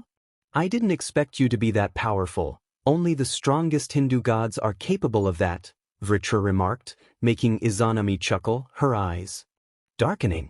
I'll take that as a compliment. I am stronger than any of my children and likely stronger than him, she said, venom lacing her voice at the mention of Izanagi's name. Issei instinctively prepared his sword. Enough small talk. I want to know where I can find Shuri's soul, Issei demanded, and Izanami's smile grew, revealing a hunger for battle. Simple. I have her soul chained in my home. If you wish to save her and eventually revive her, you'll need to do one thing. She stood and turned away, and Issei narrowed his eyes, sensing danger. And what's that? He asked, summoning his Muramasa. To kill me. In an instant, Izanami lunged at Issei, her katana drawn. He blocked her attack but was sent crashing through several walls, landing in the center of the temple. Quickly recovering, Issei blocked another fierce strike from Izanami, who wore a massive grin. He backed off as Vritra appeared, unleashing a blast of cursed fire, which Izanami gracefully dodged. "This is between him and me. I would prefer you not to intervene, evil dragon," Izanami stated, gathering her aura. Suddenly, a tremor shook the ground, and several giant heads of servants emerged, roaring as they broke through the surface. "It can't be," Vritra muttered in shock, recognizing the dragon. "The evil dragon Yamada no Orochi." Issei finished, also identifying the legendary dragon slain by the storm god Susan. He turned to Vritra. "You handle Orochi while I take on Izanami. Dealing with both at once would be too difficult. Now, Akashic prison, Vritra, release." The armor of Vritra began to shine brightly, blinding everyone with its dark light. Vritra's voice roared from the armor as a massive aura erupted. "Prison dragon release." A colossal serpent emerged from the aura as Vritra fully manifested in his dragon form. This technique allowed Vritra to separate from Issei entirely, enabling him to fight alongside his host. Exchanging determined glances, Issei and Vritra prepared to face their respective foes. A monumental battle between Issei and Vritra against Izanami and Yamada no Orochi was about to unfold in the realm of darkness, a battle for the ages. Soon, Vritra charged at his fellow evil dragon, causing both dragons to clash and fight for dominance, creating chaos in the realm. Issei turned his attention back to Izanami, who had a look of interest in her eyes as she raised her sword at him. "Shall we continue?" she asked, dashing at Issei with incredible speed. Issei managed to block her attack and looked her dead in the eyes, offering a challenging smirk. "By all means. Let's dance," Issei exclaimed, swinging his sword expertly at her. Izanami blocked several of his strikes with her own sword, grinning madly as she attempted to catch him off guard. Issei dodged an attack aimed at his head and countered, slashing her across the face. A large cut appeared, and while blood trickled from the wound, her smile never faded. "It has been a long time since I've been wounded like this. You truly are as skilled with the sword as your father," Izanami noted, realizing her wound wasn't healing as quickly as it should. "That katana. It is Sengo Muramesa's greatest creation, isn't it? Even if it was forged by him, it shouldn't inflict such a lasting wound." "How is that?" she asked, curiosity piqued as she focused her powers to finally heal the injury. Issei grinned, trailing his finger over the blade. "That's true, it shouldn't be that powerful. However, I used this exact katana to end the life of the Messiah during the Great War. Just like the true Longinus, this sword has the power to slay gods and other formidable beings because it has absorbed the blood of Christ," Issei explained, taking a stance. "And now, it will end your life as well," he declared, charging at the goddess, who now fought with greater seriousness. Issei attempted to strike her arm, but Izanami elegantly dodged and leaped off the side of a hill, dashing at him. He blocked her strike but was pushed back. Without time to recover, Issei went on the defensive as she continued her relentless assault. Desperate to escape her onslaught, Issei gathered a massive amount of dark energy, imbuing it into his sword. With a loud roar, he unleashed his attack. "Dark Equator!" A massive horizontal slash erupted from Issei, slicing through the landscape and causing hills to crumble as it traveled. Izanami's entire torso was caught in the attack, and she couldn't dodge or block in time. Her body fell to the ground, a pool of blood forming beneath her. Issei approached the goddess, ready to confront her, but suddenly avoided a lethal strike from Izanami's sword, which had appeared behind him. "A clone?" he asked, trying to strike back, but the goddess merely smiled as she stepped back. "A simple body flicker technique I learned from a shinobi a few decades ago. Now, I think it's time to get serious," Izanami muttered, gripping her katana with her bare hand. "Bankai!" Blood flowed from her hand as she released it from the sword, forming a crescent shape. "Minazuki!" Her blood pooled on the ground, drowning the area as her aura intensified, rising to an immense level. The true power of a primordial god had been unleashed, hungry for the blood of its enemy. Raising her blood-covered sword, Izanami glared at Issei. "Playtime is over. She charged at him with full power, prompting him to gather as much dark energy as he could to defend himself. The force of her strike cracked his sword, making Issei realize he couldn't hold back any longer. He pushed her back slightly, but Izanami retaliated, launching several aerial blood slashes at him. He dodged the attacks, trying to create distance, but was caught off guard as Izanami appeared right behind him, piercing her sword into his gut. Issei gasped, coughing up blood as he looked at the primordial goddess in surprise. It had been so long since he had been caught off guard like that. "You'll die underestimating me, young Issei. Now, it's time you join your parents in the afterlife." Izanami attempted to pull her sword from his body but found it stuck. Surprised, she noticed the maniacal look on Issei's face as his aura began to rise. Quickly, she stepped back, forcing her sword to break free. She repaired her sword swiftly, preparing for the fight. "We both have died once already. Now we'll see who will die forever." Issei muttered, his dark aura intensifying. The entire realm trembled under the pressure, causing the two battling dragons in the distance to pause, sensing Issei's rising power. Vritra's eyes widened in shock as he held onto Orochi, whose heads he had bound with his tentacles, restraining the venomous blood dragon's movements. He isn't planning to use his true form, is he? Vritra wondered. As the power continued to rise, dark clouds enveloped the realm, sending spirits and Shinigami into a panic over the sudden change. As Issei's aura surged, Izanami felt her hand shaking, nearly losing her grip on her sword. The power was overwhelming, unlike anything she had ever experienced, and it was becoming too much for her to handle. Yet she refused to give up. Slowly, Issei's dark aura began to compress, taking on a humanoid shape as it became more controlled. The earthquakes subsided, but the pressure of Issei's true form continued to affect everyone in the area.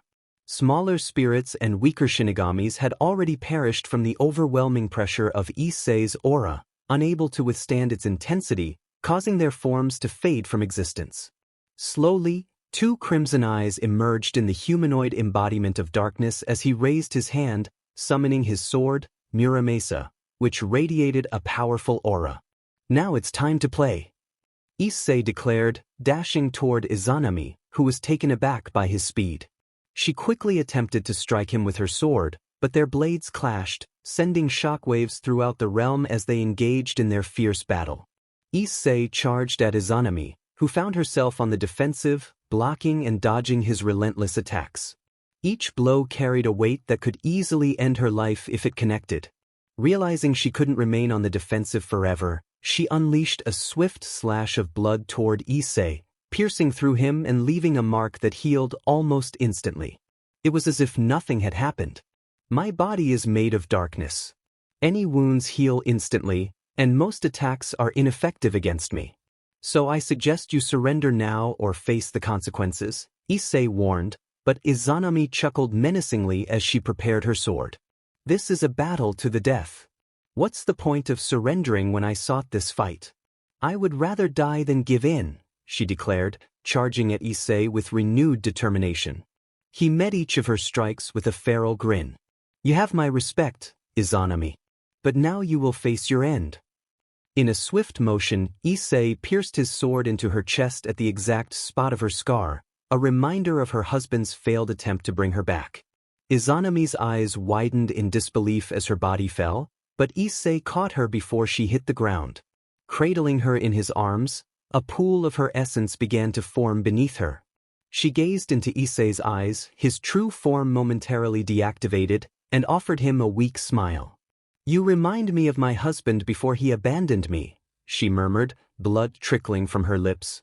In the distance, Vritra was overpowering the evil dragon Yamada no Orochi, finishing him off with a devastating breath of cursed black fire that engulfed the dragon in flames that would not extinguish. The dragon's attempts to regenerate failed as his body slowly turned to ash, and the spirit of Yamada no Orochi let out one final cry before vanishing. Vritra let out a breath of relief as he returned to his balance breaker form. He knew he had only temporarily subdued Yamada no Orochi, damaging him enough to force his spiritual body to retreat. Looking back toward Issei, he saw him holding Izanami, who was clearly nearing the end of her life. Looking down at the primordial goddess, Issei shook his head. "What makes you think I am?" he asked, choosing to engage with Izanami in her final moments. "You possess the fire that once drew me to him. But yours is stronger," she whispered as her eyes began to flutter closed. A faint white light enveloped her as her form started to fade. "Perhaps I do. I'm not certain. I never met the guy, but I know he was quite the coward for running away from his wife. It's a shame I couldn't get to know you better. I would have liked to help you out.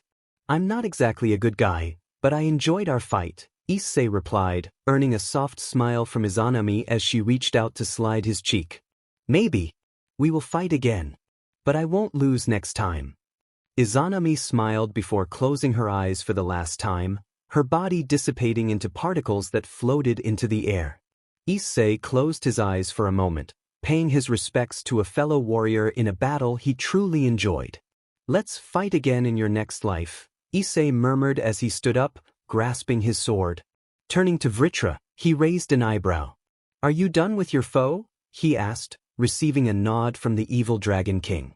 "Yes, now let's retrieve Shuri's soul and leave this place," Vritra urged, returning to Issei's body. The young man nodded and made his way back to Izanami's now-ruined temple. Sensing Shuri's soul hidden in a secure chamber, he entered and found Barakiel's wife sleeping on a bed, restrained by special bindings. Approaching her, he raised an eyebrow. "How do I get these off her?" he asked his dragon companion, but before Vritra could respond, a feminine voice interjected. "I can help you with that." Issei turned around, surprised to see Izanami standing there, her hair braided to conceal her scar, offering him a kind smile. Looking shocked at the sudden appearance of the goddess he had just battled, Issei summoned his sword while Vritra positioned himself behind him, ready to fight alongside his host. Izanami immediately raised her hands in defense. "I am not here for battle, Issei. In fact, I didn't know I would return after you defeated me. It seems my soul is bound to this realm, so even if I die, I simply come back," she explained with a small sigh. Issei narrowed his eyes but sensed no deceit in her voice.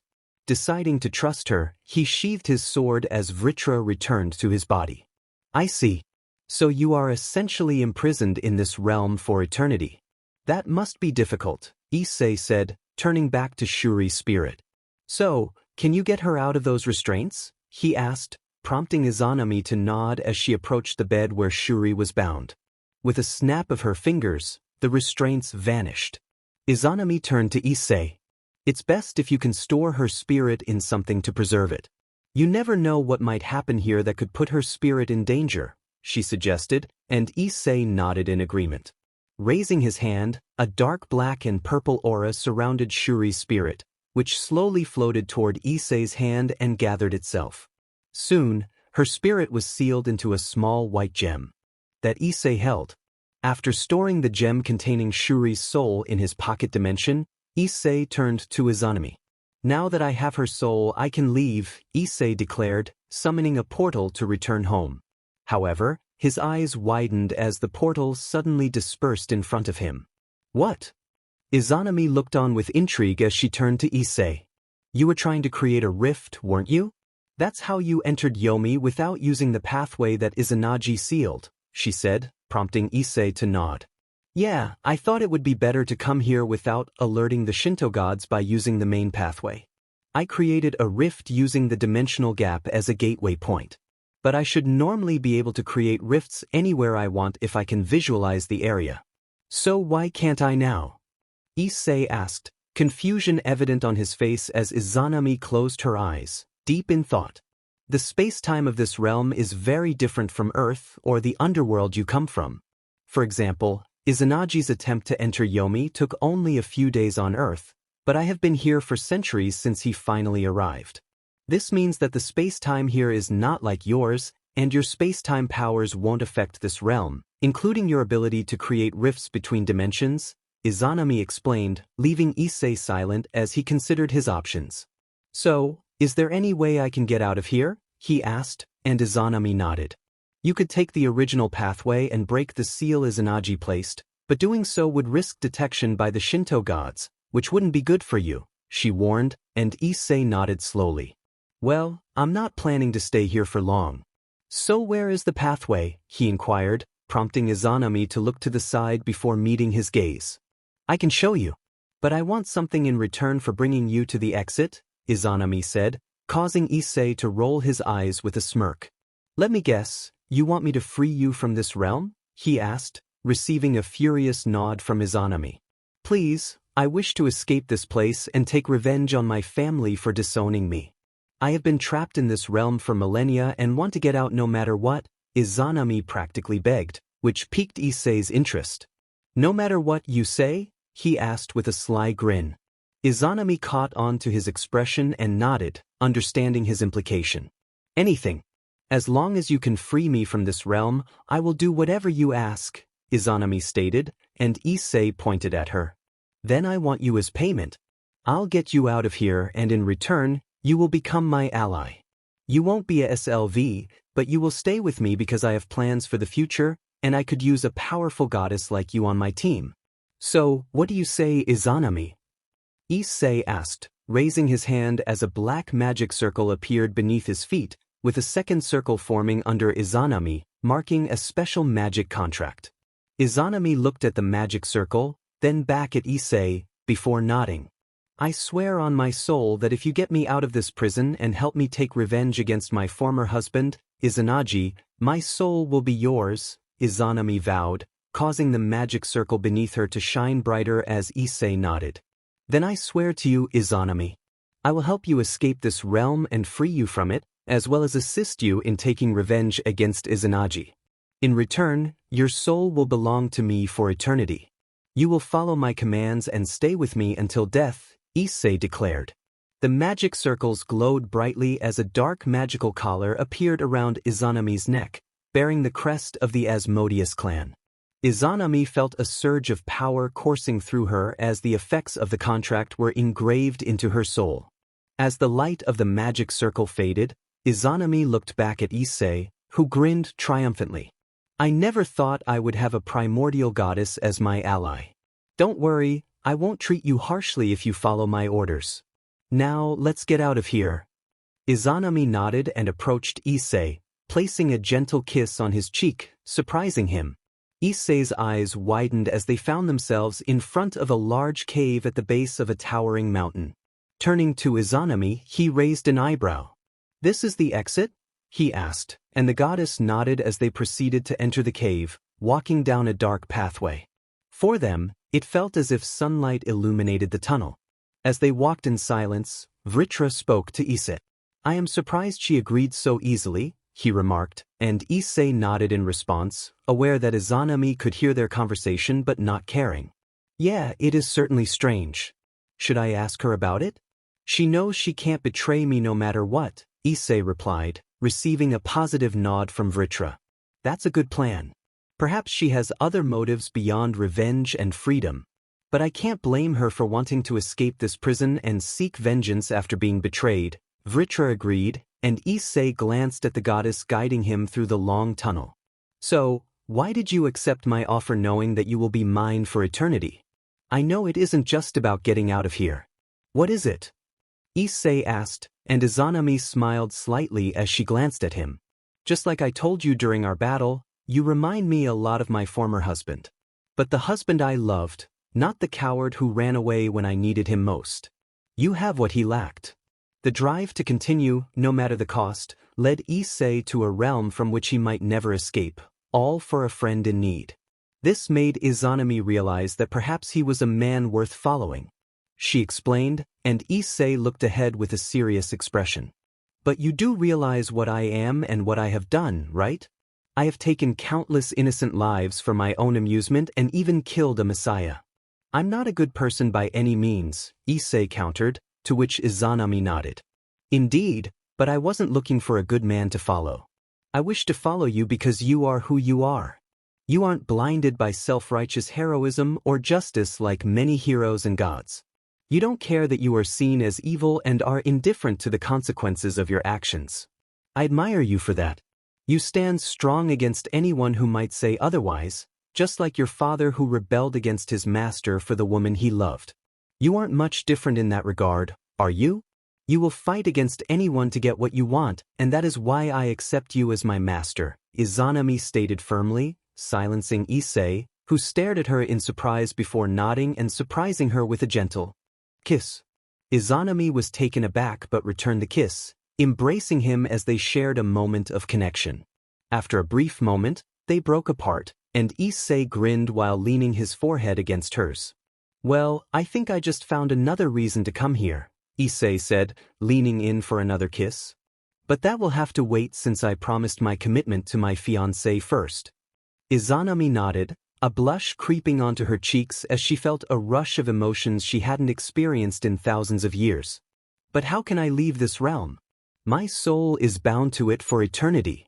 Izanami asked, and Issei shook his head, a wide grin spreading across his face. Not anymore. The contract you and I made overrides the hold this realm has over your soul. Just as you were bound to this realm, you are now bound to me, which means you can leave if we break free from here. Now, let's continue. They walked through the expansive tunnel until they reached a dead end, where a massive boulder blocked their path. Issei sensed something unusual about the rock as he pressed his hand against it. It felt enhanced somehow. The rock is protected by divine energy. It is resistant to anything related to darkness or malicious beings. It will take considerable force to shatter it, Vritra explained as he examined the rock. Drawing on his knowledge of divine beings and artifacts, he pondered their next move. Can I break it? Issei asked aloud. Vritra considered for a moment before responding. With raw power alone, no. However, we can find a way around it by weakening it enough so that raw power will suffice. From what I understand, this rock heals itself when damaged, which is why Izanami isn't strong enough to break it permanently. However, we can negate its repairing effect, giving us a chance to break it with raw power. But we will need your help as well, Izanami, Vritra said, prompting the goddess to nod as she drew her sword. Issei summoned his own, and both began to gather their strength. I'll weaken the seal as much as I can. Then, Lord Vritra, you will use your powers to prevent the rock from repairing itself, and Issei, it will be up to you to deliver the final blow, Izanami instructed as she unleashed a powerful strike against the giant rock, causing the entire tunnel to tremble. Issei nodded, powering up for his attack. Vritra emerged from Issei's body and flew toward the boulder, pressing his hands against it. A dark aura enveloped the rock as he began nullifying its divine energy. Izanami pushed herself, continuing to strike the rock with her katana, causing small cracks to appear as the rock sustained damage. Gradually, enough cracks formed to cover the entire boulder, and the goddess turned to her master. Now Issei. Issei nodded, raising his sword high into the air as the dark energy he had gathered caused his blade to turn pitch black, swirling with dark energy. He stood before the rock and brought down his sword, roaring out his next attack.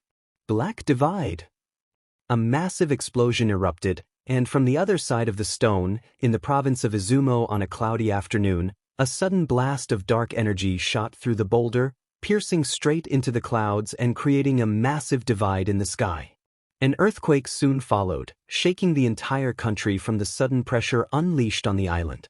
From the now-destroyed gate of Yomi, two figures emerged from the smoke, stepping back into the mortal world.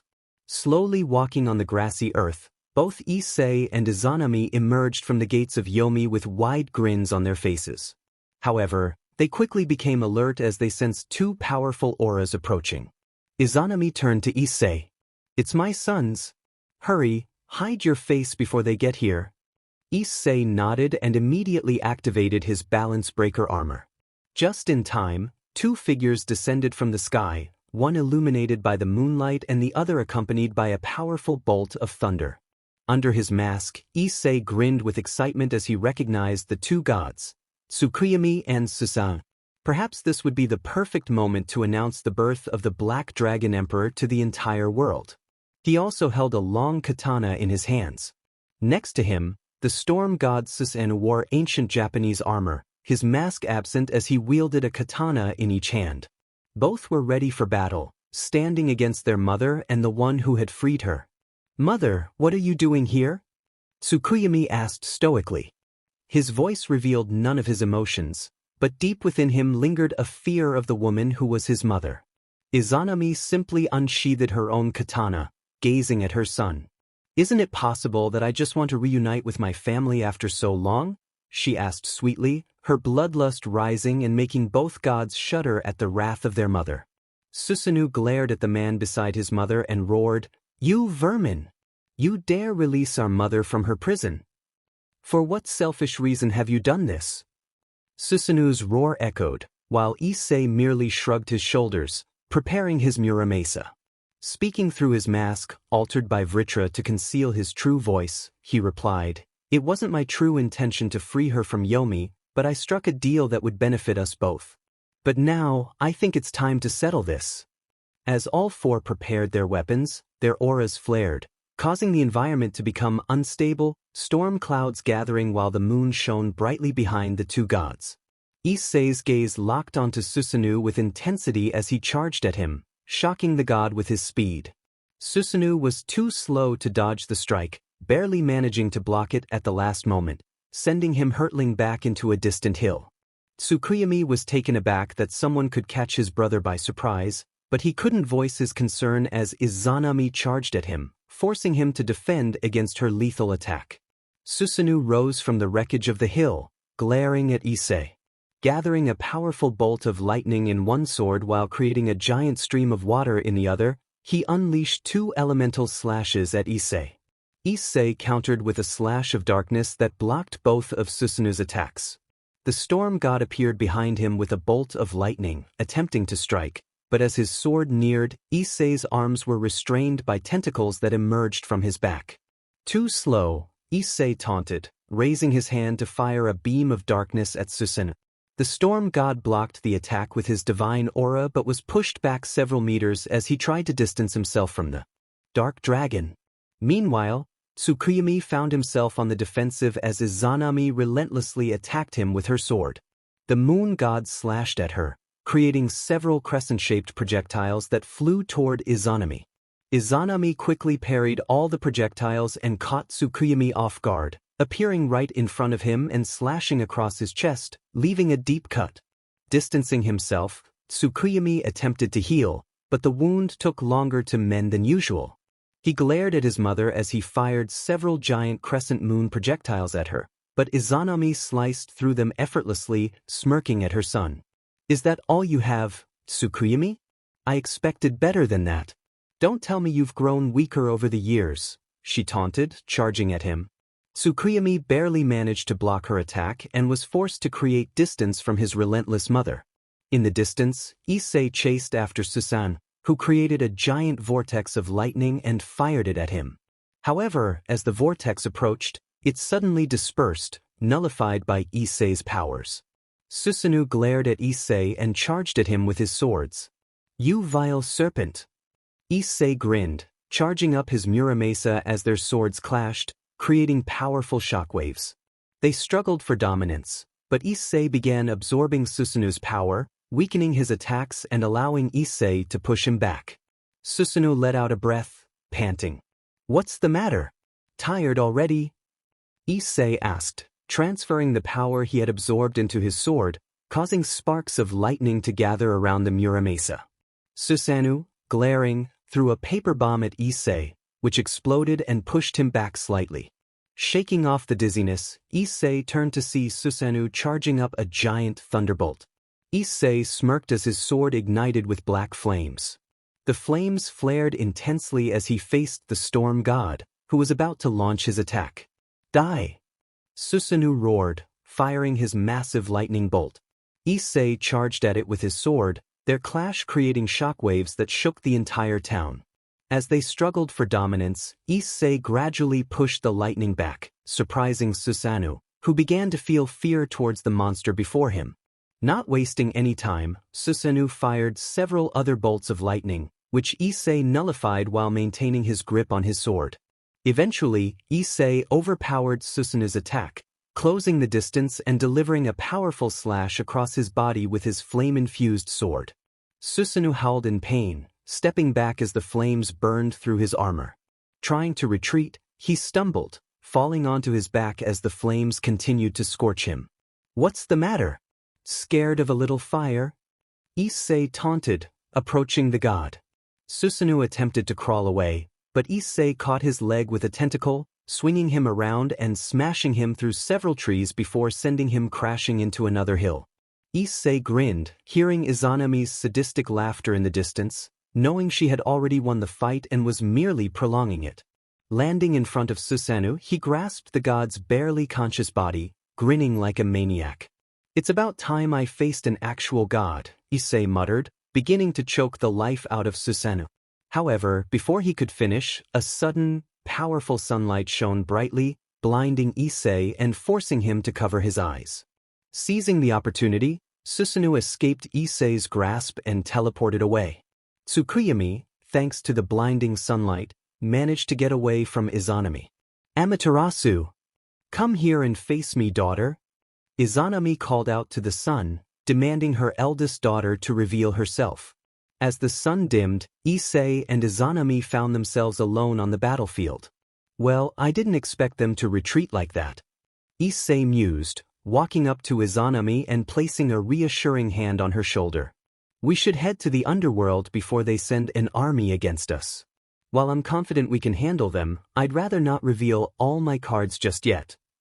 Izanami nodded in agreement, and together they vanished into a portal. Meanwhile, chaos erupted in Shinto heaven as the gods reacted to the unexpected return of the primordial goddess Izanami. Within the castle temple, the three pillar gods gathered. Amaterasu watched nervously as minor gods tended to her brother's injuries. "This is bad. How did this happen?" she asked, receiving no immediate answer. "I don't know, sister. It all happened so suddenly, and the armored being with her was formidable, possibly even stronger than our mother," Tsukuyomi replied, concern etched on his face. "Curse that dragon." Susanoo muttered angrily, clenching his fists in frustration. "Enough, Susanoo." A commanding voice interrupted their conversation, and they turned to see their father, Izanagi, entering the room. "Father?" the three pillar gods exclaimed in unison as Izanagi nodded and sat down, healing Susanoo's wounds. "The man you just faced possesses the power of a dragon from Hindu mythology. I recognize it from my previous discussions with Brahma. I just came from him, and he confirmed that the evil dragon King Vritra has fully manifested into a sacred gear," Izanagi explained quietly. The revelation shocked the three Shinto gods, who looked to their father for guidance. "What should we do, father?" Amaterasu asked, prompting Izanagi to let out a heavy sigh. "Inform the other gods of the eastern countries. We may be facing a threat that could endanger the entire world. I will reseal Yomi to prevent any evil spirits from escaping," Izanagi ordered, and the three gods nodded in agreement. "Yes, sir." After healing Susanoo, Izanagi stood up and exited the room in silence. He entered another chamber where a spear rested against the wall. Grasping the spear he once used to create the lands of Japan, he muttered to himself, "Karma is coming for me. I can feel it." Arriving in a grand castle in the underworld, Issei turned to Izanami, who was taking in her new surroundings. "This will be our base for a while. You can choose any room you like. It's one of my great-grandfather's abandoned castles, and I've set up several power barriers around it to keep it hidden. For now, I need your help to resurrect Shuri," Issei explained as they stepped inside. Izanami nodded, surprised by how well kept the castle appeared despite its abandoned status. "Why do you need my help?" she asked as they entered a small empty room. "You have more knowledge of soul manipulation than I do. To ensure Shuri's safe return, I'd prefer your assistance," Issei replied. Receiving an understanding nod from Izanami, she watched as Issei summoned the Holy Grail from his sacred gear, along with Shuri's soul. As Issei undid the seal on Shuri's soul, her spiritual body began to manifest while he held onto the Holy Grail. Izanami extended her hands to grasp the Grail as she focused her powers. A soft white glow enveloped Shuri's soul as both Issei and Izanami concentrated their energies. Gradually, Shuri's body shone brightly until it fully materialized, gently falling to the ground. Issei stored the Grail and summoned a blanket to cover Shuri's form. "Shuri, he asked, receiving a small sound from her as she slowly began to wake. Her eyes widened as she took in the sight of Issei and Izanami. Where am I? She asked, sitting up. In the world of the living, Issei replied with a grin, relieved to have successfully brought Shuri back. Later, as Barakiel was summoned by Azazel for an important matter, he anticipated something related to his usual duties. Upon arriving at Azazel's office, he found Azazel wearing an expression of absolute shock. For her, Azazel pointed to the side, revealing a woman Barakiel never expected to see again. Shuri, he exclaimed as she approached him, nodding before embracing him warmly. Barakiel returned the embrace, holding his wife tightly for the first time in what felt like ages. In the shadows of the room, Issei watched with a neutral expression, a small smile appearing on his face as he witnessed the heartfelt reunion. After reuniting Barakiel with Shuri, who thanked Issei with an enthusiastic hug, Issei didn't mind the gesture. He was just glad to see Barakiel no longer burdened by sadness. They discussed recent events, including the encounters with leaders and Valley.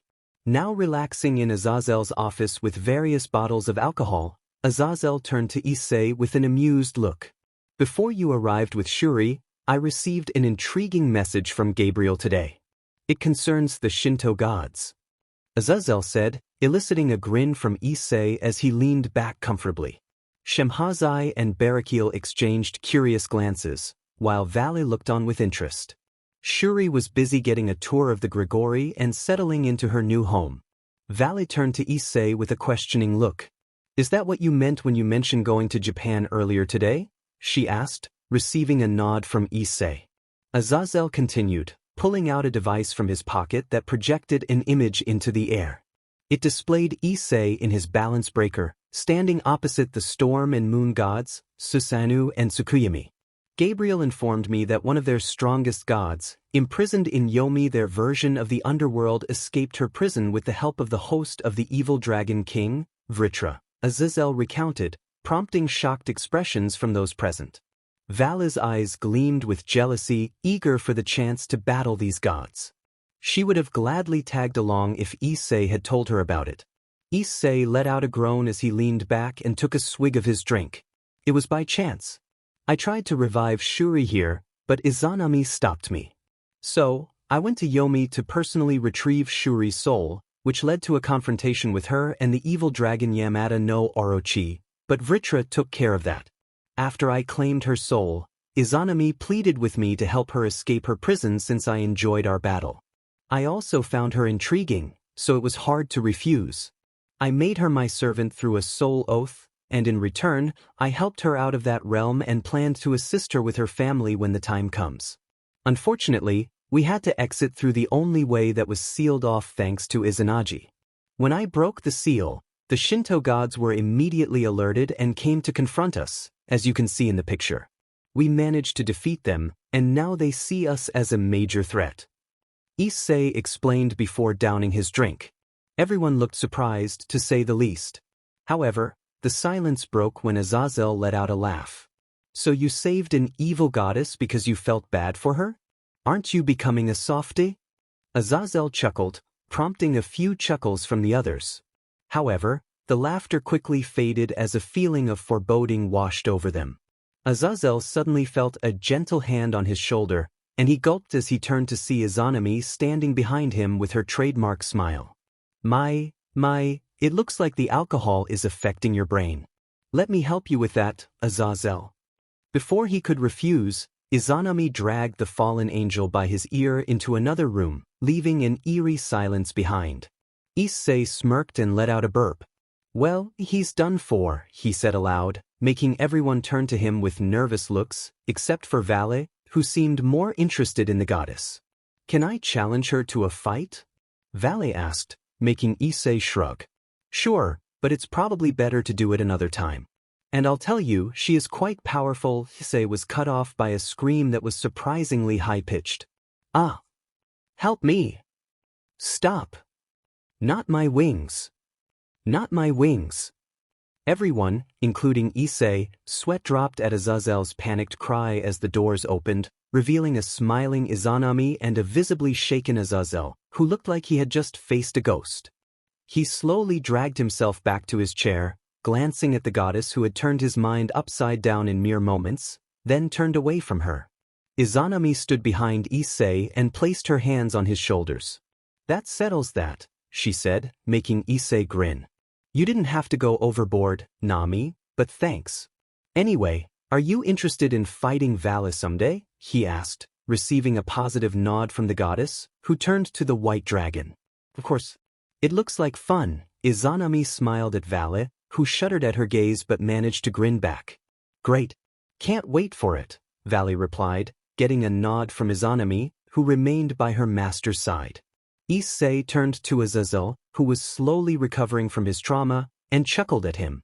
"Well, Zez, you pretty much found out that I'm the one who freed her and would appreciate it if you didn't tell anyone. That goes for all of you, understood?" he asked, making everyone nod slowly. However, the smile Izanami wore made them all nod vigorously, not wanting to experience what Azazel had just gone through. "Of course, Issei, but you should realize that we can't hide a goddess in our territory. If the Shinto gods find out, they will hold us accountable for Izanami's escape," Shemhazai explained. Issei nodded, looking at the ceiling. "That's another point I wanted to mention. Actually, before I saved Shuri today, I spoke with Azazel about moving out of the Grigori. I've been planning it for a while. It's nothing against any of you, but I think it's time to explore the world a bit," Issei said, making Barakiel raise an eyebrow. "By explore, you mean freeing evil gods and challenging entire pantheons to battle?" he asked sarcastically. "Yup." Issei agreed, making Barakiel chuckle. "As long as you don't drag the fallen angels into your business, I have no issue," Barakiel said, and Shemhazai nodded in agreement. "Same here," the white-haired vice-governor added. "Good. I'm planning to move tomorrow. So I'll see you off then." "Now let's find Azazel some help," Issei said, noticing that Azazel had been unusually quiet the entire time. After leaving the office, Issei walked back to his apartment with Valis and Izanami. Turning to the white dragon, he asked a question. "So, are you planning to leave the Grigori?" he inquired, making Valis think before shaking her head. "Not yet. I do share your interest in fighting other gods, but I'm still in the process of mastering my juggernaut drive. Fafnir is willing to help, and he might have something that could assist you with your juggernaut," Valis explained. Issei raised an eyebrow in confusion but nodded. "Sounds interesting," Issei replied. Valis simply shoved her hands in her pockets and turned to Issei. "So, are you finally planning to rescue that fiancé of yours?" she asked, making Issei chuckle. "So you caught on to my intentions, huh?" he replied, and Valis nodded. "Building a team of powerful beings with the famous Ice Queen and the Goddess of Death as your first recruits. Who's next?" Valis joked, making Issei think. "Well, I have someone else in mind, but that's a secret for now. Aren't you also recruiting people for your team? The Monkey Boy and the Pendragon siblings." Valis smirked at his question while nodding. "Well, I can't let myself be outdone by you," Valis argued, getting a nod from Issei as they arrived at their apartments. "See you tomorrow, Black." Valis said her goodbyes as she entered her apartment. Issei nodded as he entered his own, along with Izanami, who looked around and found herself in a Japanese-style apartment. "I didn't expect you to be so attached to your father's heritage," Izanami mused as she sat on Issei's bed. Issei simply nodded as he lay down. Izanami followed and lay next to him, enjoying the comfort of each other's presence. "I'm not really attached to my father, but I do like thinking I'm still his son, even if he wasn't there for most of my life," Issei muttered. Izanami drew small circles on her master's chest and smiled. "Well, let's sleep. Tomorrow we will plan to rescue that girlfriend of yours," Izanami suggested as she closed her eyes. Issei settled into a peaceful sleep as the night passed. The next day he slowly awoke and noticed Izanami still sleeping soundly. Gently covering her with a blanket, he turned to grab his phone. Must be her first peaceful sleep in thousands of years. Best to let her rest, Issei thought as he dialed a number. After a moment of waiting, his expression shifted when the call went unanswered. She must be in school right about now, he mused before teleporting away. At Royal Biblia Academy, Issei arrived at a large school in a bustling city. He closed his eyes for a moment, focusing on locating someone. As he searched, Vritra spoke in his mind. So you're planning to use the magician girl to help you reach your fiancé? Vritra asked. Yes. The Lake of Fire is a special prison realm in hell that only those with the key can enter. There were only 2 keys ever created, one held by Hades and the other by Ajuka Astaroth after he became a devil king. Asking Hades is too risky, and Ajuka is an automatic no. So we need to find another way in, Issei replied, finally spotting the person he was looking for. He walked forward and phased through the door of the school, surprising many students as he entered with an air of confidence. Couldn't you use the same method we used to get into Yomi to enter the Lake of Fire? Vritra asked, puzzled by Issei's approach. I thought about it, but that wouldn't work. The Lake of Fire is different from Yomi and is similar to Cocytus, being its opposite. However, the Lake of Fire is a special realm created by the biblical figures before the fall of Lucifer. It's designed so that those sent there have no chance of escape, and no one can rescue them. The realm space-time is simply too different to create rifts, even for me. However, she might be able to create a portal to get us out, Issei explained. I see, so you're saying this girl is more knowledgeable in magic than you? Vritra asked, genuinely surprised. It was rare for someone to surpass Issei in fighting or magical prowess. Issei chuckled as he approached the door of a room. She is undoubtedly one of the greatest magicians ever born. He opened the door to find the library surprisingly empty, except for a girl sitting at a table, engrossed in a few books. As he walked up to her, she looked up and her eyes widened in recognition. Hello there, Lieselot Sherlock, Issei greeted, and she stood up, offering him a playful smirk. With her blonde twin tails and striking purple eyes, she wore her uniform confidently, accentuating her figure. A pleasure to see you again, Issei Asmodeus. What brings you here? She asked, a teasing tone in her voice. It's time to repay what I gave you, Issei replied with a smirk, prompting a similar expression from the blonde. In a small flashback a year ago, Lieselot Sherlock sat in her shared dorm room with her twin sister, holding a small piece of paper engraved with a magic circle. She had created it herself, studying devil magic and the legendary magician Johann Georg Faust, who made a pact with the powerful devil Mephistopheles. She needed someone to help her obtain a grimoire held by one of the strongest magicians of ancient times. To access the grimoire, she needed to enter a special pocket dimension that was beyond her reach. Determined, she decided to summon a devil like Faust had and make a deal. Aware of the potential consequences, including separation from her sister, she craved power and sought the grimoire for herself. Come on, appear, devil, she whispered. The paper began to glow, and a magic circle appeared on the ground. It shone white before briefly turning pitch black. The light faded, and a boy her age materialized where the circle had been. How did I get here? Asked, looking around before noticing the young woman sitting on the floor, confusion evident on her face. Realizing what had happened, he approached her, leaning down to meet her gaze with his crimson eyes. Are you the one who summoned me? Lieselot nodded, a mix of fear and excitement coursing through her. My name is Lieselot Sherlock.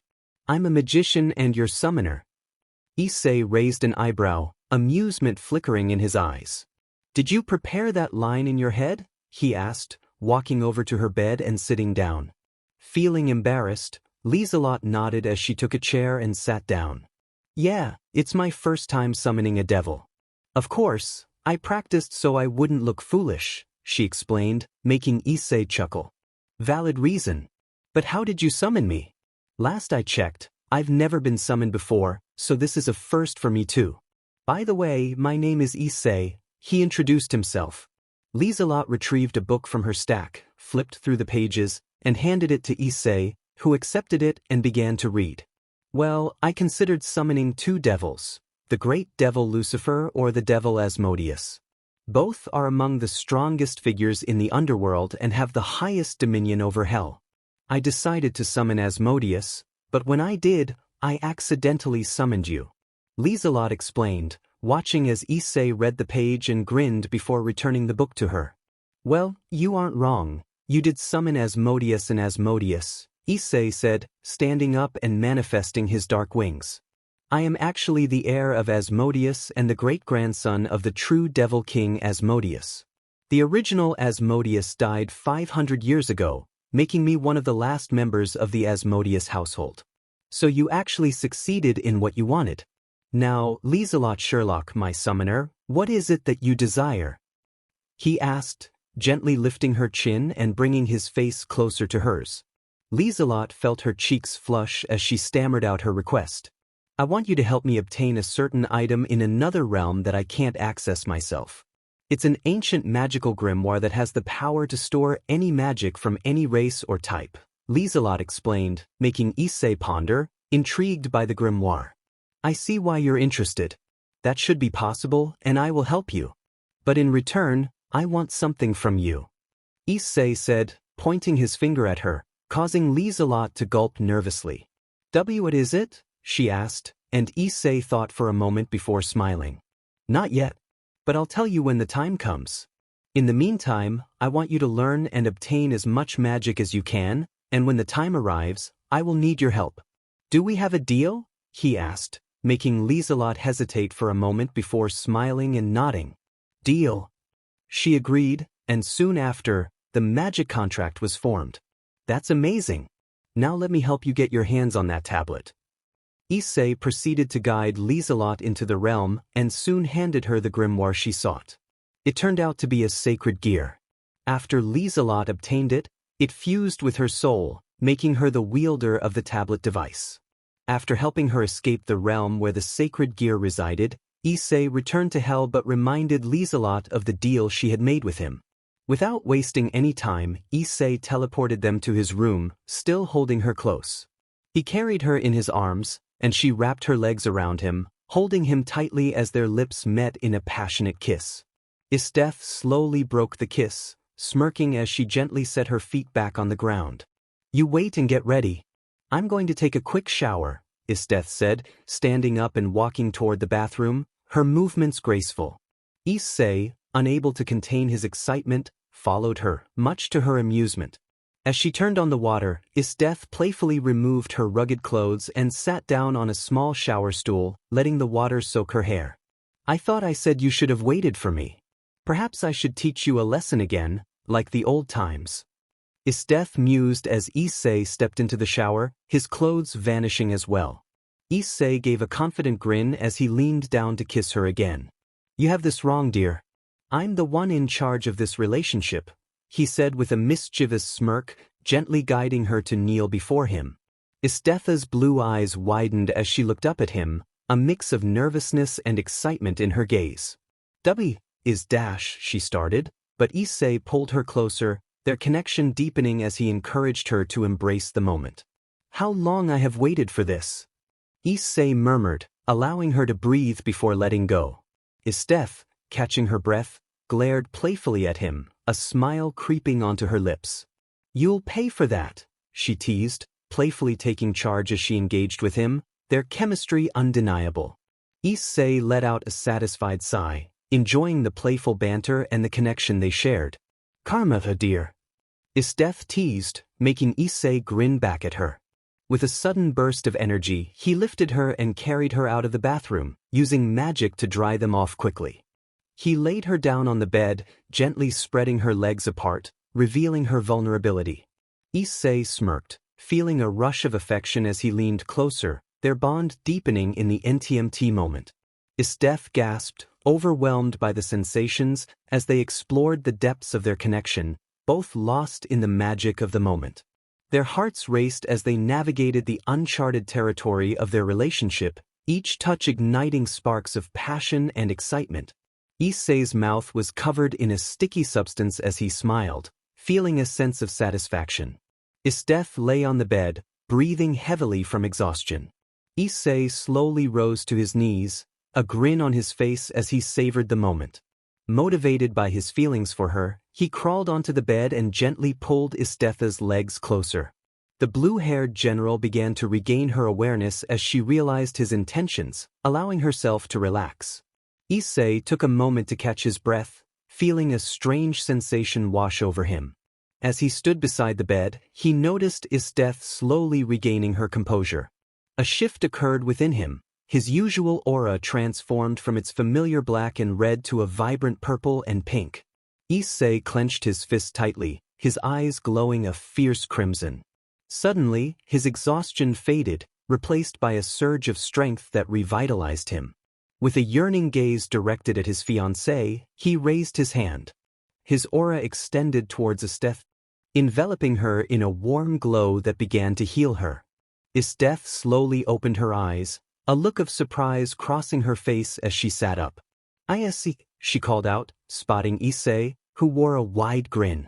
"Well, isn't this a surprise?" "I never knew I was actually one," he said, his expression playful. Issei raised an eyebrow, curiosity piqued. "What do you mean by that, dear?" she asked, her voice softening as Issei approached the bed, a more intense look in his eyes. He took her leg gently, pulling her closer. "I'm referring to something very rare in our clan, something only Asmodeus himself has experienced," Issei replied, his tone teasing as he lifted her to her feet. "An incubus. My great-grandfather was one, and while my mother was a succubus, that's more common among female demons." Issei felt a rush of excitement at his words, her heart racing. "And what's that, dear?" she whispered, feeling a magnetic pull toward him. Issei leaned in closer, his voice low and enticing. "It's time to embrace my new powers," he murmured, and the air around them seemed to crackle with energy. Meanwhile, the castle trembled slightly as the intensity of their connection grew. In another part of the castle, Izanami and Lieselot were caught up in their own moment, the atmosphere charged with Issei's newfound aura affecting everyone around them. Issei's body responded eagerly, her senses heightened as she surrendered to the moment. Issei took control, guiding her with confidence, and the world around them faded away. As the energy between them reached a peak, Issei felt a rush of exhilaration, her breath quickening.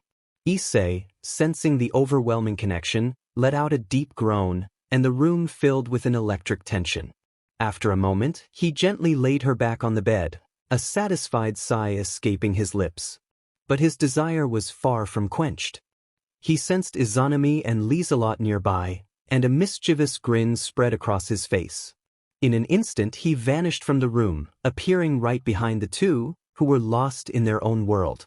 Without hesitation, Issei joined them, ready to embrace the thrill of the moment once more. Izanami couldn't help but gasp as Issei silenced her with a passionate kiss. Lieselot watched with a mix of envy and fascination as Issei embraced the death goddess with fervor. Yet, Issei had not forgotten about Lieselot. Suddenly, she felt soft tendrils wrapping around her, lifting her gently into the air and holding her securely. 3 of the tendrils playfully teased her, causing her to gasp in surprise and delight as her senses heightened. 6 hours later, after what felt like an eternity of overwhelming passion, Issei's fervor finally subsided.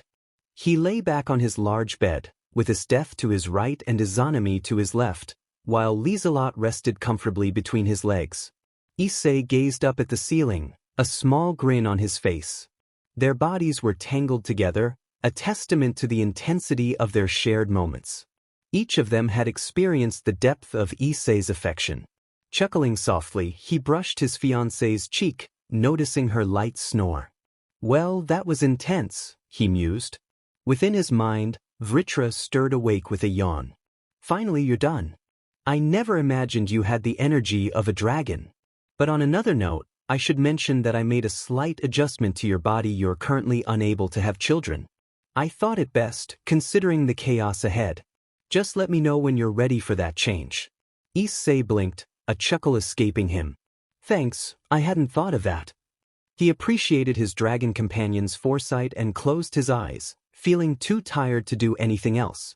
Realm of the Dead. In the realm of the dead, Hades, the god of the underworld, sat patiently in a large meeting room, awaiting his guests to discuss a pressing matter. Soon, 3 figures emerged from the shadows: a handsome man in black armor, a young woman with elf-like ears in a unique school uniform, and a humanoid figure composed of darkness with many eyes. These three beings were the primordial gods of the Greek pantheon: Erebus, Nyx, and Tartarus. Erebus addressed Hades. "It's been a long time. What brings us here?"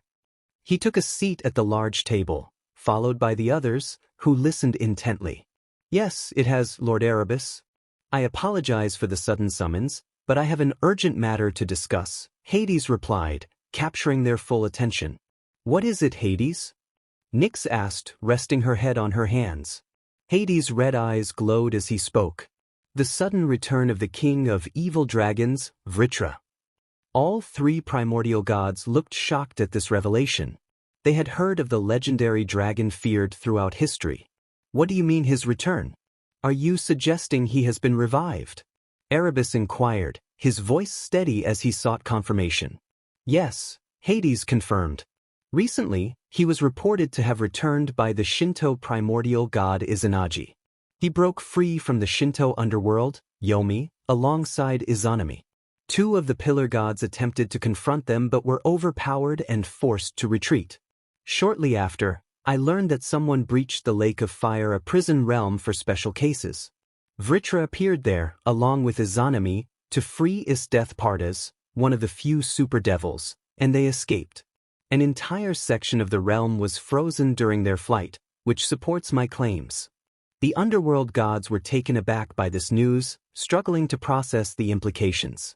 Tartarus spoke up, his hollow voice echoing. "So, the evil dragon King Vritra has returned and is gathering powerful individuals from various mythologies? That is concerning." Hades nodded, conflicted. "We all share a disdain for the current world government and the threat posed by Longinus' sacred gear users. This is a prime example of why those weapons should not exist. Someone with the power of the evil dragon king is plotting something sinister, and we must act before he gathers more allies." "Very well, Hades, but what do you propose?" Nyx asked. Hades raised his hand, revealing a small blade radiating holy energy. "This is the Longinus Sealer. As the name suggests, it has the power to nullify Longinus' sacred gears. I crafted it from one of the original Shroud of Turin. It is also a holy artifact, making it effective against dark beings like the evil Dragon King. Use this to gain the upper hand." Hades handed the blade to Erebus, who stored it carefully. "Are you planning to take action?" Erebus asked. Hades shook his head. "Unfortunately, I'm concerned that the evil dragon might come to Tartarus and free one of the titans or great monsters sealed there. My brothers have been watching me closely, so I cannot act freely at this time. But you three are under the radar, so you have the highest chance to get this done," Hades explained, receiving nods from the gods who prepared to depart. "Very well. Let's deal with this dragon," Erebus declared as he vanished alongside his sister and Tartarus. Hades was now alone, musing to himself. Hopefully, they succeed in defeating the dragon. That blade should be able to handle him easily, but I wonder who is the host of the evil dragon king. Hades muttered as he waited for good news. Inside the new capital city of the underworld, Lilith, the four devil kings were summoned by an emergency call from the current Beelzebub. All had arrived except for Seraphol, who entered in her usual magical girl outfit. Walking through the doors, she greeted everyone. "Hello, everyone." Her cheerful voice welcomed the other Satans and Graphia, who stood behind her husband and master. They glanced in her direction and nodded as Seraphol took her seat at the table. "Hello, Seraphol," Serzex greeted her calmly, though he looked confused by the sudden summons of his best friend. Turning to him, he raised an eyebrow. "Now that everyone is here, Ajuka, why did you call us all of a sudden?" The current Beelzebub looked troubled as he glanced at Seraphol before projecting an image of what appeared to be a frozen wasteland. "I received a call from Hades, the ruler of the Greek underworld, about a recent prisoner who escaped. What you see is a district completely frozen. However, the troubling part is that this place is actually the Lake of Fire." Everyone's eyes widened in shock at the last part. "The Lake of Fire?" Serzex exclaimed, and Ajuka nodded as he turned to Seraphol, his expression serious. And the one responsible for this calamity is none other than the greatest prisoner of the civil war, Issei Pardas, Ajuka announced, shocking Serafal even more, who looked in utter disbelief. What? That can't be. Serafal refused to believe what she had just heard. Ajuka shook his head and displayed another image of the rock that Issei had been shackled to. She was gone, her shackles broken on the ground. This confirms that Issei has indeed escaped. However, another troubling aspect is who helped her escape. Apparently, they entered the realm without using the key, so nobody could have noticed. From the few flame demons that were still alive, we discovered that the perpetrator was actually the evil dragon King Vritra from Hindu mythology, known as the most dangerous dragon to have ever existed, Ajuka revealed, surprising everyone again. That can't be. Falbium uttered nervously, recalling many legends about the evil dragon that even the heavenly dragons feared to confront. This matter is of utmost importance. I have already placed Issei's name on the stray devil list, but I doubt anything will happen. We need to prepare. There is a possibility of the evil dragon king returning and waging war against us. We don't know their strength, and I fear the worst, we might end up in a second great war. We can't afford that and need to deal with this threat as soon as possible, Ajuka asserted, making all the Satans nod, except for Serafal, who looked troubled by the recent news. Surzek stood up from his seat and addressed the other Satans. I'll send my peerage as a search party to try and track down the evil dragon and Issei Pardas. We can't let a threat like this go unanswered. Without a doubt, those two will bring death and destruction to the underworld soon enough. Now, everyone is dismissed. All the Satans left to prepare for this threat while Serafal returned to her castle to contemplate what had happened. A minute after the meeting, Surzek was in his room, shirtless, hissing in pain as he traced a large scar on his chest that had been burning lately. A familiar ominous feeling plagued his mind and dreams. Everything is changing. Why do I have a feeling that you have something to do with this, Issei Asmodeus? Surzek thought, recalling the haunting demonic smile from his encounter with the Prince of Darkness all those years ago. Surzek was more than traumatized. After Issei's supposed death, his fears and paranoia had calmed, but lately, they had returned, and he couldn't relax as he used to. He sensed something bad was happening and couldn't shake the feeling that the devil he feared the most was responsible for it, even knowing that he had died long ago. Inside her castle, Serafal lay on her bed, face planted in the mattress, unable to believe that Issei had escaped. She knew they were in grave danger. Issei was a devil stronger than her and Grafia combined. It had taken Ajuka taking her seriously to defeat her. She knew the best option would have been to let Ajuka eliminate her back in the civil war, but Issei was one of the few remnants of the boy Serafal had seen as her little brother and the woman she idolized. She didn't want to tarnish the memories of those she held dear, almost as dear as her sister Sona. So when Issei was defeated, she had begged Ajuka to spare her, fully aware of the consequences.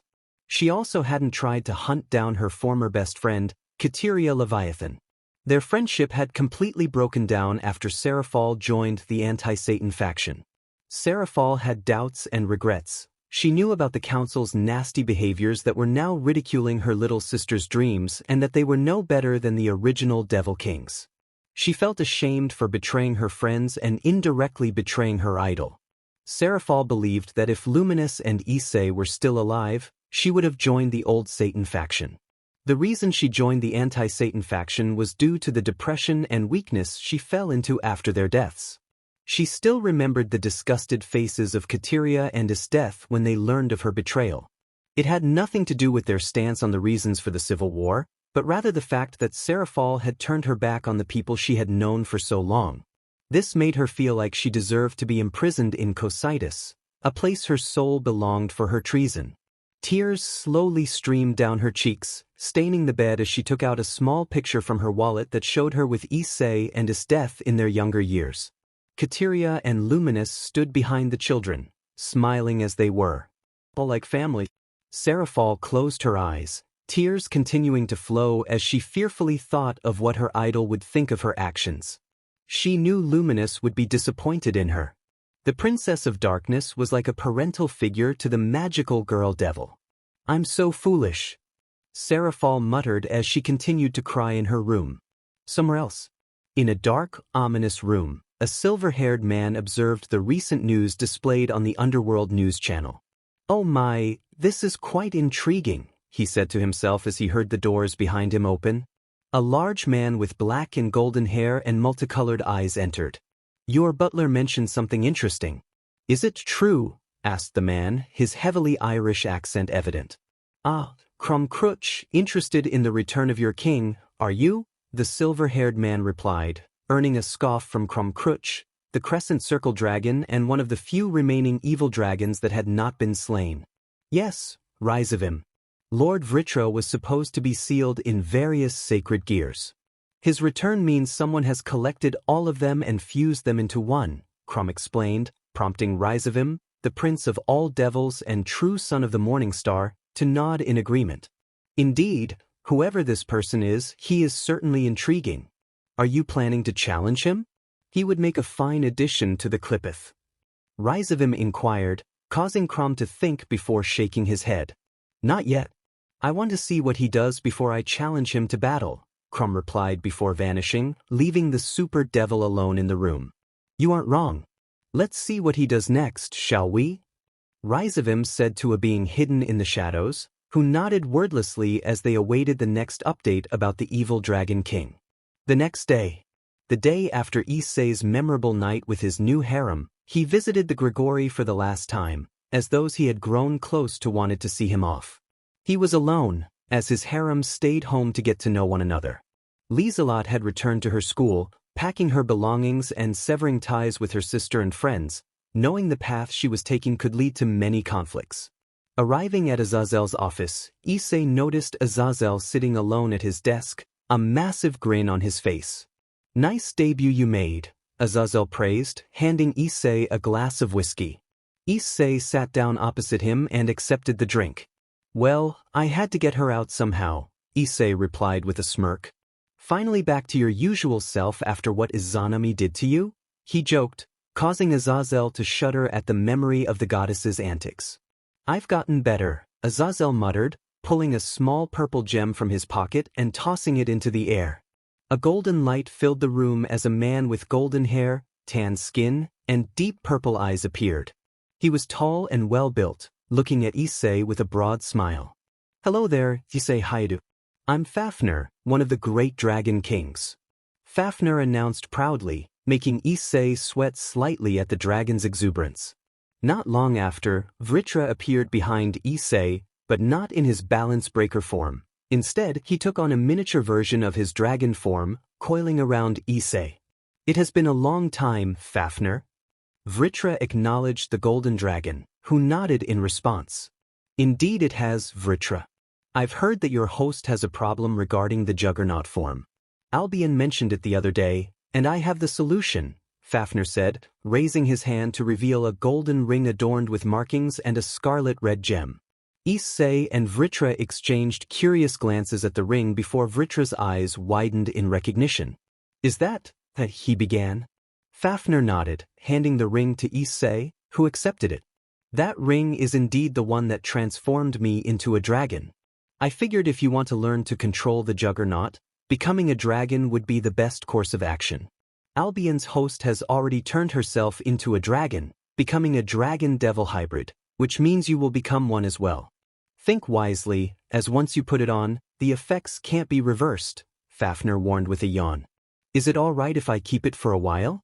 "I'm not certain about this decision yet," Issei asked, receiving a nod from Fafnir. "Sure thing. Just return it to me when you make a decision. Now I'll take my leave. Have a good day, evil dragon." Fafnir waved as he vanished back into the purple gem, which Azazel stored away. Issei looked at the ring before placing it in his pocket dimension as Vritra returned to the sacred gear. "Well, that's certainly interesting," Issei mused, glancing at Azazel, who looked curious. "Are you planning on it?" he asked, prompting Issei to shrug. "Most likely. I will need the juggernaut when facing stronger opponents, especially now that I'm public enemy number 1, Issei replied as Shemhazai, Barakil, and Vala entered the office. Issei noticed Vala's appearance had changed slightly. Her silver hair now had streaks of white, and her blue eyes had vertical slit pupils. "I dig the new look, White," Issei complimented, causing Vale to sway her hair playfully as she gave him a flirtatious look. "Finally popped your cherry, Black? It was about time." "So when is it my turn?" Vale asked, walking over to Issei and sitting on his lap, ensuring her movements were enticing. Issei clenched his teeth and sighed before looking at the White Dragon Empress with a playful smirk. "Soon wait. But first, get stronger, and we will see who is dominant," Issei replied, making Vale nod as she relaxed but remained on his lap. The other leaders chuckled at the familiar banter between the two dragons. "So, you are officially leaving the Grigori?" Shemhazai asked, to which Issei nodded. They had all heard about the news regarding his death, but none had much to say other than they expected it. "Today is my last day here for a while. I'm surprised Tobio isn't here," Issei remarked, noticing the absence of the wielder of the Canis Lycan. "He is currently investigating an important matter regarding the departure of Kokobile and Satinal. They both left the Grigori recently, and there are suspicions that they may have joined a newly formed group called the Cows Brigade. It is highly possible that they might try to recruit you, Issei." Barakiel warned, piquing Issei's curiosity about this new faction. However, his interest shifted when he noticed a bite mark on Barakiel's neck, prompting a wide grin from him. "Been busy, huh, Barakiel? Planning on expanding your family soon?" Issei teased, causing the fallen angel leader to blush and attempt to hide it, but failing. Everyone in the room chuckled at the usually stoic fallen angel's embarrassment. "Anyway, now that you are an enemy of several factions, are you planning on waging war against them?" Barakiel asked, making Issei shrug. "Depends. If they want to wage war against me, they can come and try. But I won't instigate it myself. I have other plans right now, but I won't hesitate to make examples of some gods who think they can mess with me," Issei stated firmly, earning nods from the fallen angel leaders while Vale grinned excitedly, eager to fight against the gods. However, she knew she needed to train first before challenging any of them. "That's understandable," Azazel agreed as all the leaders bid farewell to Issei, who, along with Vale, teleported back to his new home. Vale wanted to tag along, hoping for a good battle against Izanami. Upon arriving at his home, Issei called for the rest of the girls. Isdeth and Izanami both entered the dining room, surprised by the presence of another female. "A Lucifer?" Isdeth immediately sensed the demonic energy from Vale, recognizing her connection to the former king of hell, Lord Lucifer. "Yes, I'm Vale Lucifer. Half devil, half dragon, and the White Dragon Empress. I'm not part of Issei's team, but I've known him for years and we are rivals," Vale clarified, prompting nods from both Isdeth and Izanami. Vale looked at Isdeth with a battle-hungry smile. "So you are the famous Ice Queen. It's a pleasure to meet you," Vale greeted, and they exchanged a powerful handshake. "Same for me. I'm Isdeth Pardas, Issei's fiancée. Being a rival of Issei means you are certainly a powerful individual. I can't wait to fight you in the near future," Isdeth introduced herself, making Vale nod and Issei chuckle. Now, girls. No fighting. At least not yet. Now that I have officially moved out of the Grigori, we need to discuss our next course of action. For me, I'm planning to continue my training and focus on mastering the Juggernaut. Well, I also need to regain my former strength. Having been imprisoned for 500 years has weakened my demonic nature. It won't take long, but it's worth noting, Isdeth explained. Everyone nodded as Izanami spoke next. "I'm still seeking revenge against my former husband and my children. So perhaps perfecting my craft would be a good idea," Izanami agreed, and the three of them set their minds on training for the time being. While discussing the best training methods, Vale turned to Izanami with the same battle-hungry look as before. "So, still up for our spar?" she asked, eliciting a giggle from Izanami, who nodded with a wider smile. "Of course. I want to see how strong the White Dragon Emperor really is," Izanami agreed as she summoned her katana. Issei sighed and snapped his fingers, teleporting them out of the castle to an isolated area in the Asmodeus territory. Both Vale and Izanami stood ready for battle, weapons drawn. Issei stood between them as the referee and raised his hand. This is a friendly spar. Don't go too far. Well, it doesn't matter if you get knocked out since I can bring you back anyway. Just don't make the entire underworld aware of our location. Alright? Then fighters begin. Issei stopped as he sensed something off, and the others began to feel it too. They looked around as a sudden black mist enveloped them. This feeling, Issei muttered, raising his aura to block the pressure of the mist. However, it was too late as they found themselves in a dark realm, completely empty except for the surrounding darkness. Suddenly, they sensed something in the air and turned to see a massive dark sphere with hundreds of eyes and many tentacles emerging from its body. Above the sphere floated two figures. Izanami narrowed her eyes at the two figures she recognized. Two of the first primordials of the Greek pantheon, Erebus and Nyx, gods of darkness and the night. Along with them must be the god of the abyss, Tartarus, the deity who shares a name with the realm that holds all the titans and monsters the Olympian gods fought during their siege against Cronus. Issei shook his head and summoned his Muramasa. It doesn't matter why they are here. They have summoned us to likely dispose of us. He activated his balance breaker, preparing for battle. Prison Dragon Balance Breaker. Vritra's voice roared as Issei donned his armor and took to the sky. Vala followed suit, activating her own balance breaker. Both Izanami and Issei remained on the ground, readying their weapons for the upcoming confrontation. Vanishing Dragon Balance Breaker. Vali appeared in her own balance breaker armor and flew right behind Issei, who floated at the level of the two gods. Well, what do we have here? The primordial beings who think they can summon me here and do as they please. What do you want? Issei asked, irritation evident in his voice. He wasn't in the mood to deal with these ancient entities. Erebus narrowed his eyes at Issei and Vali. The black and white dragons are here. That is certainly unexpected. But no matter, we are here to deal with you sooner or later, Erebus declared, flaring his dark aura. Issei stood his ground, unleashing his own aura. Go ahead and try, Issei shot back defiantly. Just then, Nyx turned her attention to Vali, preparing to launch an attack, but Izanami leaped in, almost striking Nyx with her sword. Turning to the white dragon, Izanami's hair came loose from her braid, revealing her scar. You and Issei deal with Tartarus. Your powers will work well against him. I'll take care of the night goddess, Izanami declared as she charged at Nyx, swinging her sword. Nyx's form transformed into black smoke, reappearing behind Izanami. Not bad, Izanami, Nyx remarked, firing several bolts of dark energy. Izanami narrowly dodged the blasts, continuing her fierce battle with the goddess. Vali and Issei turned their attention to their opponent, a massive, sphere-shaped god who narrowed his eyes at the devils. Looks like we have to deal with the biggest one, Issei said with a wicked grin before unleashing a colossal beam of ice that froze part of Tartarus' body. The god shrugged off the ice and retaliated with his tentacles. Vala soared into the air, firing beams of demonic light at the god, who absorbed the attacks and countered with his own beams of darkness. A battle between the gods of hell and Issei's team erupted, a clash that would shake the foundations of the future.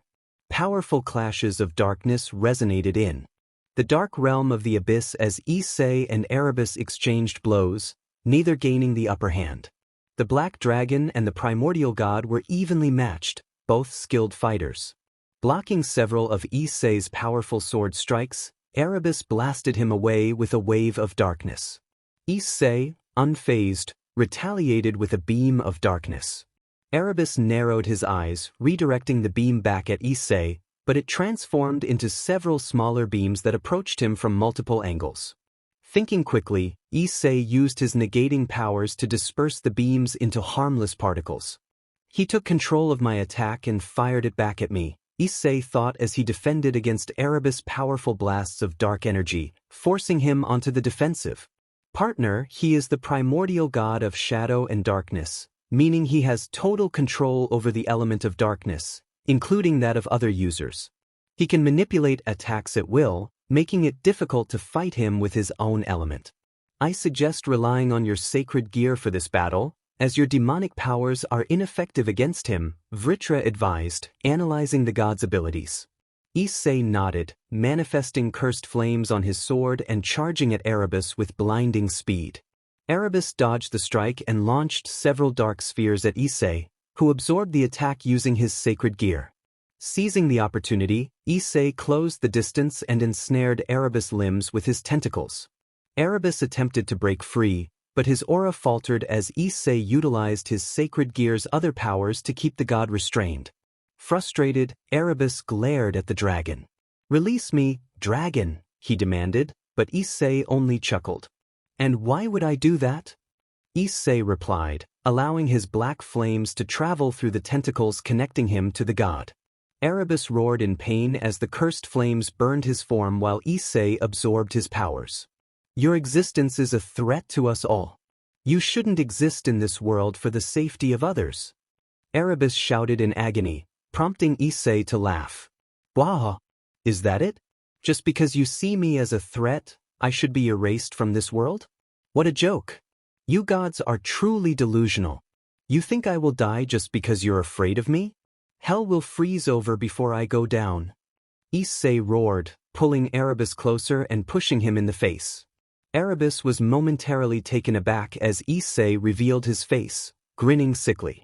"For a god, you're quite ugly, you know that?" Issei taunted, continuing to push Erebus' face, delivering a barrage of strikes that slowly reconstructed the god's features. Erebus could do nothing but endure the humiliation. After a minute of treating the god like a punching bag, Issei delivered a powerful axe kick that sent Erebus plummeting into the abyss, where he barely managed to catch himself, panting from the pain.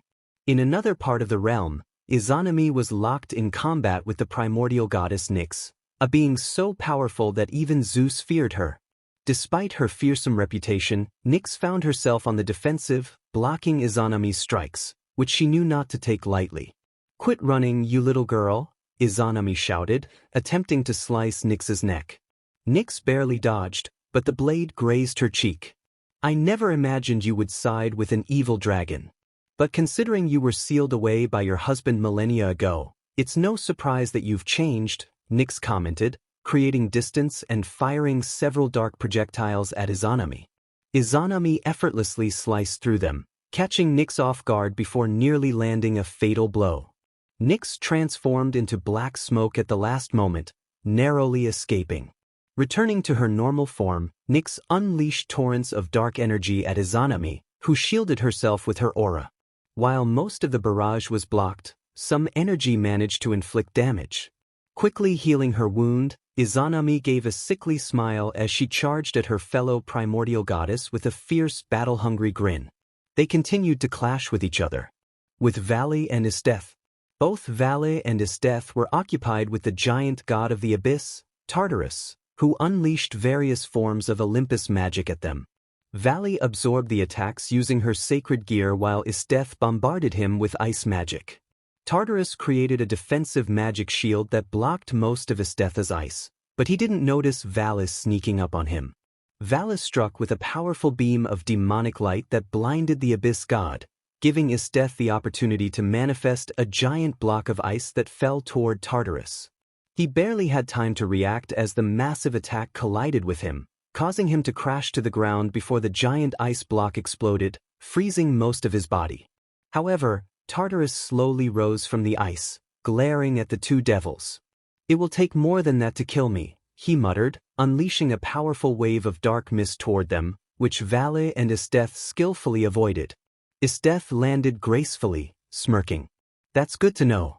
It would be a waste for you to die so easily," she taunted, manifesting giant spears and firing them at the god, who blocked them with another defensive barrier. Their battle continued as the two devils reveled in the challenge of fighting the abyss god. As Issei descended toward Erebus, who was slowly recovering from his previous wounds, the darkness god glared hatefully at him. Issei grinned madly. "Still up for round 2, or are you going to tap out?" he asked as Erebus finally stood up and unleashed a massive blast in front of Issei. He shielded himself but was startled by the explosion. To his surprise, Erebus charged at him with a dagger in hand, forcing Issei to block with his own hand, which pierced through the armor and into his palm. Issei retaliated by blasting Erebus away with pure demonic energy. He was about to pull the dagger out of his hand when his balance breaker armor suddenly vanished, causing him to fall to his knees as a sharp pain coursed through his body. Vritra! Partner! What happened? Issei called out, but there was no response. His eyes widened as he realized the mental link with Vritra was gone, and the feeling of his sacred gear had disappeared. Erebus slowly approached, looking down at Issei, whose body glowed pure white. That was a backup plan to ensure our victory. It was made from the Shroud of Turin, a holy artifact deadly against your kind. I didn't realize it until now, but you are a half-devil, a powerful one at that. But no matter, you will die right now, Erebus declared. Firing a beam at Issei, who was too weak to react as both his sacred gear and demonic powers were sealed off, leaving him powerless. Taking the hit directly, Issei was sent flying back, landing on the ground with a giant gaping hole in his stomach. He lay there, blood pooling around him, too weak to move. Erebus walked up to him, looking down with disgust. Your half-human side cost you your sacred gear, sealing your fate. He watched as Issei's eyes slowly closed. However, a finger twitched before his eyes shut completely. Turning away, Erebus floated toward his sister, who was losing the fight against Izanami, and blasted the goddess away. Izanami looked surprised as she glared at the darkness god. What happened to Issei? She asked calmly, though a bad feeling stirred within her. He is dead. And you will soon join him, Erebus declared as he and Nyx charged at Izanami. Shocked by the news, she quickly defended herself and dodged their attack. He can't be! Izanami exclaimed, turning to see Issei lying on the ground in a pool of his blood. Her eyes widened in horror, which quickly turned to rage as she glared at the two gods. Activating her trap card, she shouted, Bankai. Minazuki! The area around her transformed into a crimson hue as she charged with full power toward the two primordial gods. While Vale and Isteth fought, Albion sensed the sudden disappearance of Vritra and alerted Vale. Vale, something happened to Vritra and his host. I can't sense Vritra anymore, and Issei's demonic energy is nearly gone. Albion exclaimed, causing Vale to turn toward Issei's direction. Her eyes widened when she saw his lifeless body. Issei! Vale screamed, trying to fly toward him, but Tartarus used his mist to create a wall blocking her path. Vale glared at the abyss god, her emotions blinding her as she began to chant. I, who am about to awaken, I am the heavenly dragon who has taken the principles of supremacy from God. I envy the infinite and pursue the dream. I shall become the white dragon of supremacy and take you to the limits of white paradise. Juggernaut drive. Vala's armor transformed into the giant mechanical white armor of the Juggernaut.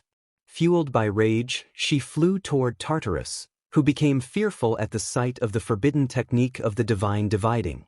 He attempted to create a defensive shield using his abyss magic, but Vala bypassed it with sheer force, firing several aura blasts at Tartarus, who groaned in pain as she continued her relentless assault. While Vala dealt with Tartarus, Isteth flew toward Issei, worry etched on her face. Issei!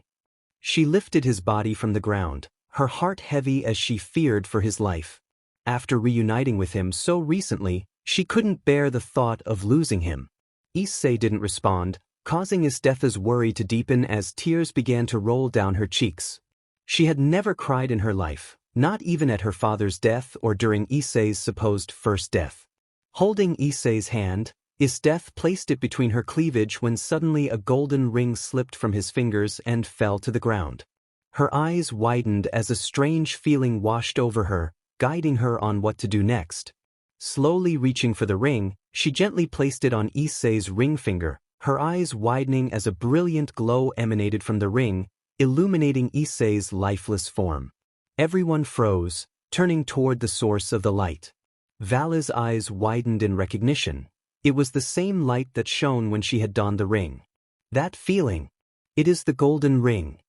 Valley exclaimed in shock as the white light shifted to a dark hue with red streaks erupting from it. Albion speculated, Fafnir must have given it to Issei earlier today when he met with Azazel. as she watched with keen interest, anticipating the outcome of such a drastic change. The black light intensified, capturing everyone's attention as they all stood still, watching in awe as the light dimmed to reveal Issei standing up, his eyes still closed. A dark aura enveloped him, and as Issei's eyes opened, his usual beautiful crimson irises now bore the slits of a dragon. Issei flashed a wild smile before suddenly appearing right behind Erebus, his grin unwavering. Long time no see. Erebus' eyes widened as he slowly turned to face Issei. Their gazes locked, his own onyx black eyes meeting Issei's glowing crimson ones. Long time no see. Issei's voice broke through Erebus' shock, causing him to jump back and unleash a blast of darkness at Issei, who stood unmoving. The attack struck, resulting in a massive explosion. Everyone was taken aback, unsure of what was happening. But before anyone could gather their thoughts, a voice emerged from the smoke. That's not nice. As the smoke cleared, Issei stood unharmed, his gaze fixed intently on Erebus, raising his hand where the Longinus was still embedded. Erebus narrowed his eyes, confusion washing over him. The dagger should have weakened Issei to the brink of death, yet here he stood, the biggest smile on his face, seemingly unbothered by the weapon in his palm. Explain, devil. What did you do? Erebus demanded. Issei merely chuckled, a crazed laugh that sent shivers down everyone's spines, echoing the essence of evil itself. Thanks to you killing me, I finally understand it. And thanks to my beloved fiancé, I was able to come back to life, Issei replied, shocking everyone. Undertake what? Erebus yelled, prompting Issei to laugh again, his dark aura swirling around him. This time, it felt denser, palpable enough that even the gods of the underworld could sense the sheer weight of Issei's darkness. Stop laughing, you monster! Erebus roared, firing several giant beams at Issei, who simply regarded the attacks with a calm demeanor. With a snap of his fingers, the beams halted midair, swirling around him before converging in his hand. In an instant, Issei vanished, appearing above Erebus with a feral grin. I understand the true meaning of darkness, he declared, unleashing the attack so swiftly that Erebus barely had time to react, sending him hurtling back into the abyss. Brother! Nyx called out, trying to fly toward him, but Issei held her back. No, you don't. He swung Nyx around, forcing her to regain her balance, but Izanami stopped her from advancing further to her brother. Turning to Valle, Issei flashed an approving grin. So that's the juggernaut. I can't say I want to fight it, he remarked before redirecting his attention back to Erebus, who attempted to strike him again. Issei dodged effortlessly, appearing behind Erebus, grabbing his arm, and swinging him around before delivering a powerful punch to his face, sending him soaring through the air. Issei wasn't finished. He closed the distance between them, blasting Erebus down toward the ground, where he crashed hard. But Issei pursued him, delivering a fierce kick to the already down god, who roared in pain as Issei pressed his foot into his back. Ha, look at you! A god under the foot of a devil. How the mighty have fallen! Issei taunted, continuing to strike Erebus in the back of his head before lifting him up and punching him away again.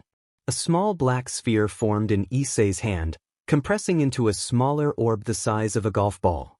Erebus barely had time to register what was happening before he felt a searing pain as Issei appeared above him, firing the attack that engulfed him in a dark sphere. Roaring in agony, Erebus fell to the ground, beaten and battered. Issei landed beside him, locking eyes with the god. Please spare me, Erebus begged, but Issei only grinned as he grasped the god by the throat, tightening his grip. Erebus struggled, but Issei showed no mercy as the primordial god slowly began to lose the light in his eyes. I think I will take your powers as the god of darkness for myself. Good riddance, Erebus. With one final squeeze, Issei ended the god's life, watching as Erebus' body transformed into dark mist, swirling and thickening until it enveloped the entire abyss.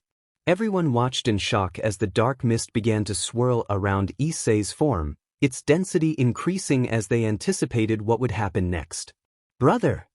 Nyx cried out, But her plea fell on deaf ears as the mist gradually dissipated into Issei. She flew toward him, only to be taken aback when the mist cleared, revealing Issei standing alone, Erebus completely gone.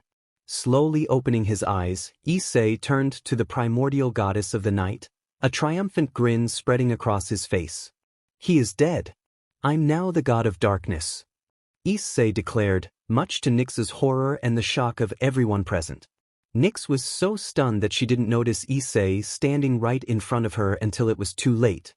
He pressed his palm against her stomach, and she could barely make a sound as her consciousness began to fade. Issei gently scooped her into his arms, a grin spreading across his face as he looked at the goddess. "I think I'll keep you for now," he mused, turning to Izanami, who was still in shock from what had just happened. He handed Nyx's body to her with a reassuring smile. "Sorry to worry you. But don't worry, I'm good now," Issei said before turning to the last god blocking his path.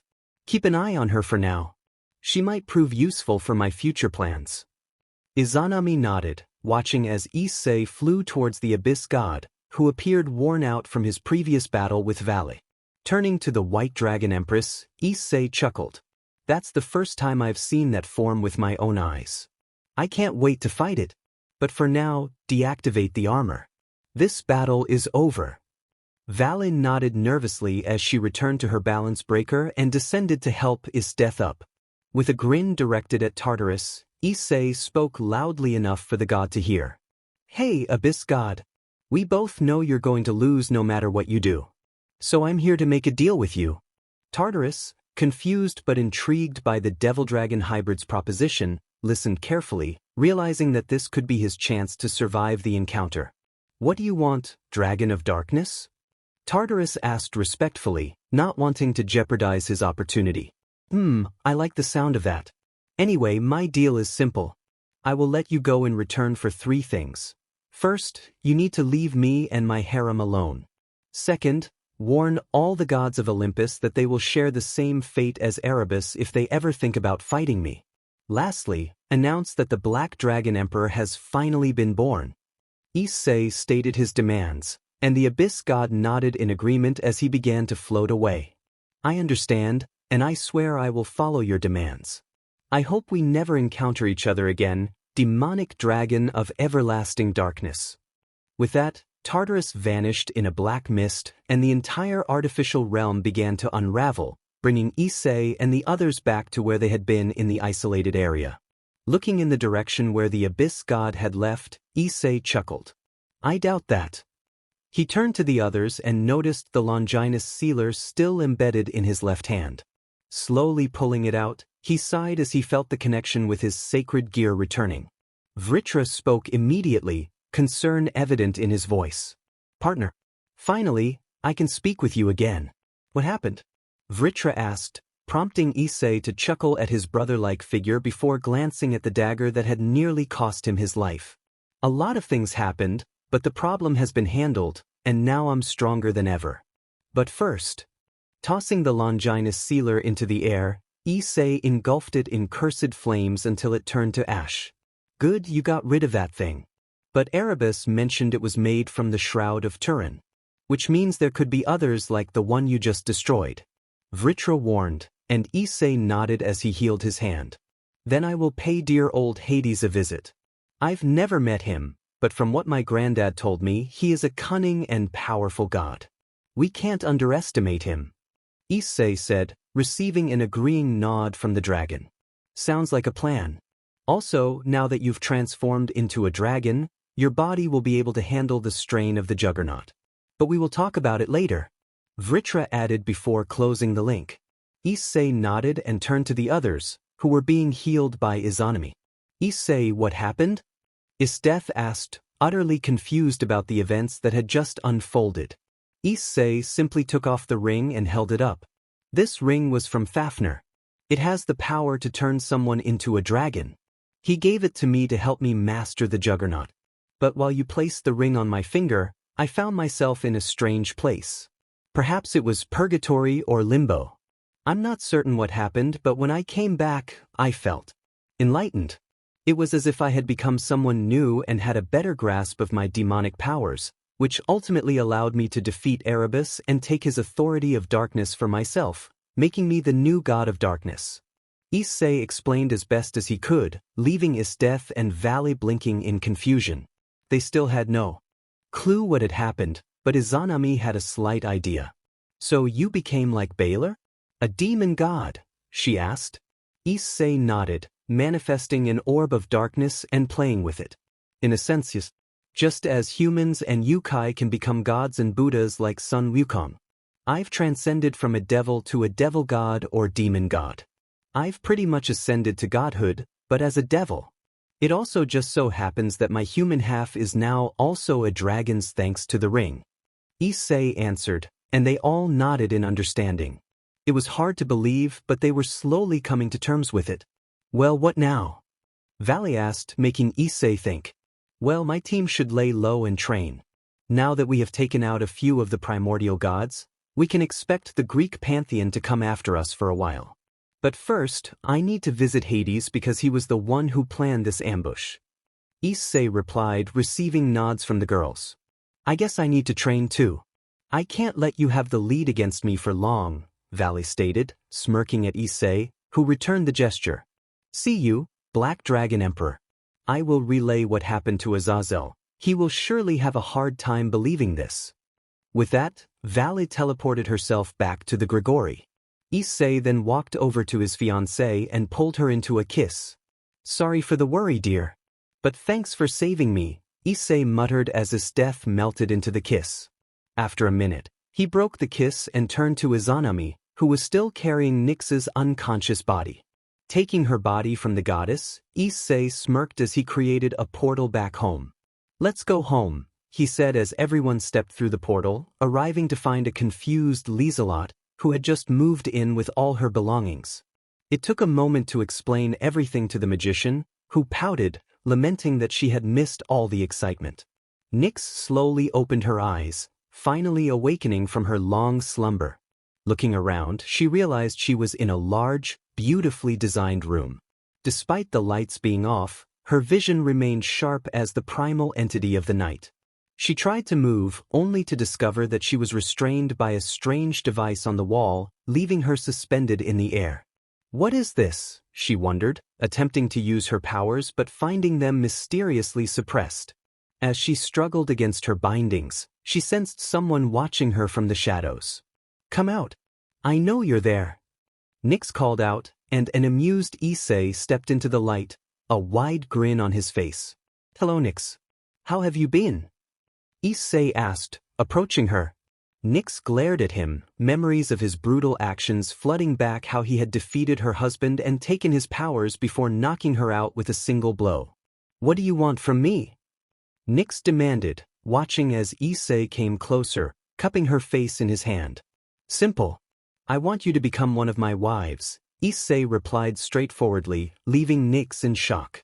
What? She exclaimed, her surprise evident as Issei gently stroked her cheek. You are strong and powerful. I admire that in a woman. You are someone even Zeus fears. Having you on my team and in my harem is what I desire, Issei explained. Nyx laughed at the absurdity of his proposal. Like I would willingly join you. You are a fool, Black Dragon, she taunted, but Issei remained unfazed, simply smiling at her. And yet you are at my mercy. You do realize that you are powerless, and I could force you into a situation you would not want. You would be a fool to think I wouldn't resort to that if you don't comply, Issei darkly threatened, and behind him, several shadowy figures emerged, their hungry gazes fixed on her. A wave of horror coursed through Nyx as she shook her head. So, are you going to force me if I don't agree to become your wife? Nyx yelled, prompting Issei to hum thoughtfully before shaking his head. No, that would be a last resort if negotiations fail. But I do have an interesting proposal, he said, snapping his fingers to dismiss the monsters before manifesting a large bed in the room. What is it? Nyx asked, eyeing him warily. A competition. Between you and me. The one who remains dominant at the end wins. The victor gains ownership of the loser's soul. If you win, you can leave, and my soul is yours to do with as you wish. But if I win, you become my loyal companion, a member of my team without any intention of betrayal. Do you accept? Issei proposed, removing the bindings that held Nyx. As she stood, feeling her powers returning, she contemplated running but sensed the overwhelming aura of Vritra, reminding her that escape was futile. Walking to the bed, she sat down, crossing her legs as she considered Issei's words. So, a match to see who is dominant. How long will it last? She asked. 6 hours. Until sunrise in the human world, Issei replied, relaxing slightly. Any special rules or conditions? She inquired, wary of any tricks. Magic is off the table. This will be a contest of our physical abilities. Any use of magic to recover from fatigue will result in an immediate loss, Issei stated, and Nyx nodded, deep in thought. Last question. What happens to the loser? Will they be bound by a magical oath? Nyx asked, wanting clarity. Yes, the magical oath will bind the loser's soul to the winner. They can control their mind and body freely, but I could alter your memories or perceptions to make you more compliant if you refuse. However, I want to clarify that I take no pleasure in forcing someone against their will. I prefer to weaken them mentally until they willingly submit. That's my specialty, Issei said with a grin, causing Nyx to smile mischievously as she rose and snapped her fingers, her clothes vanishing to reveal her form. Nyx approached Issei, wrapping her arms around his neck. Then it's a bet, big boy, she smirked, leaning in to kiss him. Issei reciprocated, and as they shared the moment, a magic circle formed beneath them. Nyx pulled away from the kiss, a playful smile on her lips. Not yet. First, we need to finalize the contract, then we can enjoy ourselves, she teased, eliciting a smirk from Issei as he completed the magic circle. This is a special soul-binding magic pact. Once it activates, a timer for 6 hours will begin. It will recognize if either of us breaks the rules we set, and when the time is up, it will determine which of us is dominant, binding the soul of the loser to the dominant one. Sound good, he explained, as he magically changed his attire, and Nyx admired his form. With a spark of excitement, Nyx nodded and focused on the magic circle, allowing it to bind her soul. Issei did the same, and soon they were both enveloped in a bright glow before it faded. As they opened their eyes, a shared hunger ignited between them. Issei pulled her closer, lifting her up as their lips met again with fervor. Nyx wrapped her legs around his waist, feeling a thrill she hadn't experienced in millennia. They kissed passionately, losing track of time as they explored each other's bodies. Issei caressed Nyx's curves while she traced her fingers along his muscular back. Slowly, Nyx knelt, her hands exploring Issei's impressive form, feeling a strange sweetness in the air that captivated her. Issei chuckled at her reaction. What's the matter? Is it too much for you, goddess? He teased, and Nyx shot him a playful smirk before leaning in closer. As their playful banter continued, Issei guided her, encouraging her to take more of him, and she responded eagerly. The connection between them deepened, and soon they were lost in a whirlwind of sensations. Feeling the intensity building, Issei held Nyx close, their connection reaching new heights. Nyx's eyes widened as she felt waves of pleasure wash over her, and she surrendered to the moment, her body responding in ways she had never known. But Nyx was strong, and she embraced the experience fully, savoring every moment. After a breathless pause, she pulled back, grinning at Issei. What's wrong? Can't handle me? She teased, only to realize that Issei was still ready for more. With a playful glint in his eyes, Issei lifted her effortlessly. You're impressive, but can you handle me inside you? He asked, teasingly brushing against her. Nyx bit her lip, a blush creeping onto her cheeks. Don't tease me, she murmured, and Issei's smirk grew. All right, how about this? He said, gently lowering her onto him, and Nyx gasped as she felt the overwhelming pleasure wash over her, her cries echoing through the room. The sound traveled far, waking the other girls in Issei's harem, who exchanged knowing glances. Izanami chuckled, turning to the others. Looks like we have a new sister, she announced, receiving nods from Lieselot and a grin from Isteth, who lay in the middle, exuding confidence. This is just the beginning. I can see him attracting more girls soon, Isteth mused, and the others agreed, aware of the challenges that might come with it. Back with Issei and Nyx, they were lost in their own world, the intensity of their connection overwhelming. Nyx felt herself surrendering completely, experiencing a bliss she had never known before, unlike anything from her past. Issei, driven by a playful determination, teased her, wanting to elicit more reactions from her. "Still with me?" he asked, adjusting their positions, and Nyx could hardly process the sensations flooding her. "Please, slow down. I can't take much more," she pleaded, but Issei only laughed, enjoying the moment. "You were so confident before. Now, it's time to see how far you can go," he declared, and as they reached a crescendo, their connection solidified in a way neither had anticipated. Nyx could only tremble in response as Issei continued to pursue his desires. Slowly, the hours passed, and Issei found himself lying on the bed with Nyx playfully moving on his lap, a place she had never allowed anyone else to explore. Nyx was lost in the moment, forgetting the deal she had made, willingly engaging with her husband's adversary. Issei kept his hands firmly on Nyx's waist until he noticed a magic circle appearing around both of their necks. Realizing that time was running out, he turned to Nyx. "It seems our time is up. So, who has won?" he asked, gently pulling her away. Nyx instinctively turned to him, her eyes filled with longing. "You win, master. You are the master of my soul. I belong to you, body and soul. Please take control as you desire."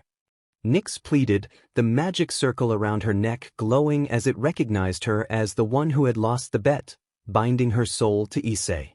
His magic circle vanished, and he felt the connection forming between them. Grinning with satisfaction, he pressed his finger to Nyx's forehead, healing her from her broken state of mind.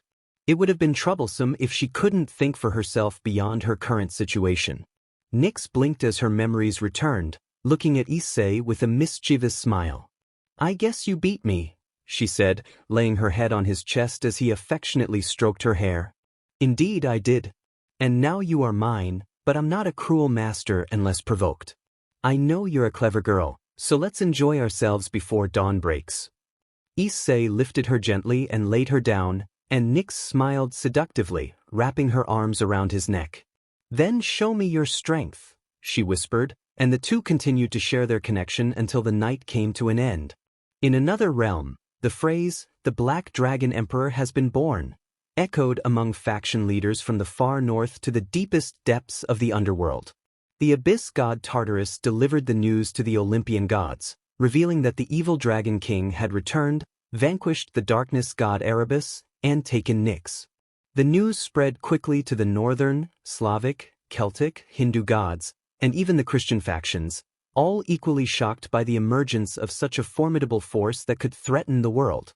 In a dark room, a stunning woman gazed at the ceiling while gracefully enjoying a cookie, listening to her subordinate Krumkruch, who informed her of the recent developments. "So, the Black Dragon Emperor has finally been born, correct?"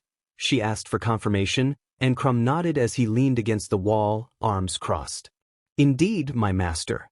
Rizavim confirmed it through his connections with Hades," Krum replied, observing the only being he willingly followed as she pondered alone. Krum was one of the few who understood Ophis's true intentions. While others saw her as a naive, all-powerful being, they were unwittingly manipulated by her cleverness. Ophis, the true embodiment of infinity, possessed knowledge from before time itself. She was using them to achieve her own goals, even if it meant sacrificing those around her. The only one she truly valued was Krom, whom she utilized as a spy to gather information about the factions and their true motives. "Very good. The one I placed my trust in exceeds my expectations. Perhaps it's time to bring him into the fold." Ophis mused, prompting Krom to raise an eyebrow before nodding in agreement. "I understand. What is your command, master?" he asked, kneeling before her. Ophis's purple-black eyes met his directly. "Find the Black Dragon Emperor and challenge him to a fight. Go all out and don't underestimate him. I want to witness his full power," she ordered, and Krum nodded, preparing to teleport away. But Ophis's voice halted him. "Wait a bit before attacking. He needs time to hone his new powers. He has just recently ascended. Give him a year before you strike. For now, pretend to side with that devil. His plan is a backup, after all, she stated, and Crumb nodded before exiting through a dragon gate. Ophis turned her gaze back to the ceiling, her eyes glowing as she envisioned the silhouette of the dragon who had taken her home, floating aimlessly. A chilling smile spread across her face. Soon you will meet your end. All dreams will come to an end. A year later, Issei awoke after a long, warm night with his companions. He walked to the dining room, dressed casually. It had been a year since he defeated Erebus and became a half-dragon. He had kept a low profile, focusing on training and honing his dark-based powers, as well as mastering the Juggernaut form. While he could control it better now, he was still working on adapting it to suit his style. His companions were also progressing well. Both Izanami and Nyx were relatively equal in power, often sparring and helping each other, resembling sisters with Izanami as the elder and Nyx as the younger. However, their friendly rivalry sometimes led to verbal challenges that Issei or Esteth had to intervene in before things escalated. Speaking of Esteth, she had fully regained her original strength after being imprisoned for so long. Without a doubt, she was the strongest among them, able to make even Issei take her seriously when she went all out. Not only had she fully embraced the role of the alpha of the harem, but she also became second in command after Issei in their newly formed team. Despite being the weakest among them, Lieselot made the greatest progress. Driven by her desire to learn more magic, she chose to reject her humanity and transformed into a demon with Issei's help. He achieved this by studying the evil pieces created by Ajuka. Issei discovered that the magic within the evil pieces was an ancient forbidden spell, previously used by his great-grandfather Asmodeus, who turned the first woman, Lilith, into a demon. The evil piece was a modified version of the spell that utilized the Agria's crystals as a medium, making reincarnation possible. Now, Lieselot possessed a much larger magic reserve, allowing her to cast a vast array of spells without exhausting herself, and she had accumulated a variety of spells and types of magic that could even surpass Rizavim. Issei was walking through his castle when he arrived at the kitchen and poured himself a cup of coffee. He had to admit that humans had discovered many unique and interesting things and continued to evolve. Coffee was one of them. He took a cup and settled onto his comfortable couch while reading a book he found in Egypt, written by a lively blonde vampire. As he read for a few minutes, enjoying the moment, he sensed a familiar presence entering the living room, accompanied by a silver light that momentarily blinded him. "Hello, Lucy," Issei greeted his longtime rival, who smirked at him before walking over and sitting on his lap. "Hello there, Asmo, haven't seen you in a bit. Not running away, are you?" Vala teased, wrapping her arms around his neck. Issei let it happen while keeping his eyes on his book. "Not at all. How have you been? I can sense you've grown a lot stronger since our last battle with the primordial gods," Issei remarked, prompting Vala to nod with a bloodthirsty grin. "Indeed, I've been mastering the Juggernaut with the help of Fafnir and Tobio, but the form isn't practical with my magic. So, I've been trying to create a new form for our destined battle," Vala revealed, piquing Issei's interest. "A new form, huh? Interesting. Anyway, why did you come here? Ready for a rematch?" Issei asked, returning her enthusiasm, which made Vala grin even wider before shaking her head as she stood up. "Unfortunately, no. Zaz asked me to bring you to his office. He has a favor to ask you personally. I don't know what it's about, but he specifically requested me to get you," Vala announced, prompting Issei to nod as he took another sip of his coffee. It had been a year since he last saw Azazel, and for him to call meant it was very important. Looking at Vala, he replied, "Fine, I will be there soon." Vala nodded and prepared to leave but had one more question. "Any news of the Red One?" she asked, making Issei shake his head. "His presence is somewhere in the human world, but too weak for me to sense. That means something is out there with the gear but hasn't awakened it yet. I share your feelings. I want our three-way battle to happen soon. But we need to be more patient," Issei answered, causing Vala to let out a sigh. She was tired of waiting and wanted to confront the Red One right away, but she could hold on a little longer. "I suppose. I hope he is at least not a disappointment. See you," black valley then vanished in a silver light, and Issei nodded in agreement. However, his thoughts were interrupted as he felt two cold hands wrap around his waist, and Esteth laid her head on his shoulder. "Was that Valley?" she asked, and Issei nodded as he stroked her cheek. Issei and Esteth had married a few months after their reunion. It was a private affair, known only to the other girls, as Issei wanted to keep it low-key. He had promised to marry the other girls, but he wanted to grow closer to them first.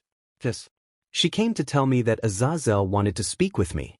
It must be important, as he wouldn't normally call me without good reason, Issei replied, receiving a hum from the Ice Queen as she nodded.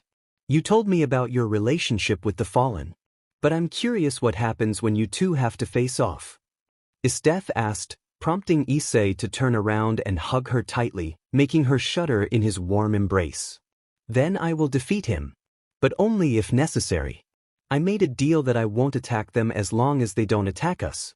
But I'm not so attached to him that I wouldn't take his life if the situation called for it," Issei replied, earning a smirk from Esteth, who hugged him back. "Good.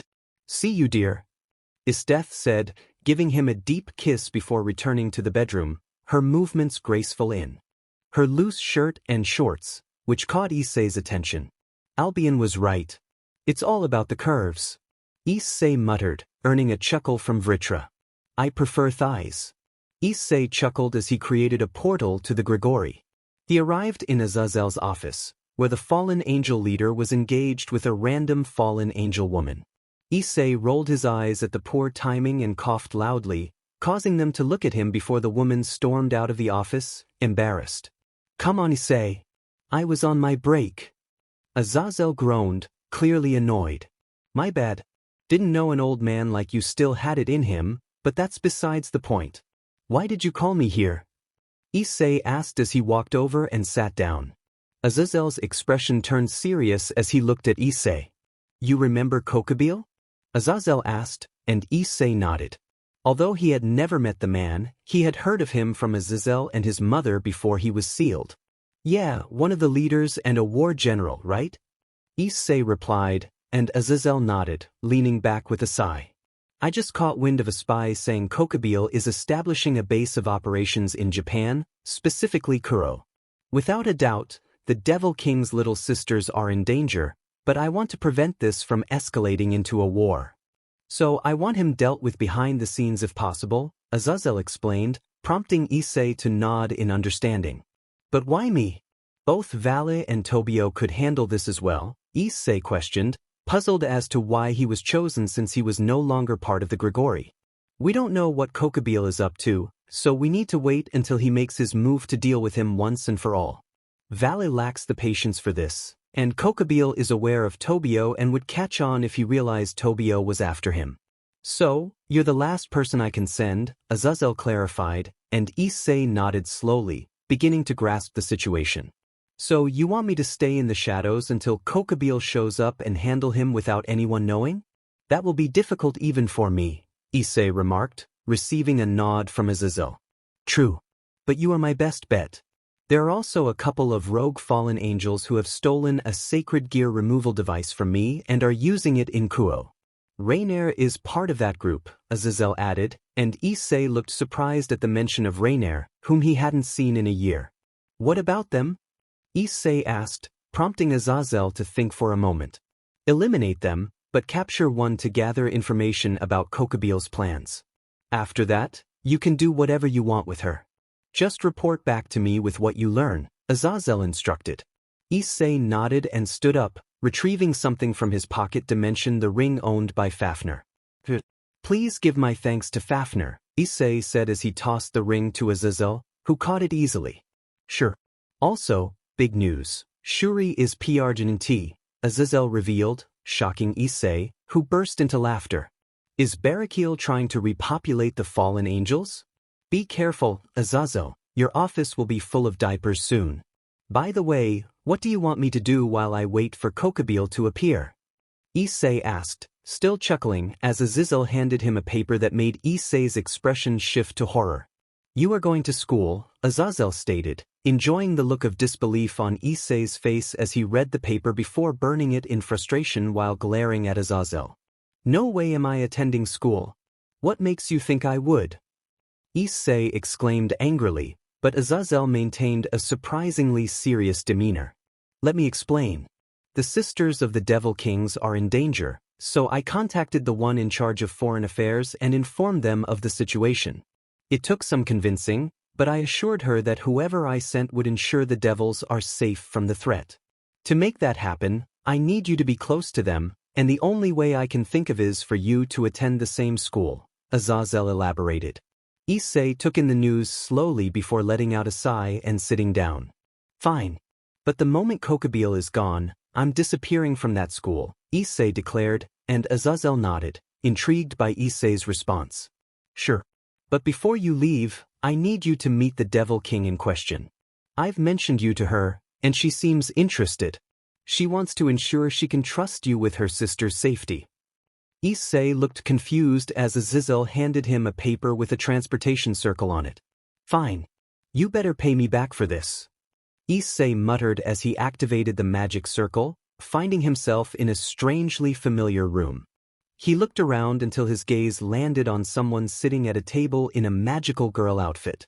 Both Issei and the woman stood there silently, shocked into speechlessness, until Issei finally spoke her name. Auntie Sarah. Issei uttered the name of someone he hadn't seen in centuries. He felt conflicted. He missed her but was also aware of her betrayal to his family and Kateria.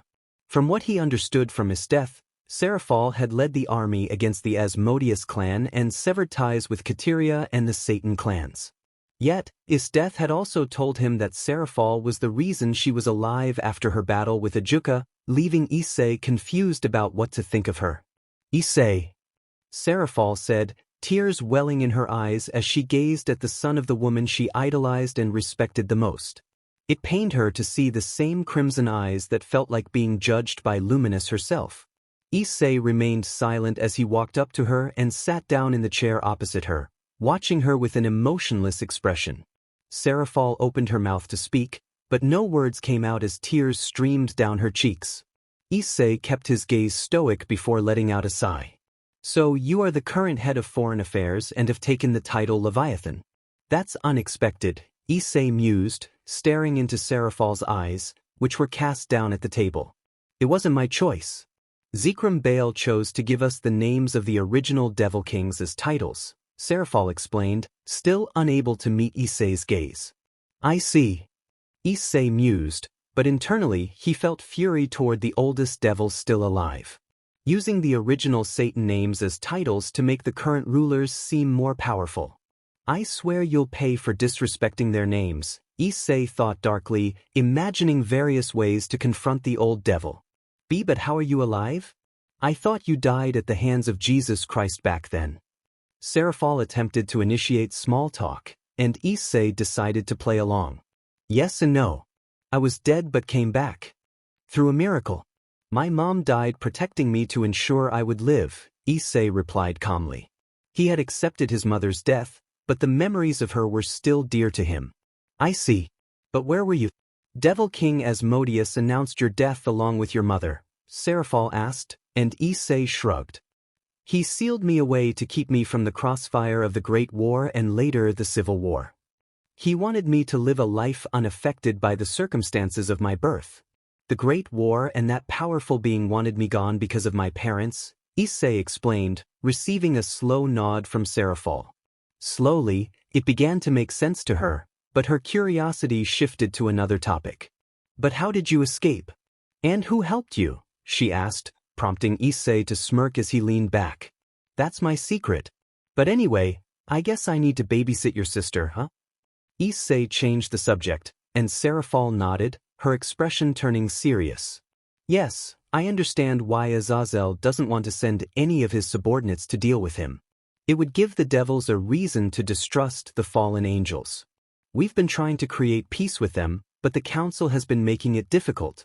I have no doubt you can defeat him, but please be careful. I don't want my sister to be in danger, Seraphal requested politely, and Issei nodded in agreement. Sure, Azazel has already enrolled me in the school, and I'm apparently going tomorrow. Does your sister know about me attending? Seraphal confirmed with a nod. I've personally informed Sona that someone will be starting at her school. I didn't go into details, but I asked her to be respectful. I know you well enough to understand that you dislike arrogant nobility. While Sona isn't spoiled, she can be sharp-tongued at times. But overall, she's a good girl, Seraphol explained. Issei rolled his eyes playfully, recalling Seraphol's protective nature over her sister, which he had experienced as a child. But I can't stand spoiled brats, Issei stated, causing Seraphol to chuckle nervously. Well, aside from my sister, there's someone else who rules Kuo. Her name is Rias Gremri, the sister of Surzex. Seraphol said, glancing at Issei nervously. His eyes lit up momentarily before returning to normal, a mischievous grin forming on his face as he relaxed. Well, I didn't expect that. Another Gremri to deal with, huh? Interesting, Issei chuckled darkly, making Seraphol gulp. Please, Issei, don't be reckless. I know Rias can be prideful and hot-headed, but she's not like Surzex was back then, Seraphol tried to reason, prompting Issei to let out a sigh of boredom. Fine. No fun. Issei mumbled as he stood up, preparing to leave. I guess that wraps things up. I think it's in your best interest to keep quiet about me to the others, Auntie. Seraphol nodded and approached Issei, embracing him in a tight hug, surprising him. He soon patted her back with a small smile. Sorry. I'm just glad to see you again. Seraphol's muffled voice said, making Issei chuckle as he lifted her chin and gave her a quick kiss on the lips. It was a brief gesture that left Seraphol momentarily speechless. I've missed you too, but next time, I'd prefer to see you in my room. Good night, Sarah, Issei said before vanishing in a swirl, leaving a flabbergasted Seraphol behind. Back at home, Issei immediately noticed Isteth sitting on the couch while the other girls were still asleep. The blue-haired devil turned her head and smiled at him, her expression shifting to one of scrutiny. I thought you went to visit Azazel, not a woman. Isteth's eyes glinted with icy intensity, making him chuckle as he approached her and invited her to sit on his lap. I did, but I also met Seraphol. I know what you're thinking, but let me explain everything, Issei said, recounting his first meeting with Azazel and his later encounter with Seraphol. Isteth listened, shocked at first, but gradually accepted it, though she still disapproved of her husband attending school with humans. Are you really okay with going there? She asked uncertainly, but Issei simply shook his head and smirked. I'll be fine. I have a feeling I won't be bored for long, Issei replied, prompting Isteth to raise an elegant eyebrow before nodding and giving him a kiss.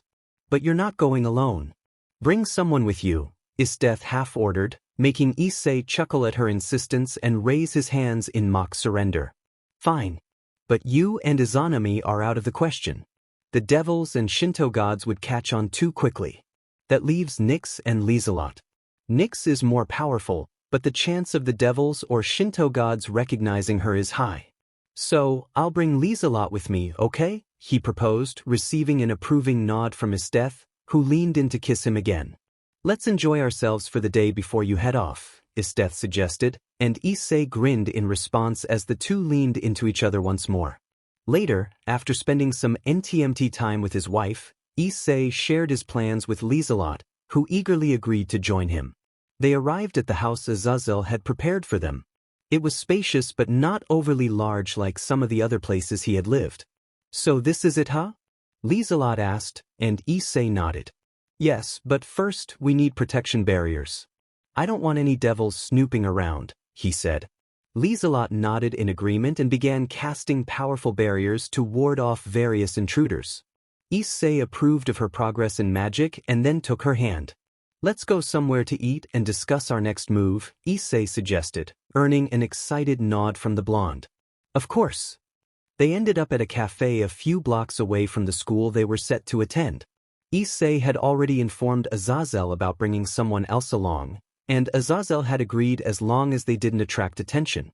So what about the devils in this town, Issei? There are quite a few of them, Lieselot remarked, sipping her purple drink. Issei nodded, having sensed their presence as well.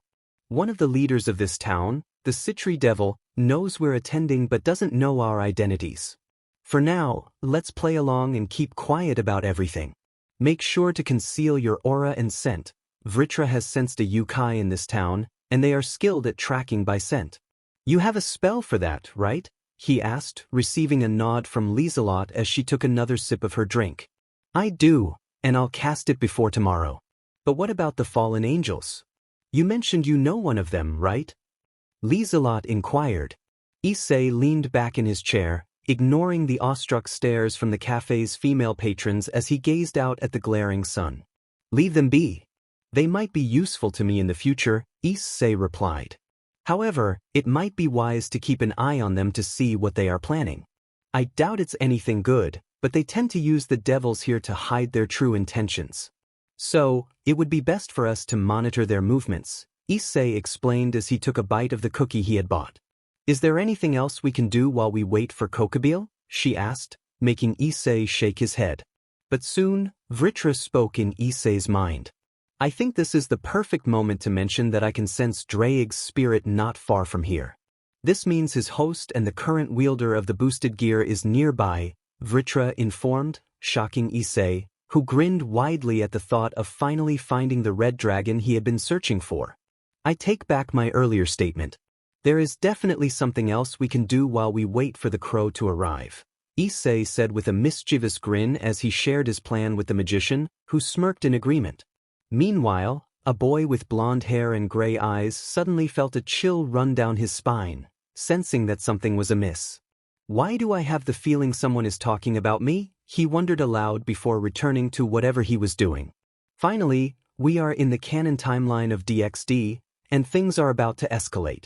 Not much else to say other than drop a vote and a comment, and see you all next time.